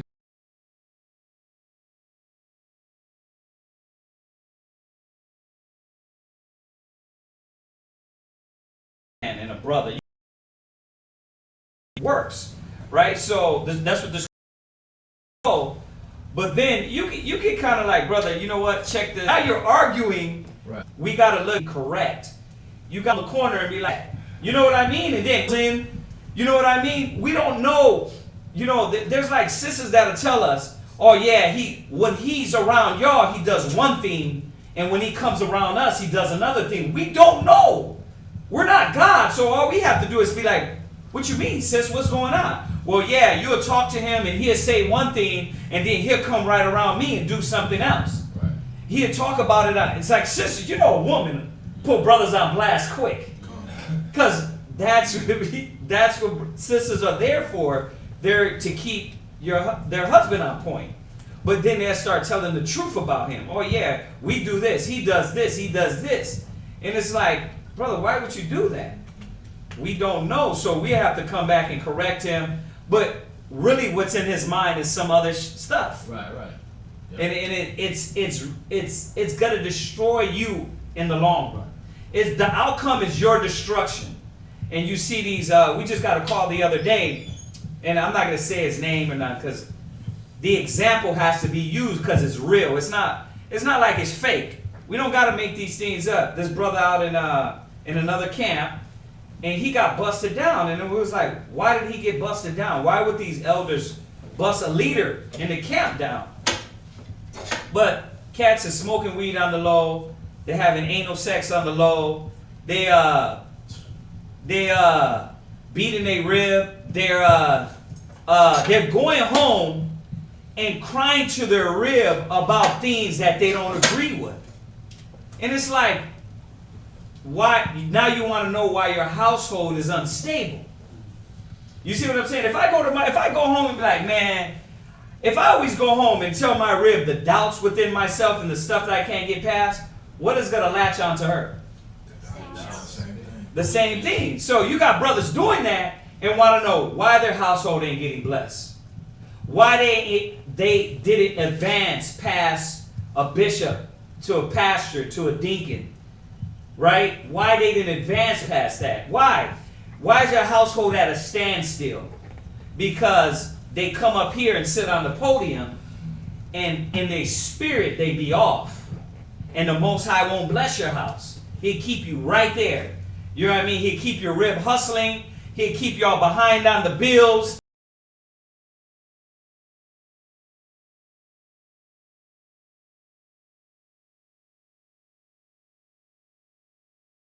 He'll keep you in that old vehicle. He'll keep your kids in that old mind. Why? Because it's you being a demon, but coming around brothers being like, Khan, Achlam, Khan, brother.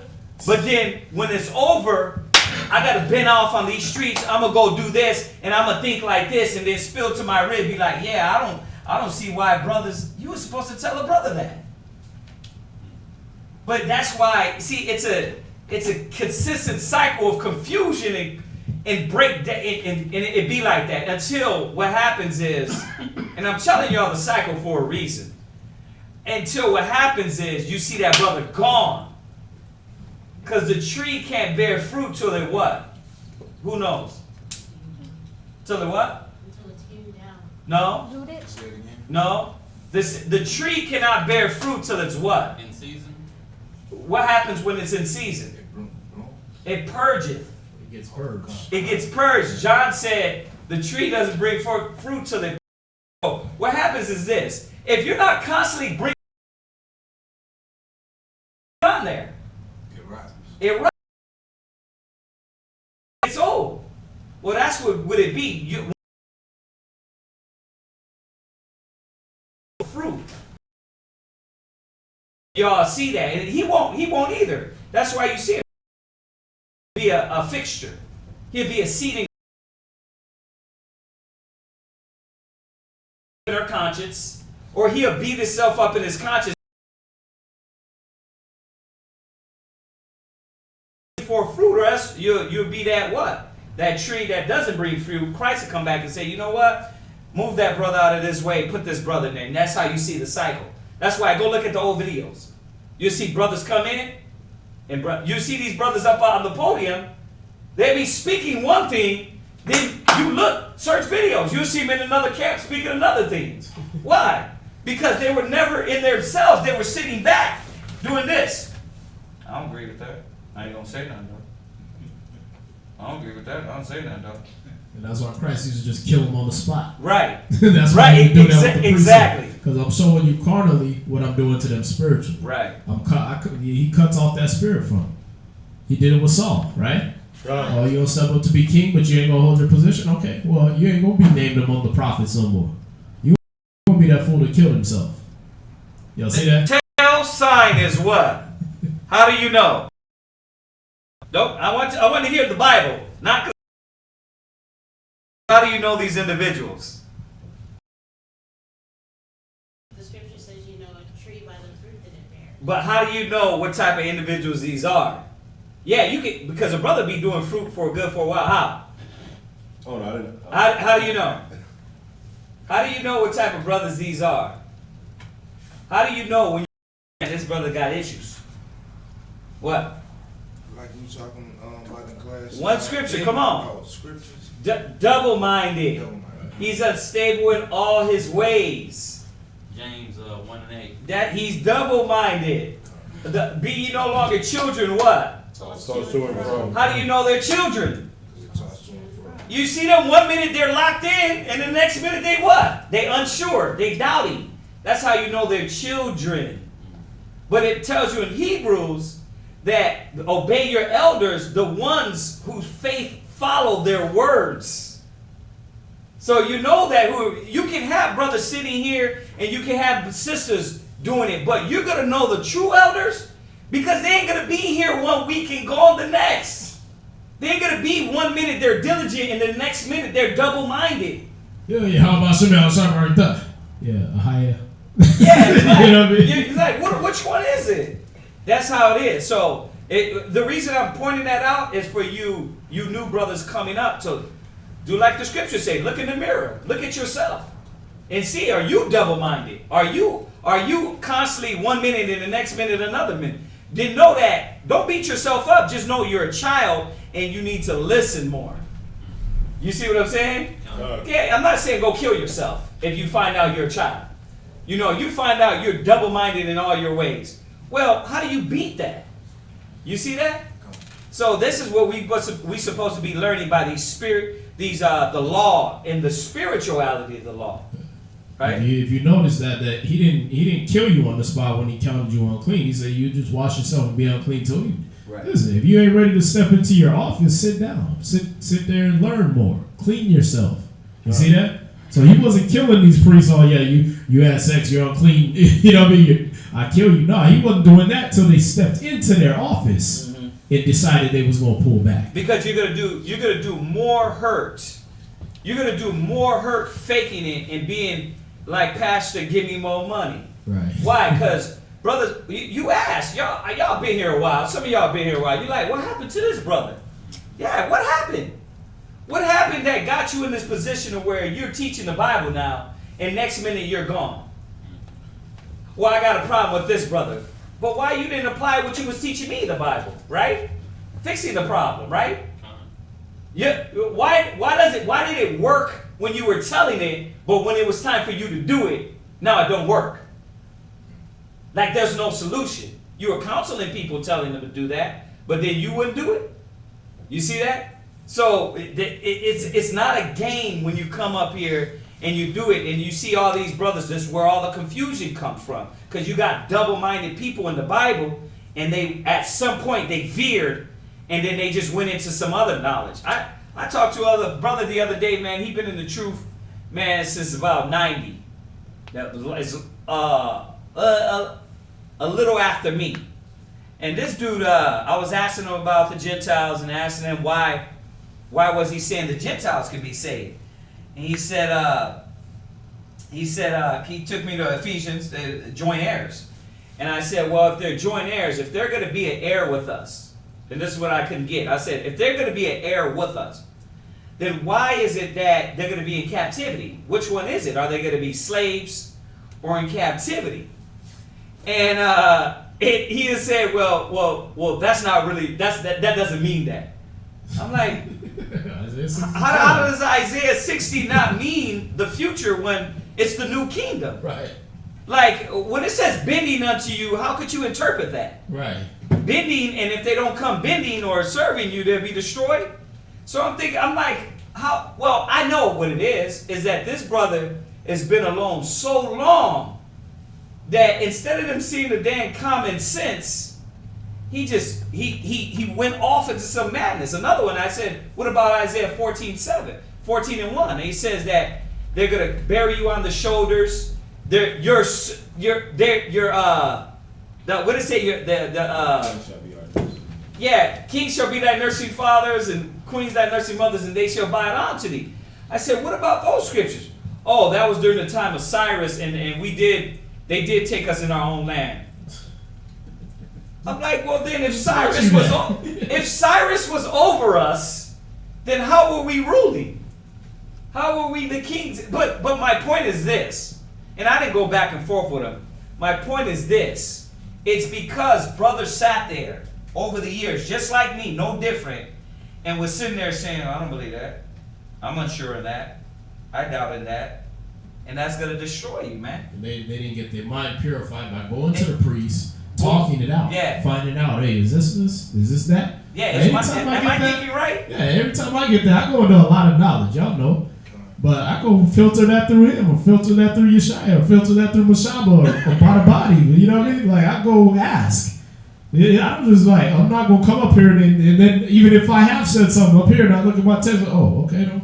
All right, well, hey, I got to take that back. Right. You know, see that? It gets filtered. Right. But these cats, they sitting on there sensual, not having the spirit. Right. They separate themselves. They don't want to have their mind purified. And so what they do, they step into the office with an impure mind. And now when we read in Leviticus, or in Leviticus, we're seeing he used to check that carnally. Why? These priests was to be on top of their stuff mentally. You understand? Mentally, they was purifying everything, every carnal thing around them. So they was in the mindset to judge all their thoughts. You understand? All their impure thoughts, because they knew if I go in that veil, it's over. Right. You understand? If I go step into this priesthood in this office unclean, it's over.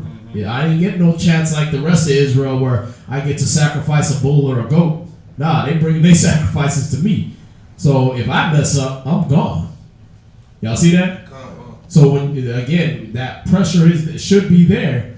That's why all these YouTube Israelites and all these fake bookalites and all that, they need to stop doing that mess, because they going into this priesthood unclean. They going in there without checking their thoughts. Have you been disciplined? Have you went through the process and purified your mind and purified your thoughts against envy, against lust? Have you purified your thoughts against pride?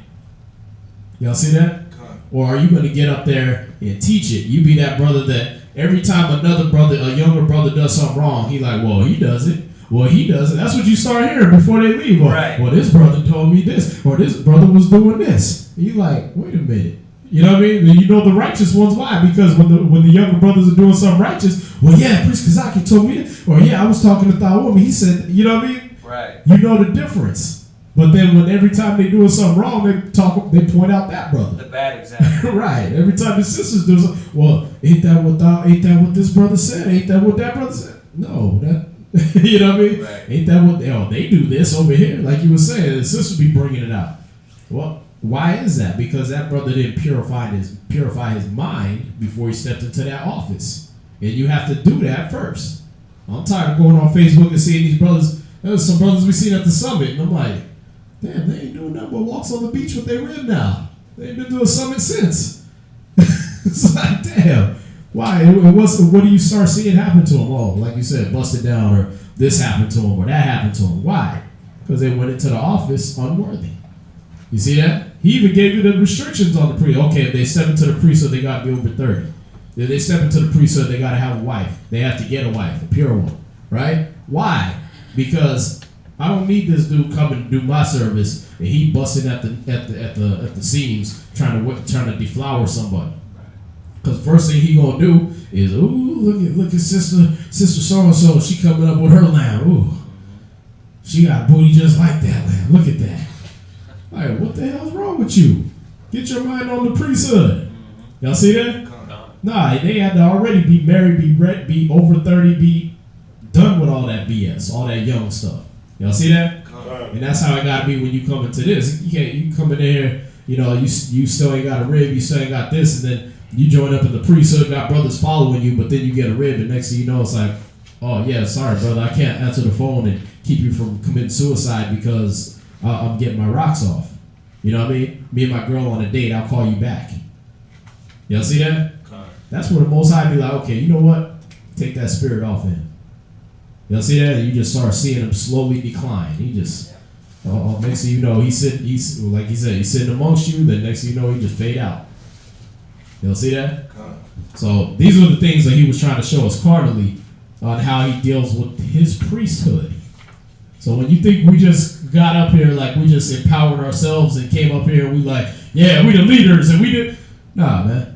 The Most High done purified us. He didn't put us in, is still doing it. And putting us through processes that some of y'all ain't seen yet. Y'all see that?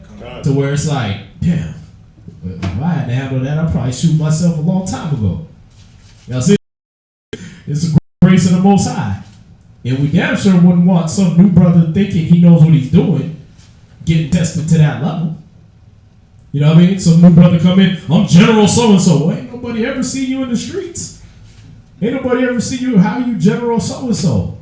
Okay, well, the spirit's looking like, oh, he General so-and-so. Let's hit him with them general level spirits. Go ahead, get him. Right? Rib, kids, illegitimate babies, STD, this, that, the stolen car, falling down house, right? No money for bills. Let's hit him with all that all at the same time. Why? He a general. Let's hit him with all that. And he over there like, I can't do this. Right? You just fade out. You left a whole camp of brothers sitting there.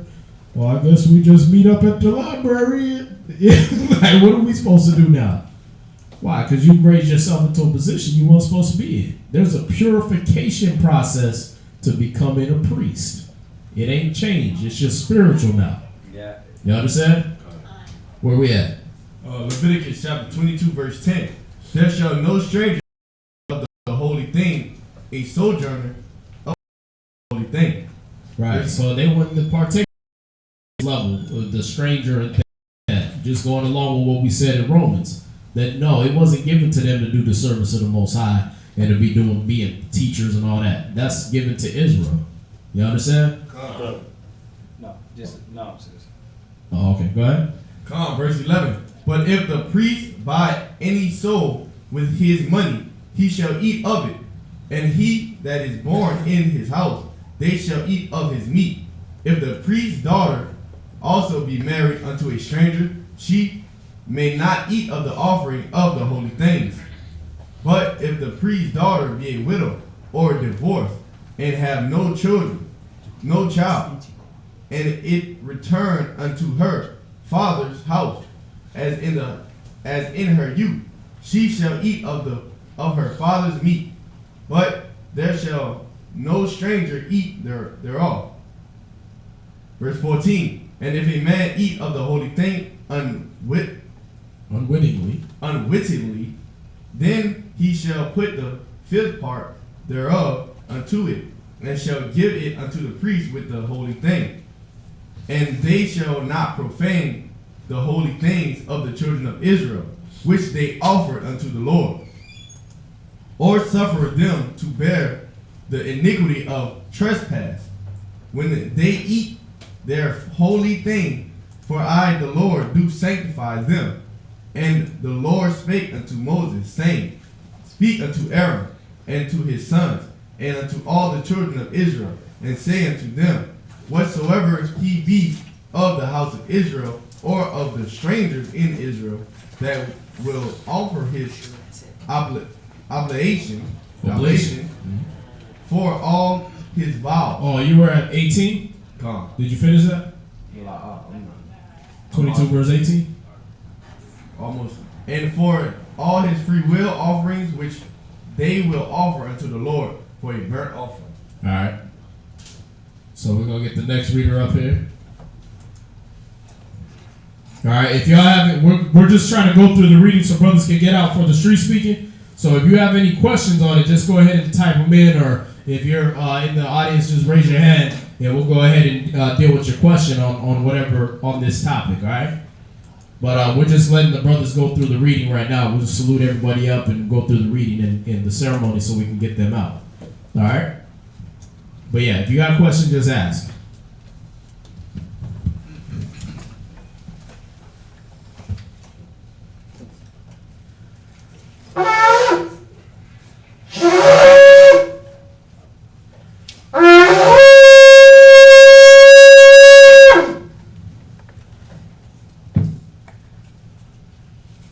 Abayar, Shabbat Shah, Ban, Yashala.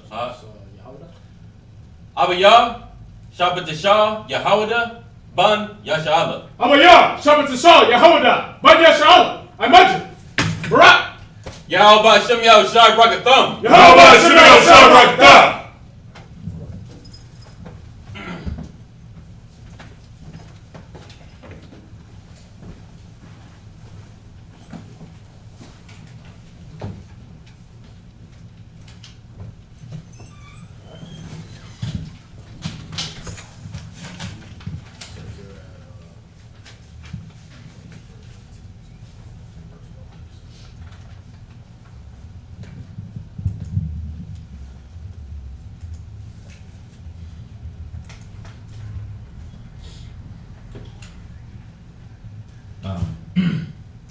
Leviticus chapter 19, Leviticus chapter 22 and verse 19. Ye shall offer at your own will a male without blemish of the beeves of the sheep or of the goats. 20.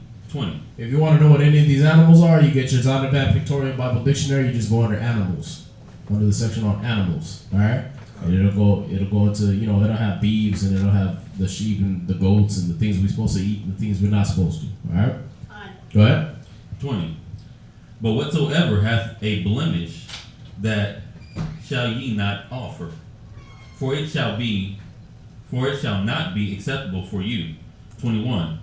And whosoever offer a sacrifice of peace offering unto the Lord to accomplish his vow, or a free will offering in beeves or sheep, it shall be perfect to be accepted. There shall be no blemish therein. So if you give an offering, all right, it got to be perfect. All right, you gave a sheep or whatever, you gave it perfect. You inspected it, you checked it out. What was I supposed to do when I'm giving my offering in my spirit? When I'm saying, oh, you know what? I want to give toward the school, or I want to give toward this. My mind is not, I'm grudging. I don't want to give this. I'm unwilling. I'm fake. You understand? I want to give willingly. You understand? Broken or maimed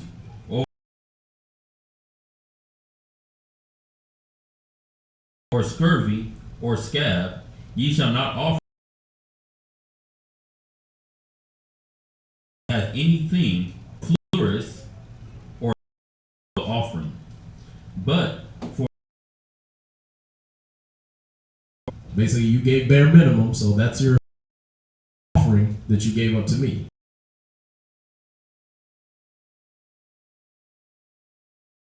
Ye make any offering thereof, because see, for them law-abiding, so-called law-abiding cats, and they, oh, you guys don't do this, you guys don't celebrate the Passover right. Well, you buy your meat from the nations. Are we serving them in hunger and nakedness and thirst and want of all things? You buy it, that's off, right? According to this, but the Most High said we were supposed to do it anyway. We were rehearsing the righteous acts. Go ahead. And blemishes be in them, they shall not be accepted for you. 26. And the Lord spake unto Moses, saying, when a bullock or sheep or a goat is brought forth, then it shall be 7 days under the dam. And from the 8th day and henceforth it shall be accepted for an offering made by fire unto the Lord. 28. And whether it be a cow. So other places you might see, you shall not see the goat in its mother's milk, right? This is what it's talking about. When it's saying in its mother's milk, it's saying about it being in that first 7 days of weaning off its mother. You understand? That you don't take that and you cook it and, oh, that's veal, or oh, that's this, or that's this. You know what I mean? No, you let it feed off its mother, at least, so it's got all the nutrients from off the mother that it needs to get to grow. You understand? You don't get it. Basically, he's saying that it would have kept us from thinking about abortion. Y'all see that? Because look, this thing's a baby all up from the time it's conceived until the time that it's sucking off its mom. Y'all see that? That thing is a human being. That thing is an animal or a creature. That thing is something that you have to regard now. Y'all see that? All up through this time period, that's a human. All right? Or all up until this time, that's a sheep that, okay, you know what? You're not going to have that as an offering. You're not going to slaughter that. Y'all see that? Go ahead. 28. And whether it be cow or you, ye shall not kill it and her young both in 1 day. Right, so you didn't kill the female sheep or female cow in the same day you killed its baby. 29. And when ye offer a sacrifice unto of thanksgiving unto the Lord, offer it with your own will. Offer it at your own will. 30. On the same day it shall be eaten up. Ye shall leave none of it until the morrow. I am the Lord. 31. Therefore ye shall keep my commandments and do them. I am the Lord. Neither shall ye profane my holy name, but I will be hallowed among the children of Israel. I am the Lord which hallowed you. 33. That brought you out of the land of Egypt to be your God. I am the Lord. Leviticus chapter 23. So any questions on that? Y'all got that? Alright, go ahead. Leviticus chapter 23 and verse 1. The Lord spake unto Moses, saying, Speak unto the children of Israel, say unto them concerning the feast of the Lord, which ye shall proclaim to be holy convocation. Even these are my feasts. 3. 6 days shall work be done, but the seventh is a Sabbath of rest. And holy convocation, ye shall do no work therein. So he said, these are my feasts. And then in 23 verse 2, verse 2 and 3, he told you about the Sabbath. So on the Sabbath we had a what? Feast. So can you cook on the Sabbath? God. Oh. Y'all see that? God. Go ahead. It is the Sabbath of the Lord in all your dwellings. Verse 4. These are the feasts of the Lord, even holy convocations, which ye shall proclaim in their seasons. 5. In the 14th day of the first month, at even, is the Lord's Passover. 6.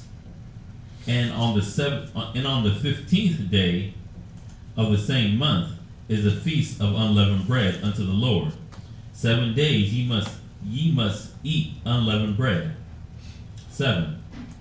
In the first day ye shall have an holy convocation.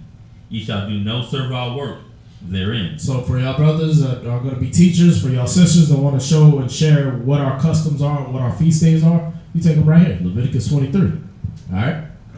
Go ahead. That's it for your reading? All right, so we're going to have the next reader come up.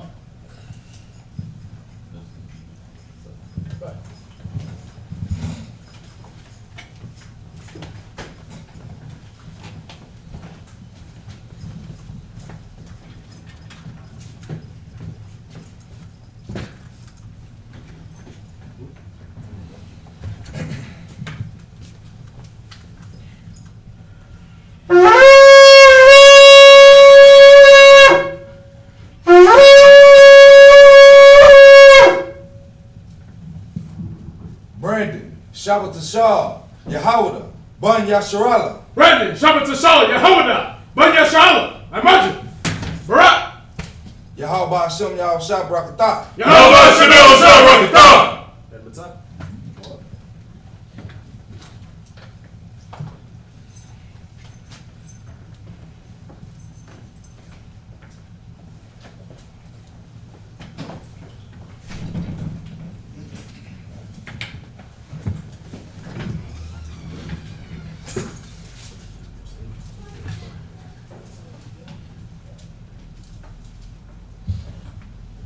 Leviticus chapter 23, verse 8. But ye shall offer an offering made by fire unto the Lord 7 days. In the 7th day is the holy convocation. Ye shall do no servile work therein. Verse 9. The Lord spake unto Moses, saying, Speak unto the children of Israel, and say unto them, When ye be come into the land which I give unto you, and shall reap the harvest thereof, then shall ye bring a sheaf of the first fruits of your harvest unto the priest. Verse 11. And he shall wave the sheaf before the Lord to be accepted for you.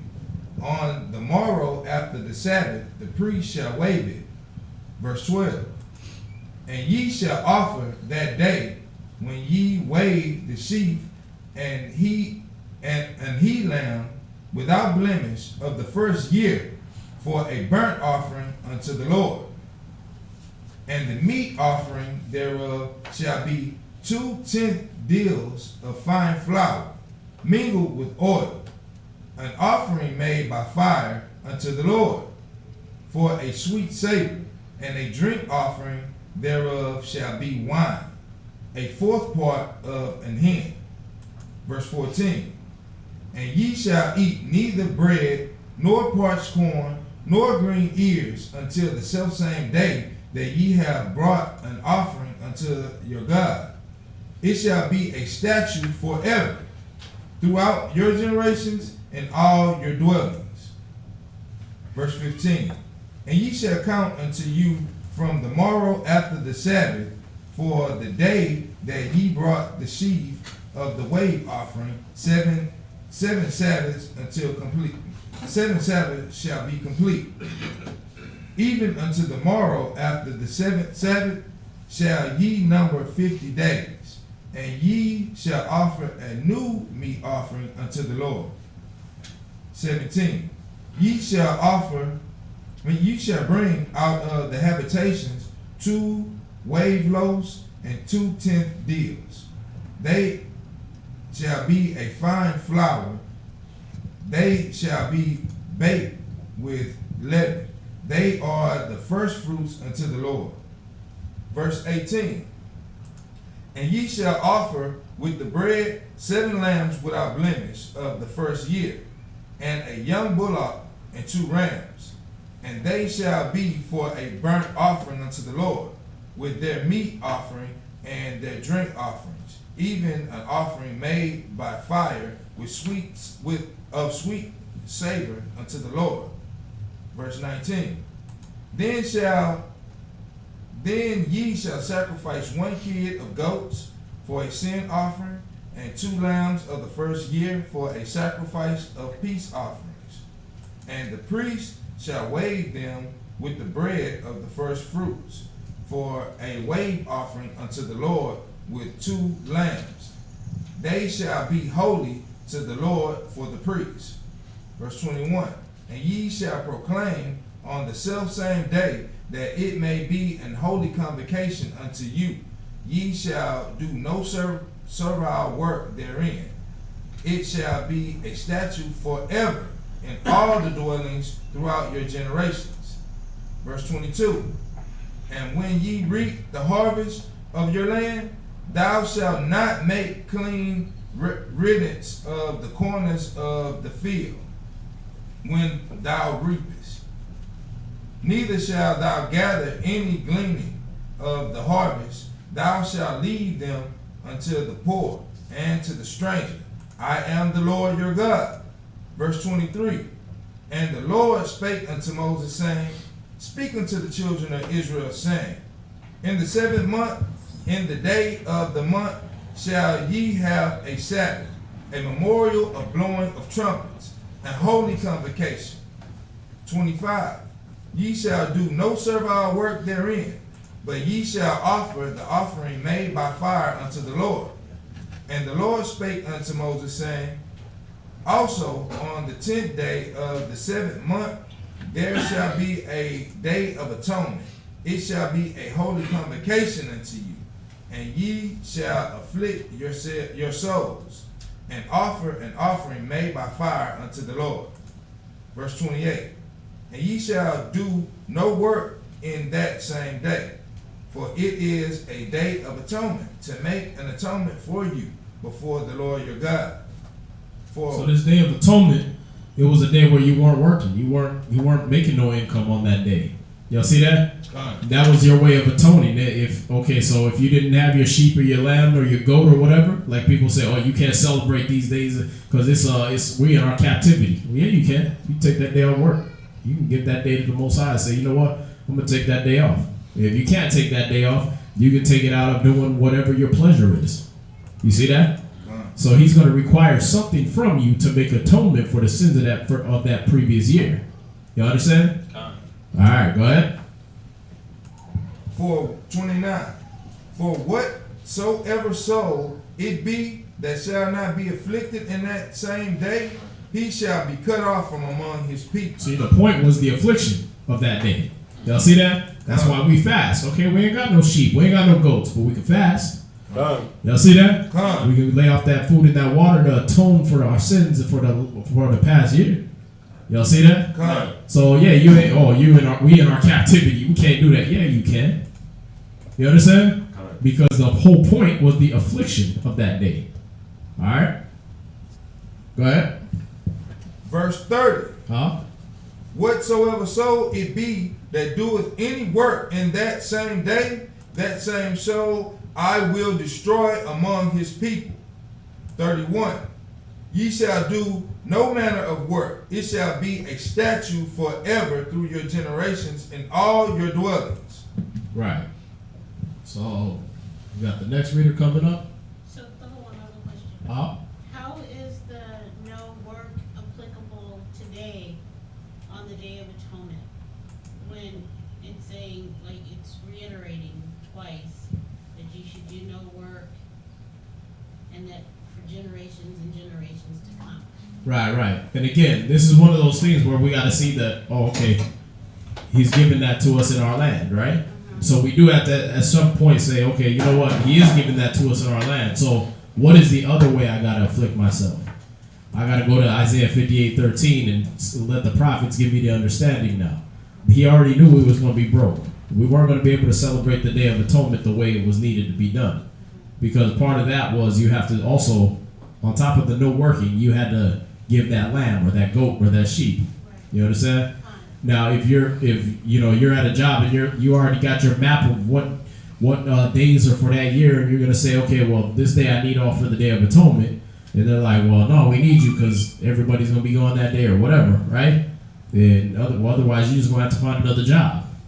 Okay, you gotta work.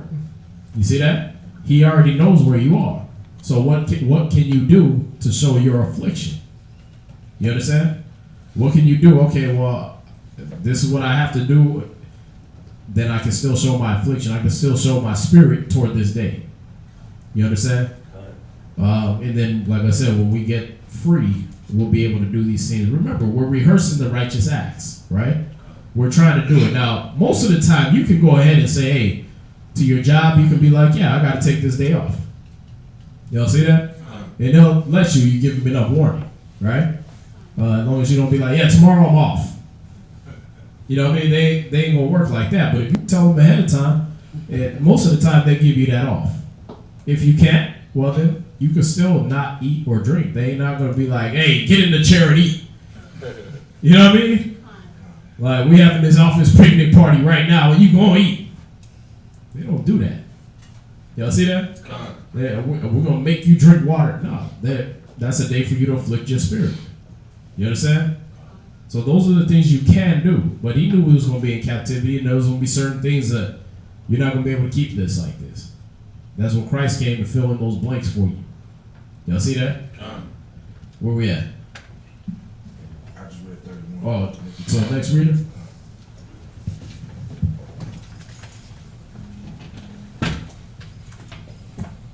Mark, Shabbat T'Chal.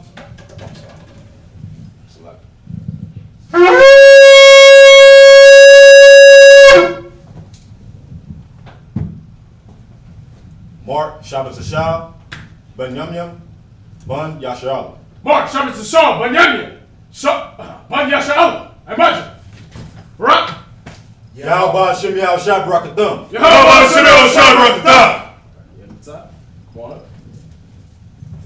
When we're doing that, we're just saluting the brother up. So all he's saying is, God in the name of Christ bless you, and we're saying it back to him, but in Hebrew. All right?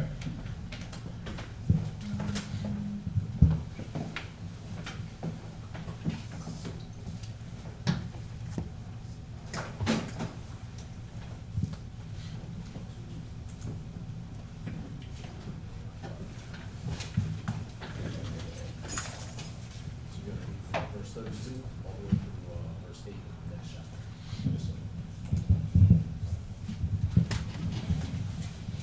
Leviticus chapter 23, verse 32. It shall be unto you a Sabbath of rest, and ye shall afflict your souls in the 9th day of the month at even. From even unto even shall ye celebrate your Sabbath. Verse 33.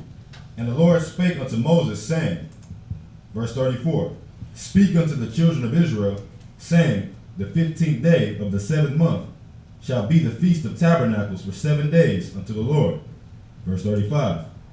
On the first day shall be an holy convocation, ye shall do no servile work therein. Verse 36. 7 days ye shall offer an offering made by fire unto the Lord. On the 8th day shall be an holy convocation unto you, and ye shall offer an offering made by fire unto the Lord. It is a solemn assembly, and ye shall do no servile work therein. Verse 37. These are the feasts of the Lord, which ye shall proclaim to be an holy convocation. To be holy convocations. To offer an offering made by fire unto the Lord, a burnt offering, and a meat offering, a sacrifice, and drink offerings, everything upon his day. Verse 38.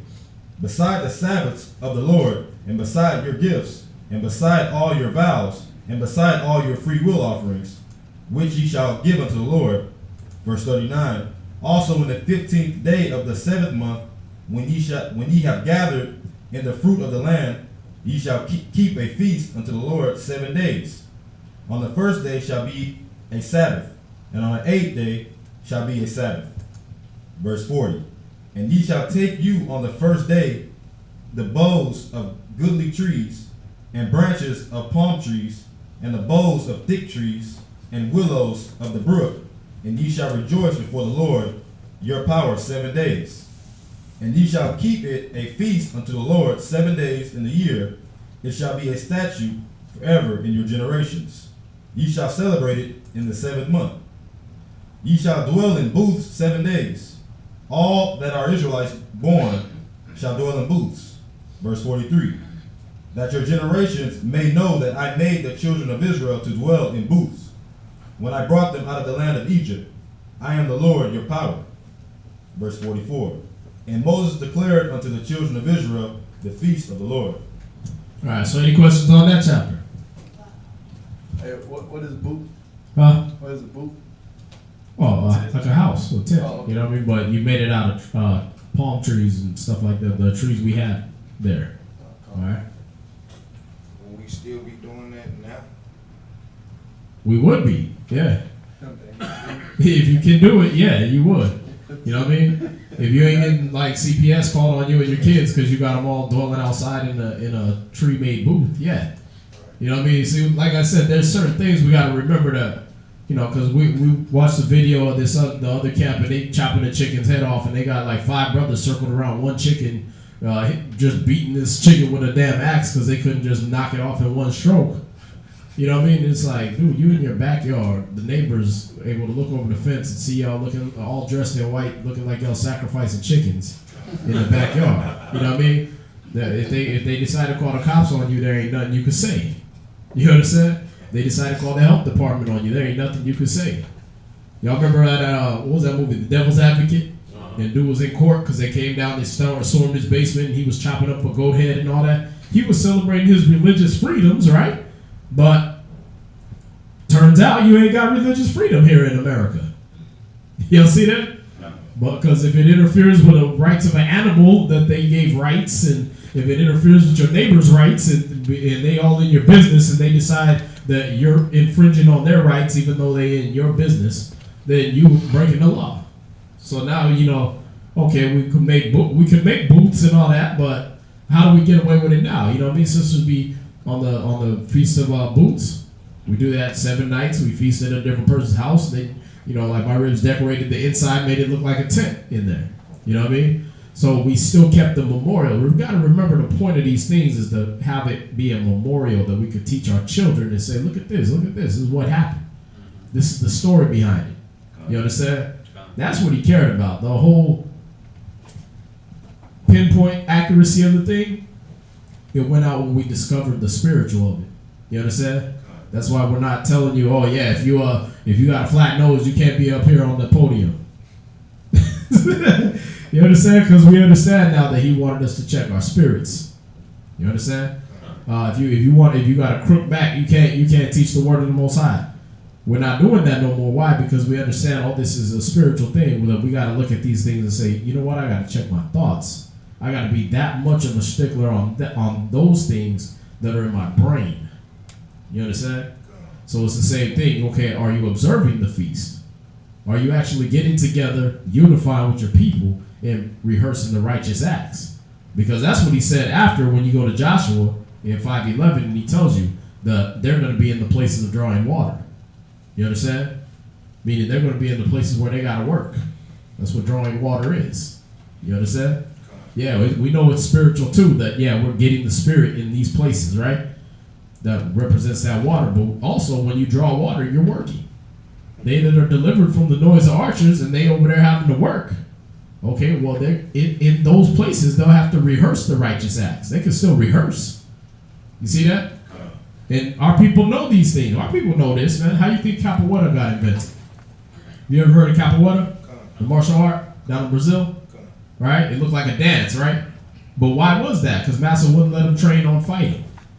So what they do? Oh, okay, well, I'm still going to rehearse the acts. I'll just make it look like a dance. So you play the drum, you play the guitar, and we'll call it, we're playing. Right? And I'm doing the most vicious kick recorded on out of any martial art, but it looked like we dancing. You see that? A capoeira kick, the one coming from the ground up, that's the most powerful kick you can get in martial arts beside a flying knee. But what they make it look like, oh, he just breakdancing, man. He jumped off his foot, did a flip, did this, did that, right? And all the moves are deadly as hell, but they made it look like a dance. Because what? Is the martial art requiring you to dance originally? No. But we still got to rehearse that action in order to be martial artists. You know what I mean? If I get in a fight, I might not necessarily do, you know what I mean? I might not have all the drums playing, but I'm still going to remember the moves, right? Yeah, so, you know, that's the thing. We got to know the same thing with the scriptures. He wanted us to be rehearsing those righteous acts when we got into these places of captivity. What's that? So, the whole, what you just said, like, in our spirit, and it being in us, that we know these things. And then rehearsing the righteous acts, that's a carnal thing though, right? Yeah. You're rehearsing the righteous acts, you're doing it, but it's supposed to be spiritual. So right. It's kind of like, yeah, it's a little bit of, it's like this. It's like, okay, let's try to celebrate the Feast of Booths as it's written, right? Where are you going to get your branches at? in the woods. Okay. So you're going to go out to which woods? Whose woods? No, I mean, I'm being... Well, me too. Right. Because it's the thing, it's like, whose woods are you going to go to? Like, I go out there, and like, say we're going to celebrate the Feast of Booths this week at the school, right? Every time y'all come to the school, go ahead and rip one of the branches off one of these trees and bring it over here to the school. We're going to build a little house right outside, and we're going to sleep in the back right there, right?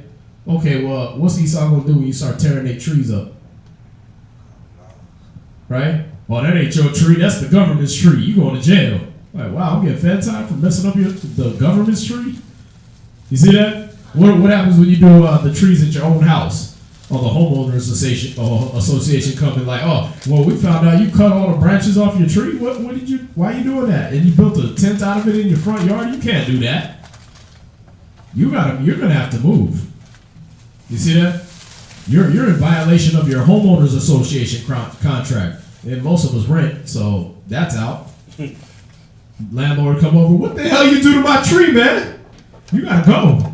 I'm keeping your deposit. You see that? You can't even catch rainwater. Yeah, remember, we ain't here for want of all things. That's the curse. So we ain't gonna have to rehearse to the best of our ability. Now, if you own your own land, you got your own tree, and you can tear all the branches off and go ahead and make you a booth, and next year all them branches grow back somehow, more power to you. You see that? But shoot, the closest I came to that was I was renting a house and I planted a damn fig tree in the backyard. It was like this big. It ain't you ain't making no booth out of that. All right. You had a question? Yeah, we're talking about the feast days, the holy days, correct? There you go. Yeah. For some of these feast days, do we have to have a temple present to perform these? We did have a temple back then. We had a tabernacle, right? But when you look at Passover, right? Passover, it was instituted in a place we didn't have a temple built up. It was instituted in Egypt, right? What else? The Feast of Unleavened Bread, that was instituted in Egypt. We didn't have a temple built yet. We hadn't even built the tabernacle yet. We hadn't even got into the promised land yet. You understand? Purim, right? That was in another land. Hanukkah, That was the rededication of the temple that was torn down. You understand? So now we're dealing with we got the 3 times a year we appear before the Lord, the Day of Atonement. Day of Atonement didn't have to necessarily have a temple. You had to sacrifice your animal. What's the other one? The Passover, I already went through those. So we're looking at the memorial of blowing of the trumpets. Well, that was when the priests all got out and they had a trumpet of 50 shekels of silver, which is about $13,000 to $17,000. It was made out of purified silver. And they will blow the trumpet on that day, and then we will go sacrifice. Any of y'all want to donate toward the trumpet? Y'all see that? He knew we was going to be broke down from this condition. You understand? So there's a lot of things that, the temple, he knew that was going to be destroyed. Matter of fact, he destroyed most of it himself. Right? He rent the veil in the temple when Christ died. Y'all see that? So he took away all that. The Holy of Holies, that's gone. Then the Romans came in. Christ had already prophesied it in Luke chapter 19, verse 21 and all that, right? So he already knew the temple was going to be gone. You see that? So, but what did he say? Still rehearse these things throughout your generations. You see that? Okay, I'm going to put you in slavery, but you're still supposed to have a goat and a ram to sacrifice? Nah. You understand? He already knew what was going to happen to us. So we don't have a temple here. Does that mean we still stop rehearsing the righteous acts? How else are we going to pass it to our kids when the temple is re-erected? What are they going to? How else are we going to pass our culture down and our ways down to them if we wait until the temple gets erected? You see that? They're going to be like, okay, we built a temple. What we do with it now? We got this nice, beautiful building built out of pure gold and cedar wood and all these scarlet and fine linen. What are we supposed to do with it? My mom didn't teach me what to do with this. They just told us build some. Right? They got to know why we're doing it. So every year, what do? Rehearse the righteous acts. Right? We practice with what we got. Where we are. Y'all see that?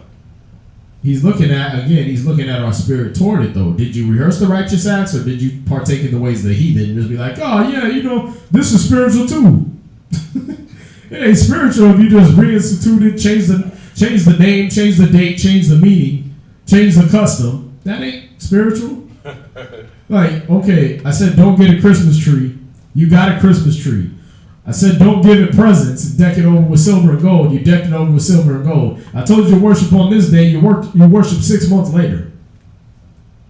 You see that? That ain't spiritual. Because that's what the church tries to hide behind, right? And that's where we end up starting to sound like, oh, you're being like the church. Well, guess what?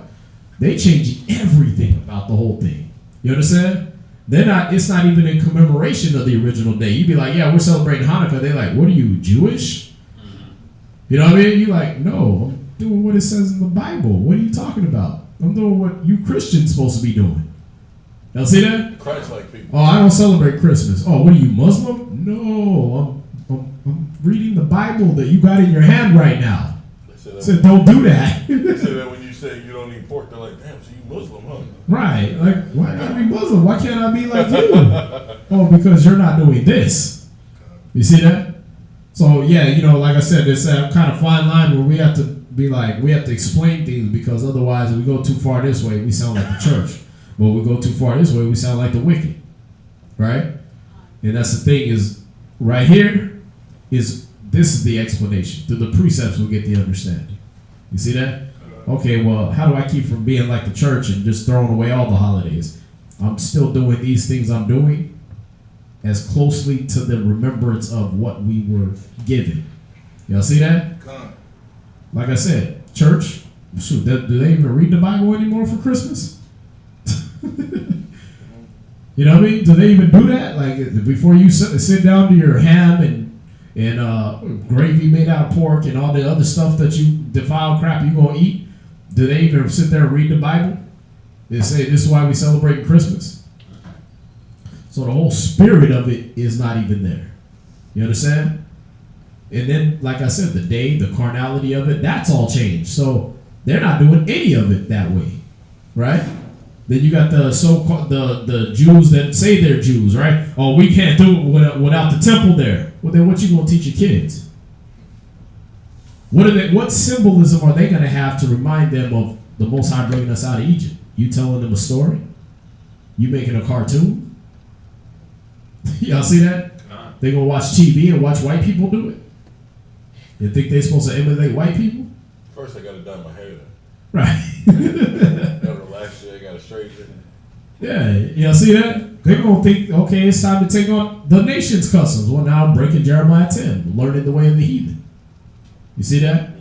This is the best way. The best way we can do it is to do what it says we're supposed to do throughout our generations, and make sure that we're at least getting that reading in. You're showing that this is the history of what happened.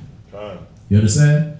Because all these things, all those carnal things, were the symbol to show you this is what happened. You see that? Why are you eating unleavened bread for 7 days? Well, because when we were running through the Egyptians, through the Red Sea that the Most High parted for us, that was a week we was running, and we weren't able to sit down and make our food and prepare meals.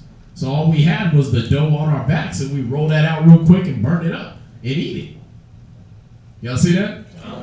That's what we had, and we was running. We was gonna be in so much of a hurry that we had to take a lamb, cut its throat, drain all the blood out, and roast the whole thing. We didn't even have time to pull the wool off and do all that. We had to roast the whole thing and then just eat off of that. Y'all see that? And then run. So we're rehearsing the righteous acts. This was the story behind why we're doing this. So when your kids grow up, well, why we eat lamb every year, every time this year? Oh, because of this. You see that? Even if you bought it from the store, you bought it from the guy down the street, and you killed it yourself, or however you did it, it's for your kids to be able to ask you, and you be able to talk to them and say, this is why we're doing this. You see that? If you can do the booths, even better, man. Because then they'd be like, yeah, we sleep in booths for 7 days. Why y'all do that? Oh, because the Bible said this is what we did. It's a commemoration of when we left Egypt and we were sleeping in damn booths made out of whatever branches of trees we could rip off on the way to the promised land. Y'all see that? So we had to do, this is how we had to live for a while. Y'all see that? So it was all symbolic. It was all to make sure that those messages stayed in our brain throughout our generations. You understand? But if we start going in like letter of the law, we're all gonna be screwed. You understand? There's nobody gonna be able to keep that Passover like that. Nobody able to keep that Feast of Unleavened Bread like that. Because we ain't got no priest. We got no temple. Right? We don't have these certain materials that are required to celebrate these things in their perfection. That's why it's called a rehearsal. Alright? So where are we at?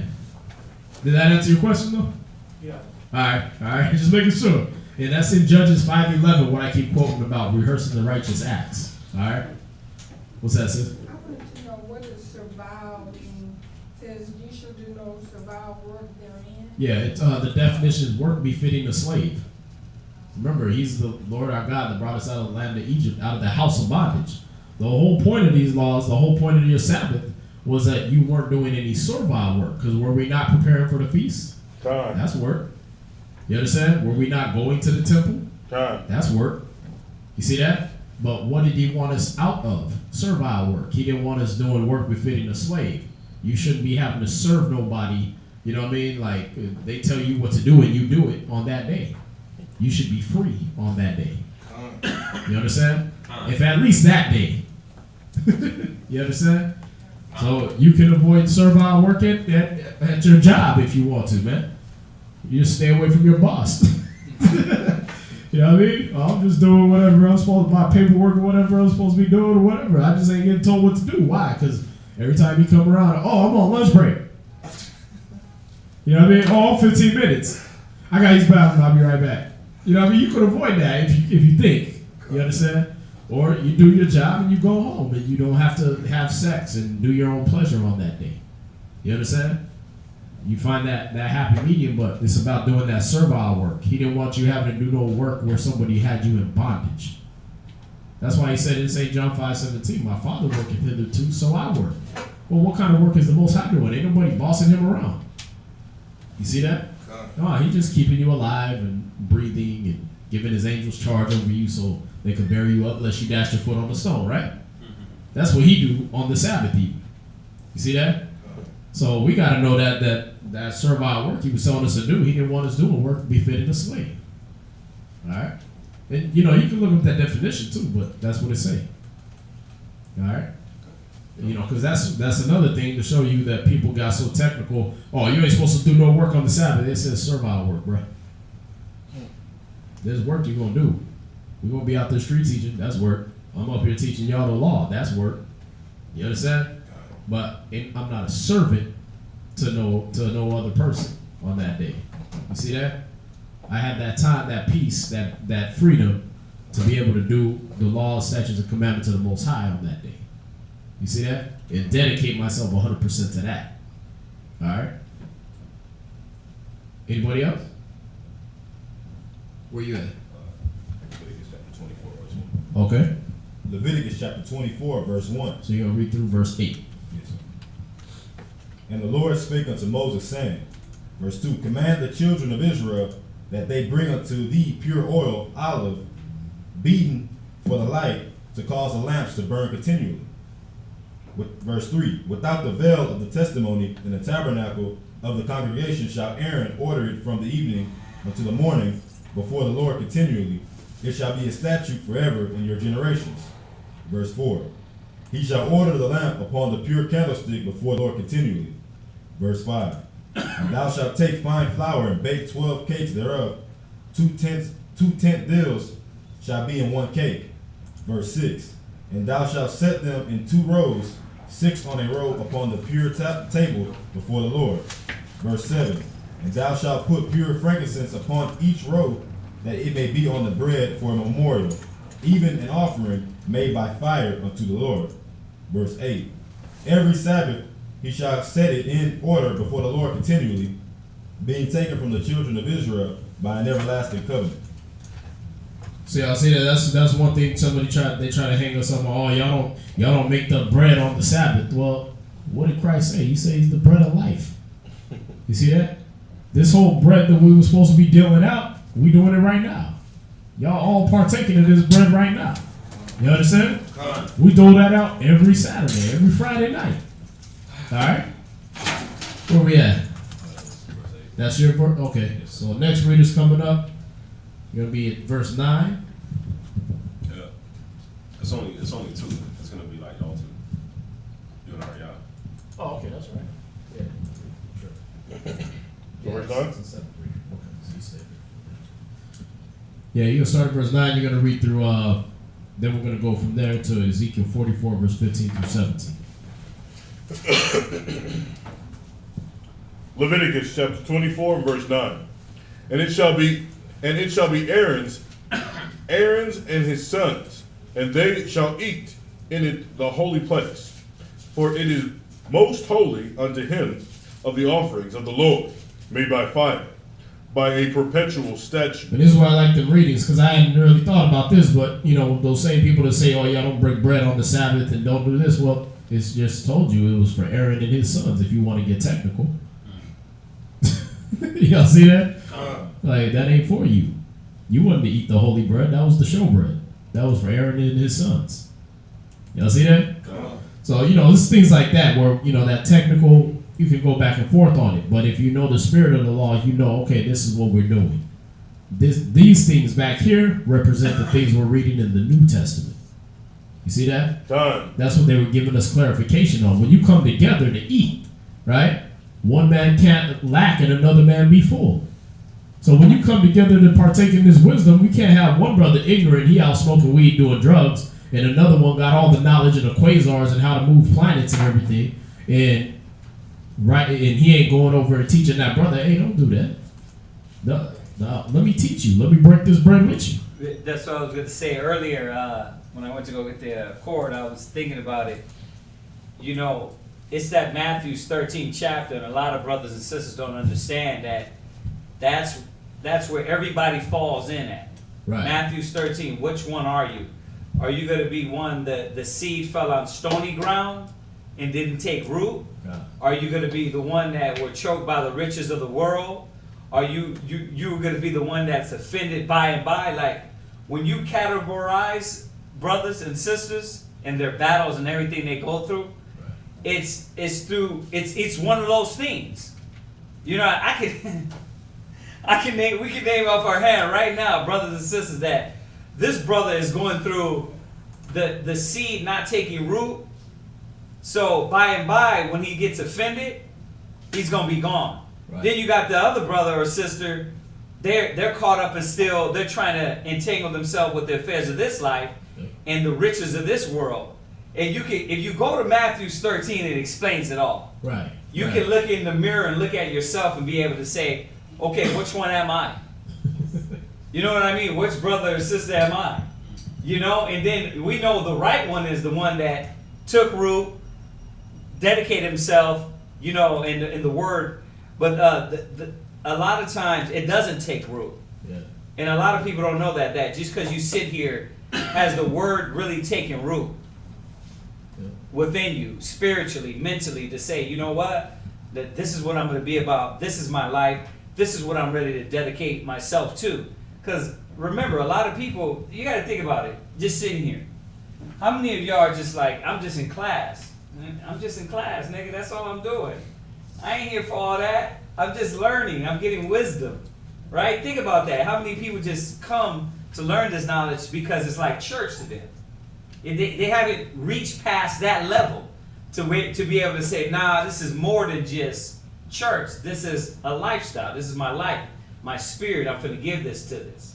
You know what I mean? Just like when you join the gang, or you was like, man, she's going to be my wife. I'm going to be with her forever. You know, you put your spirit into her, and you thought it, you were it, and you're like, man, this is what I'm going to do. We're going to have this marriage. You gave your spirit to that. And a lot of people, they don't come to the terms where they sit at with the knowledge. And they play this game with themselves, and they don't take it seriously. Yep. They don't take it seriously. So they get involved with people that are serious, and people are looking at them like, what are you doing? Why are you treating this like this? And they're looking at you like, I didn't come for all that. I just came to hear the Bible, to feel good within myself. That's what me and him were talking about. He said, this generation, everybody wants to just feel good about themselves. Yeah. You know what I mean? Get the knowledge and, oh yeah, you know, I'm a Hebrew Israelite. Boom, I feel good about myself. But when it comes down to really getting dirt and grime in their fingers, it's like, I didn't come for all that. So you gotta go through that chapter of Matthew 13 to see where you stand and what type of person you are. Because nobody can force you into anything. You know what I mean? At one time, Israelites were good for that. We were good. Brothers, the power and brothers was rolling with. You're like, damn, I want to be part of that. But as you see the generations, as it gets closer to Christ coming back, it's going to be on each and every individual. It ain't going to be like, yeah, I was here because these cats were powerful. They had some Black Panther movement. You know, they were moving hard and strong. It's going to really be about, do you want it, and did you dedicate your spirit to the Most High? So y'all see that? All right. So where we going? 44, Ezekiel 44, verse 15 through 17. Ezekiel chapter 44. Verse 15 through 17. Oh. Verse 15 through 17. You mean Khan when you got it? Khan. Khan? Khan. All right. And Khan just means yes. When you hear the brother say Khan, it means yes. And if you hear him say like la'ah, it means no or not so. Has he been to class before? Oh no, he walked in while we was reading. Okay. Did you have any questions, brother? No. No? Okay. All right. The brothers open it up for questions if you have any. Raise your hand and get them out. All right, Khan? Khan. All right. Ezekiel chapter 44 and verse 15. But the priest, the Levites, the sons of S.O.W, that kept the charge of my sanctuary, when the children of Israel went astray from me, they shall come near to me to minister unto me, and they shall stand before me to offer unto me the fat and the blood, saith the Lord God. Verse 16. They shall enter into my sanctuary, and they shall come near to my table to minister unto me. and they shall keep my charge. And it shall come to pass that when they enter in at the gates of the inner court, they shall be clothed with linen garments, and no wool shall come upon them, whilst they minister in the gates of the inner court and within. All right, so in that time, the Most High is going to reinstitute this, and those priests are going to be pure. You understand? We ain't going to be wearing mixed fabrics. We ain't going to be wearing the products of America. We ain't going to be, the linen and the wool mixed together. That was outlawed because the priests weren't going to be clean. They would be sweaty. You understand? So they're not going to be in filth. They're going to be clean in those days. You understand? That's what he's trying to reinstitute. That's why we're rehearsing the righteous act. Practice makes perfect. We know in part and we prophesy in part. And we everything is like, everything is half-assed now. No matter what you think or what you feel, if you thought you were keeping the law to the fullest potential, you're going to see that you're going to fall short in some way. To the Most High, that's half-assed. Right. But he knows that we're doing it to the best of our ability, living in captivity. Right. But when he comes, he said, when he comes, that which is in part shall be done away with. That's going to be taken out. We're going to be doing everything perfect. All the gun-ho Israelites in the law and the spirituality of the law, even spiritually now, Right. Because, we try to keep our minds right, but we're still bombarded with so much negative. Yeah. So even in the carnal law, you're not fulfilling it to its potential. Then you go to the spiritual aspect, you still got negative thoughts in you, right? So, but that's all going to be done away with when he writes the law in our inward part. Right? Jeremiah 31:31 on down. Hebrews, forgot what chapter, I think it's 8. Right. Yeah, and see, with these cats that are, gung-ho Israelites for the law, right? And everything got to be done according to what it says in the letter. Okay, well, you got to be careful what you wish for, because what he's trying to build us up to gradually is a person that can work like a Levite. All day, all night, doing the service of the Most High. A lot of brothers want to do this part-time and like, oh yeah, I'm going to show up to the Passover and make sure y'all doing it exactly according to the letter of the law, but I ain't going to be there on the street with you. I ain't going to be in class with you. I ain't going to be at workout with you. I ain't going to be at the mall with you. I ain't going to do none of that. But I'll make sure that y'all breaking bread on Saturday. Yeah. Like Paul said, they come to spy out our liberty. Right. You see that? So the thing is what he's doing through the law and through the rehearsing of the righteous acts is building us back up to a people that they have a willingness to do these things. Because it's going to come a time where it's not about whether you're willing to or not. You're going to do it. This is going to be your job. So everybody think, when Christ comes, we're all going to get beamed up into heaven and we're going to get to do whatever we want and skip through fields of flowers with our girlfriends and our dogs and all this stuff. No, man. We don't say that in the Bible. Say you're going to work. You understand? We're going to build that next kingdom. And the people of the other nations, they're going to help build it for us, but we still going to be doing work. You understand? We still going to be doing the sacrifices of the Most High. The Levitical priesthood is going to be reinstituted. You're going to be bringing your offerings and your sacrifices every time, like we did back then. So what are you thinking? Let me say this. Y'all know, not the carnal or not the lambs or the offering, because we know that's done away with in Christ. But there is going to be us bringing offerings to the Most High. It just ain't going to be like dead animals, because we know that's done away with, right?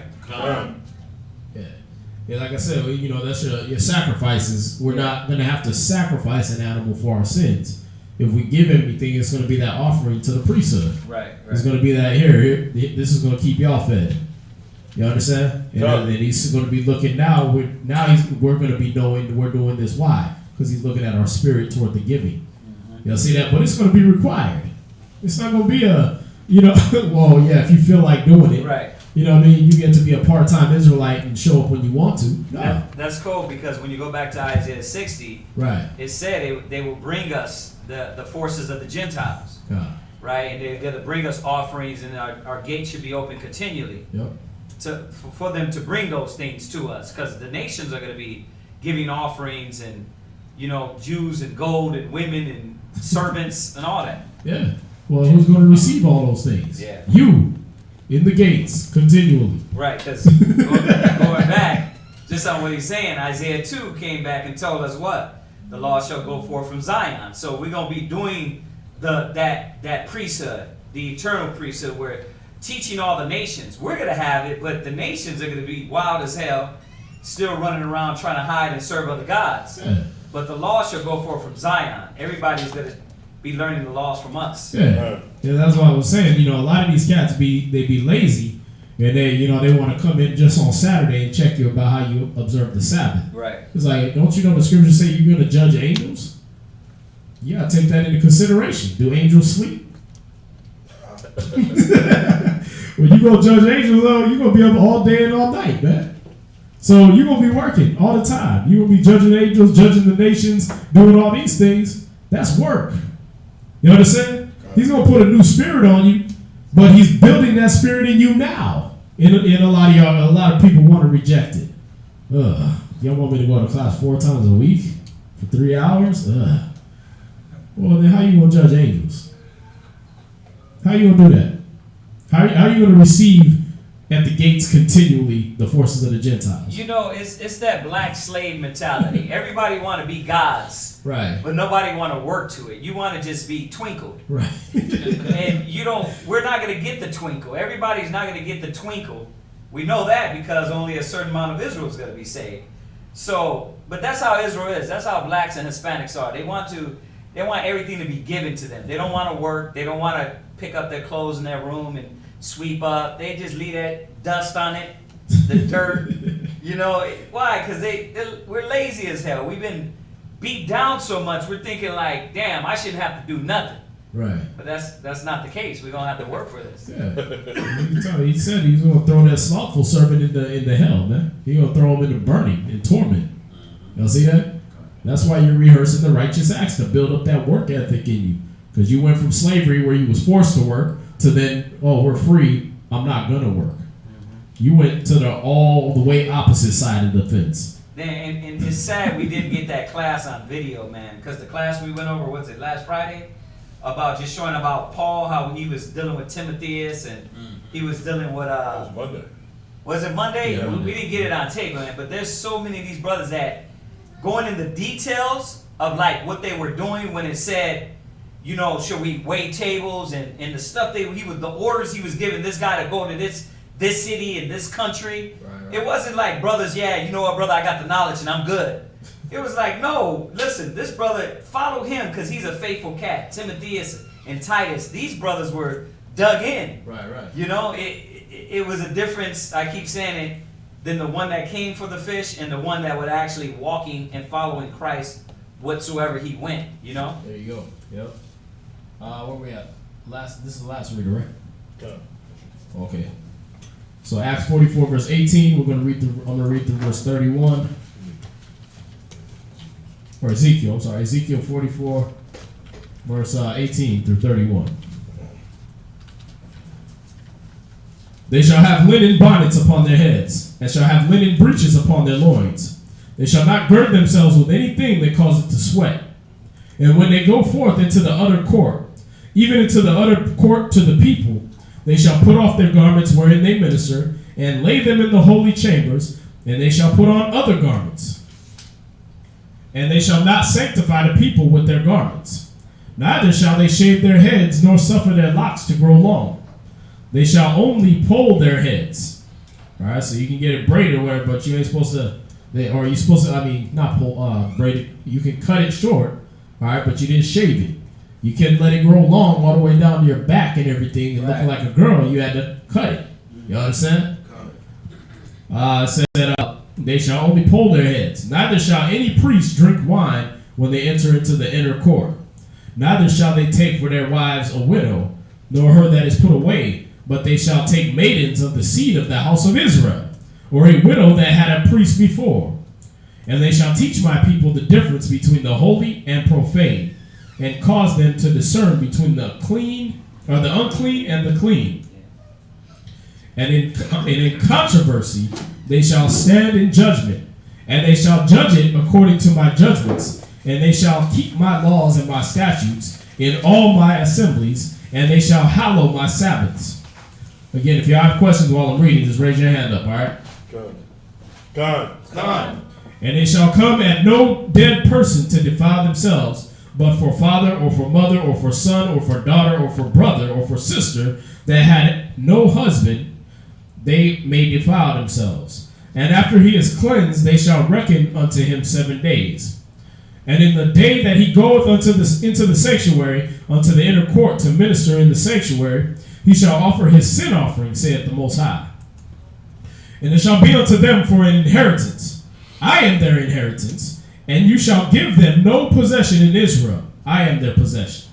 They shall eat the meat offering, and the sin offering, and the trespass offering, and every dedicated thing in Israel shall be theirs. And the first of all the first fruits of all things, and every oblation of every sort of your oblations, shall be the priest. You shall also give unto the priest the first of your dough, that he may cause the blessing to rest in thine house. The priest shall not eat of anything that is dead of itself, or torn, whether it be fowl or beast. Yeah. All right. 1 Peter 2, verse 4 through 10. Any questions on that? All right, so again, just establishing that purity of the priesthood that's going to be and that was back then. There was a purity to it. A pure mind state was set in you. Just like, if you clean your house all the time, if it gets ingrained in you to clean your house all the time, right? That builds a discipline in your mind to keep your mind clean, keep your thoughts clean. You understand? Well, if I'm going to make my house look this good, then my car got to look this good. Right. My clothes got to look this good. My talk, my conversation got to look this good. I can't be dressed in a 3-piece suit. You know what I mean? I got my James Bond tux on. I'm like, yeah, what up, nigga? Right, it don't match up. It goes back to Deuteronomy. Write it on the post of thy house. Right. On the post of thy beds. On your house, right? It was tight is that I was noticing that with the kids, and everybody that has kids know that the example and everything they put their kids through, their kids start fighting to be just like their parents. So if you're one way, you know what I mean? If you're one way dealing with them in the school, and then going back and dealing with them like niggas at home, right? They're gonna pick it up. Yep. If you're, they see you in school talking one way in class, and then the next day they see you at home cursing your rib out, or doing something of that nature. They're gonna copy what you do.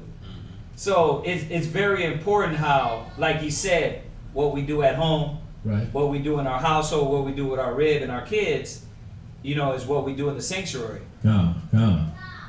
Where we at? Peter 2 verse 4 through 10. 4 verse 10. 1 Peter 2 verse 4 through 10. All right. Come. 1 Peter 2 verse 4. To whom coming as unto a living stone, disallowed indeed of men, but chosen of the Most High and precious. You also as lively stones are built up a spiritual house and holy priesthood, to offer up spiritual sacrifices acceptable to the Most High by Yahushua. Wherefore also it is contained in the scripture, behold, I lay in Zion a chief cornerstone, elect, precious, and he that believeth on him shall not be confounded. Unto you therefore which believe he is precious, but unto them which be disobedient, the stone which the builders disallowed, the same is made the head of the corner. So why is it that people don't want to believe in Christ? Why do they want to disallow him and try to cut him out the scriptures? Because they're disobedient. Because they know it says of Christ that he obeyed the law in all things. Right? And they know they can't obey, they don't want to obey the law in all things. So what? I'm going to cut him out. See that? They're disobedient. Verse 8? And a stone of stumbling and a rock of offense, even to them which stumble at the word, being disobedient, whereunto also they were appointed. But you are a chosen generation, a royal priesthood, and holy nation, a peculiar people, that you should show forth the praises of him who hath called you out of darkness into his marvelous light, which in time past were not a people, but are now the people of God, which had not obtained mercy, but now have obtained mercy. See, y'all see that? See, now that what he was summing up for you is that all that we just read about the Levitical priests, you have to now think spiritually on these things and apply them to yourself, because you're that priesthood now. Y'all see that? So you can't step into your office unclean, impure. You understand? Or else he gonna do to you like he used to do to his priest. You understand? We gotta be thinking like that. But any questions on any of that? I'm thinking about the scripture that says, "Present your body a living sacrifice." Right, Romans 12:2. So you gotta be the sacrifice, and you gotta be the priest. You have to be without spot, without blemish. You're working on these imperfections, these blemishes within yourselves to present yourself to the Most High. That sounds like a lot of work, brother. I gotta be the sacrifice and the priest. You gotta be the sacrifice and the priest. That's why I don't believe in Christ right there, because I got to be the sacrifice and the priest. You got to do both. You got to work both angles. It said it right here. It said it in the first verse 4. Huh? It said it in verse 4 and verse 5. Verse 5. It says, "Ye also, as lively stones, are built up a spiritual house, a holy priesthood, to offer up spiritual sacrifices acceptable to the Most High by Yahushua." So we have to build the house, we have to build the stones, and we have to make the sacrifices, and we have to give it wholeheartedly unto the Most High. We can't half-ass it. You know what I mean? We can't take shortcuts, and we can't kick back like the job. Once the job's done, once the house is built, you don't clock out. You got to build the house. You got to put the fire. You got to make sure the flame is there, the continual flame that keeps burning. You got to fuel that every single day, and still do your job. It's like we tell people at Eastern Oils. It's like they tell us like this is a good job we do. No, this is a hobby that we do. Our profession is this work. This is what we're doing. This is what we're trying to perfect. This is what we have to live by. This is what builds and gets rid of those blemishes, and this is what beautifies us in the eyes of the Most High, to be an acceptable sacrifice to the Most High. Come. All right, so for those of y'all joining us, that joined us online, even up until this time, we appreciate y'all joining. And come to see us Monday. We'll finish that Revelation. If we're able, if the Spirit moves, we'll get to finish that Revelation 13. Yeah. For the brother that asked, and for y'all that are hanging on, by the skin of your teeth, waiting for that. How many people we got on there, sis? About 14. Okay, yeah. Did you send that link out earlier? 5 minute. Yeah. Okay, yeah. I just wanted them to check that out. Yeah. Try to get some views on that. Come. Yeah, remember, like, share, and subscribe. All these classes, man. People need them. Yeah. All right, our people need it. But with that, we're gonna say shalom to y'all again. If y'all got any donations you want to give, you got the school addresses, and you also have the account number to the Wells Fargo. That's account number 101-580-6167. And for the brothers and sisters that have been giving, just this month, I know we did a class on it. Maybe that's why they gave, but we appreciate that. You know what I mean? Like I said, it wasn't $1 million, but it helped. Yeah.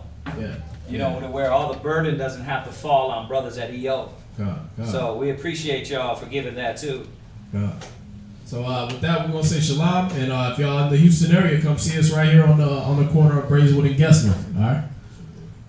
And brothers will be in San Diego, California, from June 2nd to July 5th. All right. So you can come see us out there also. All right. Well, with that, we're gonna say shalom. Shalom.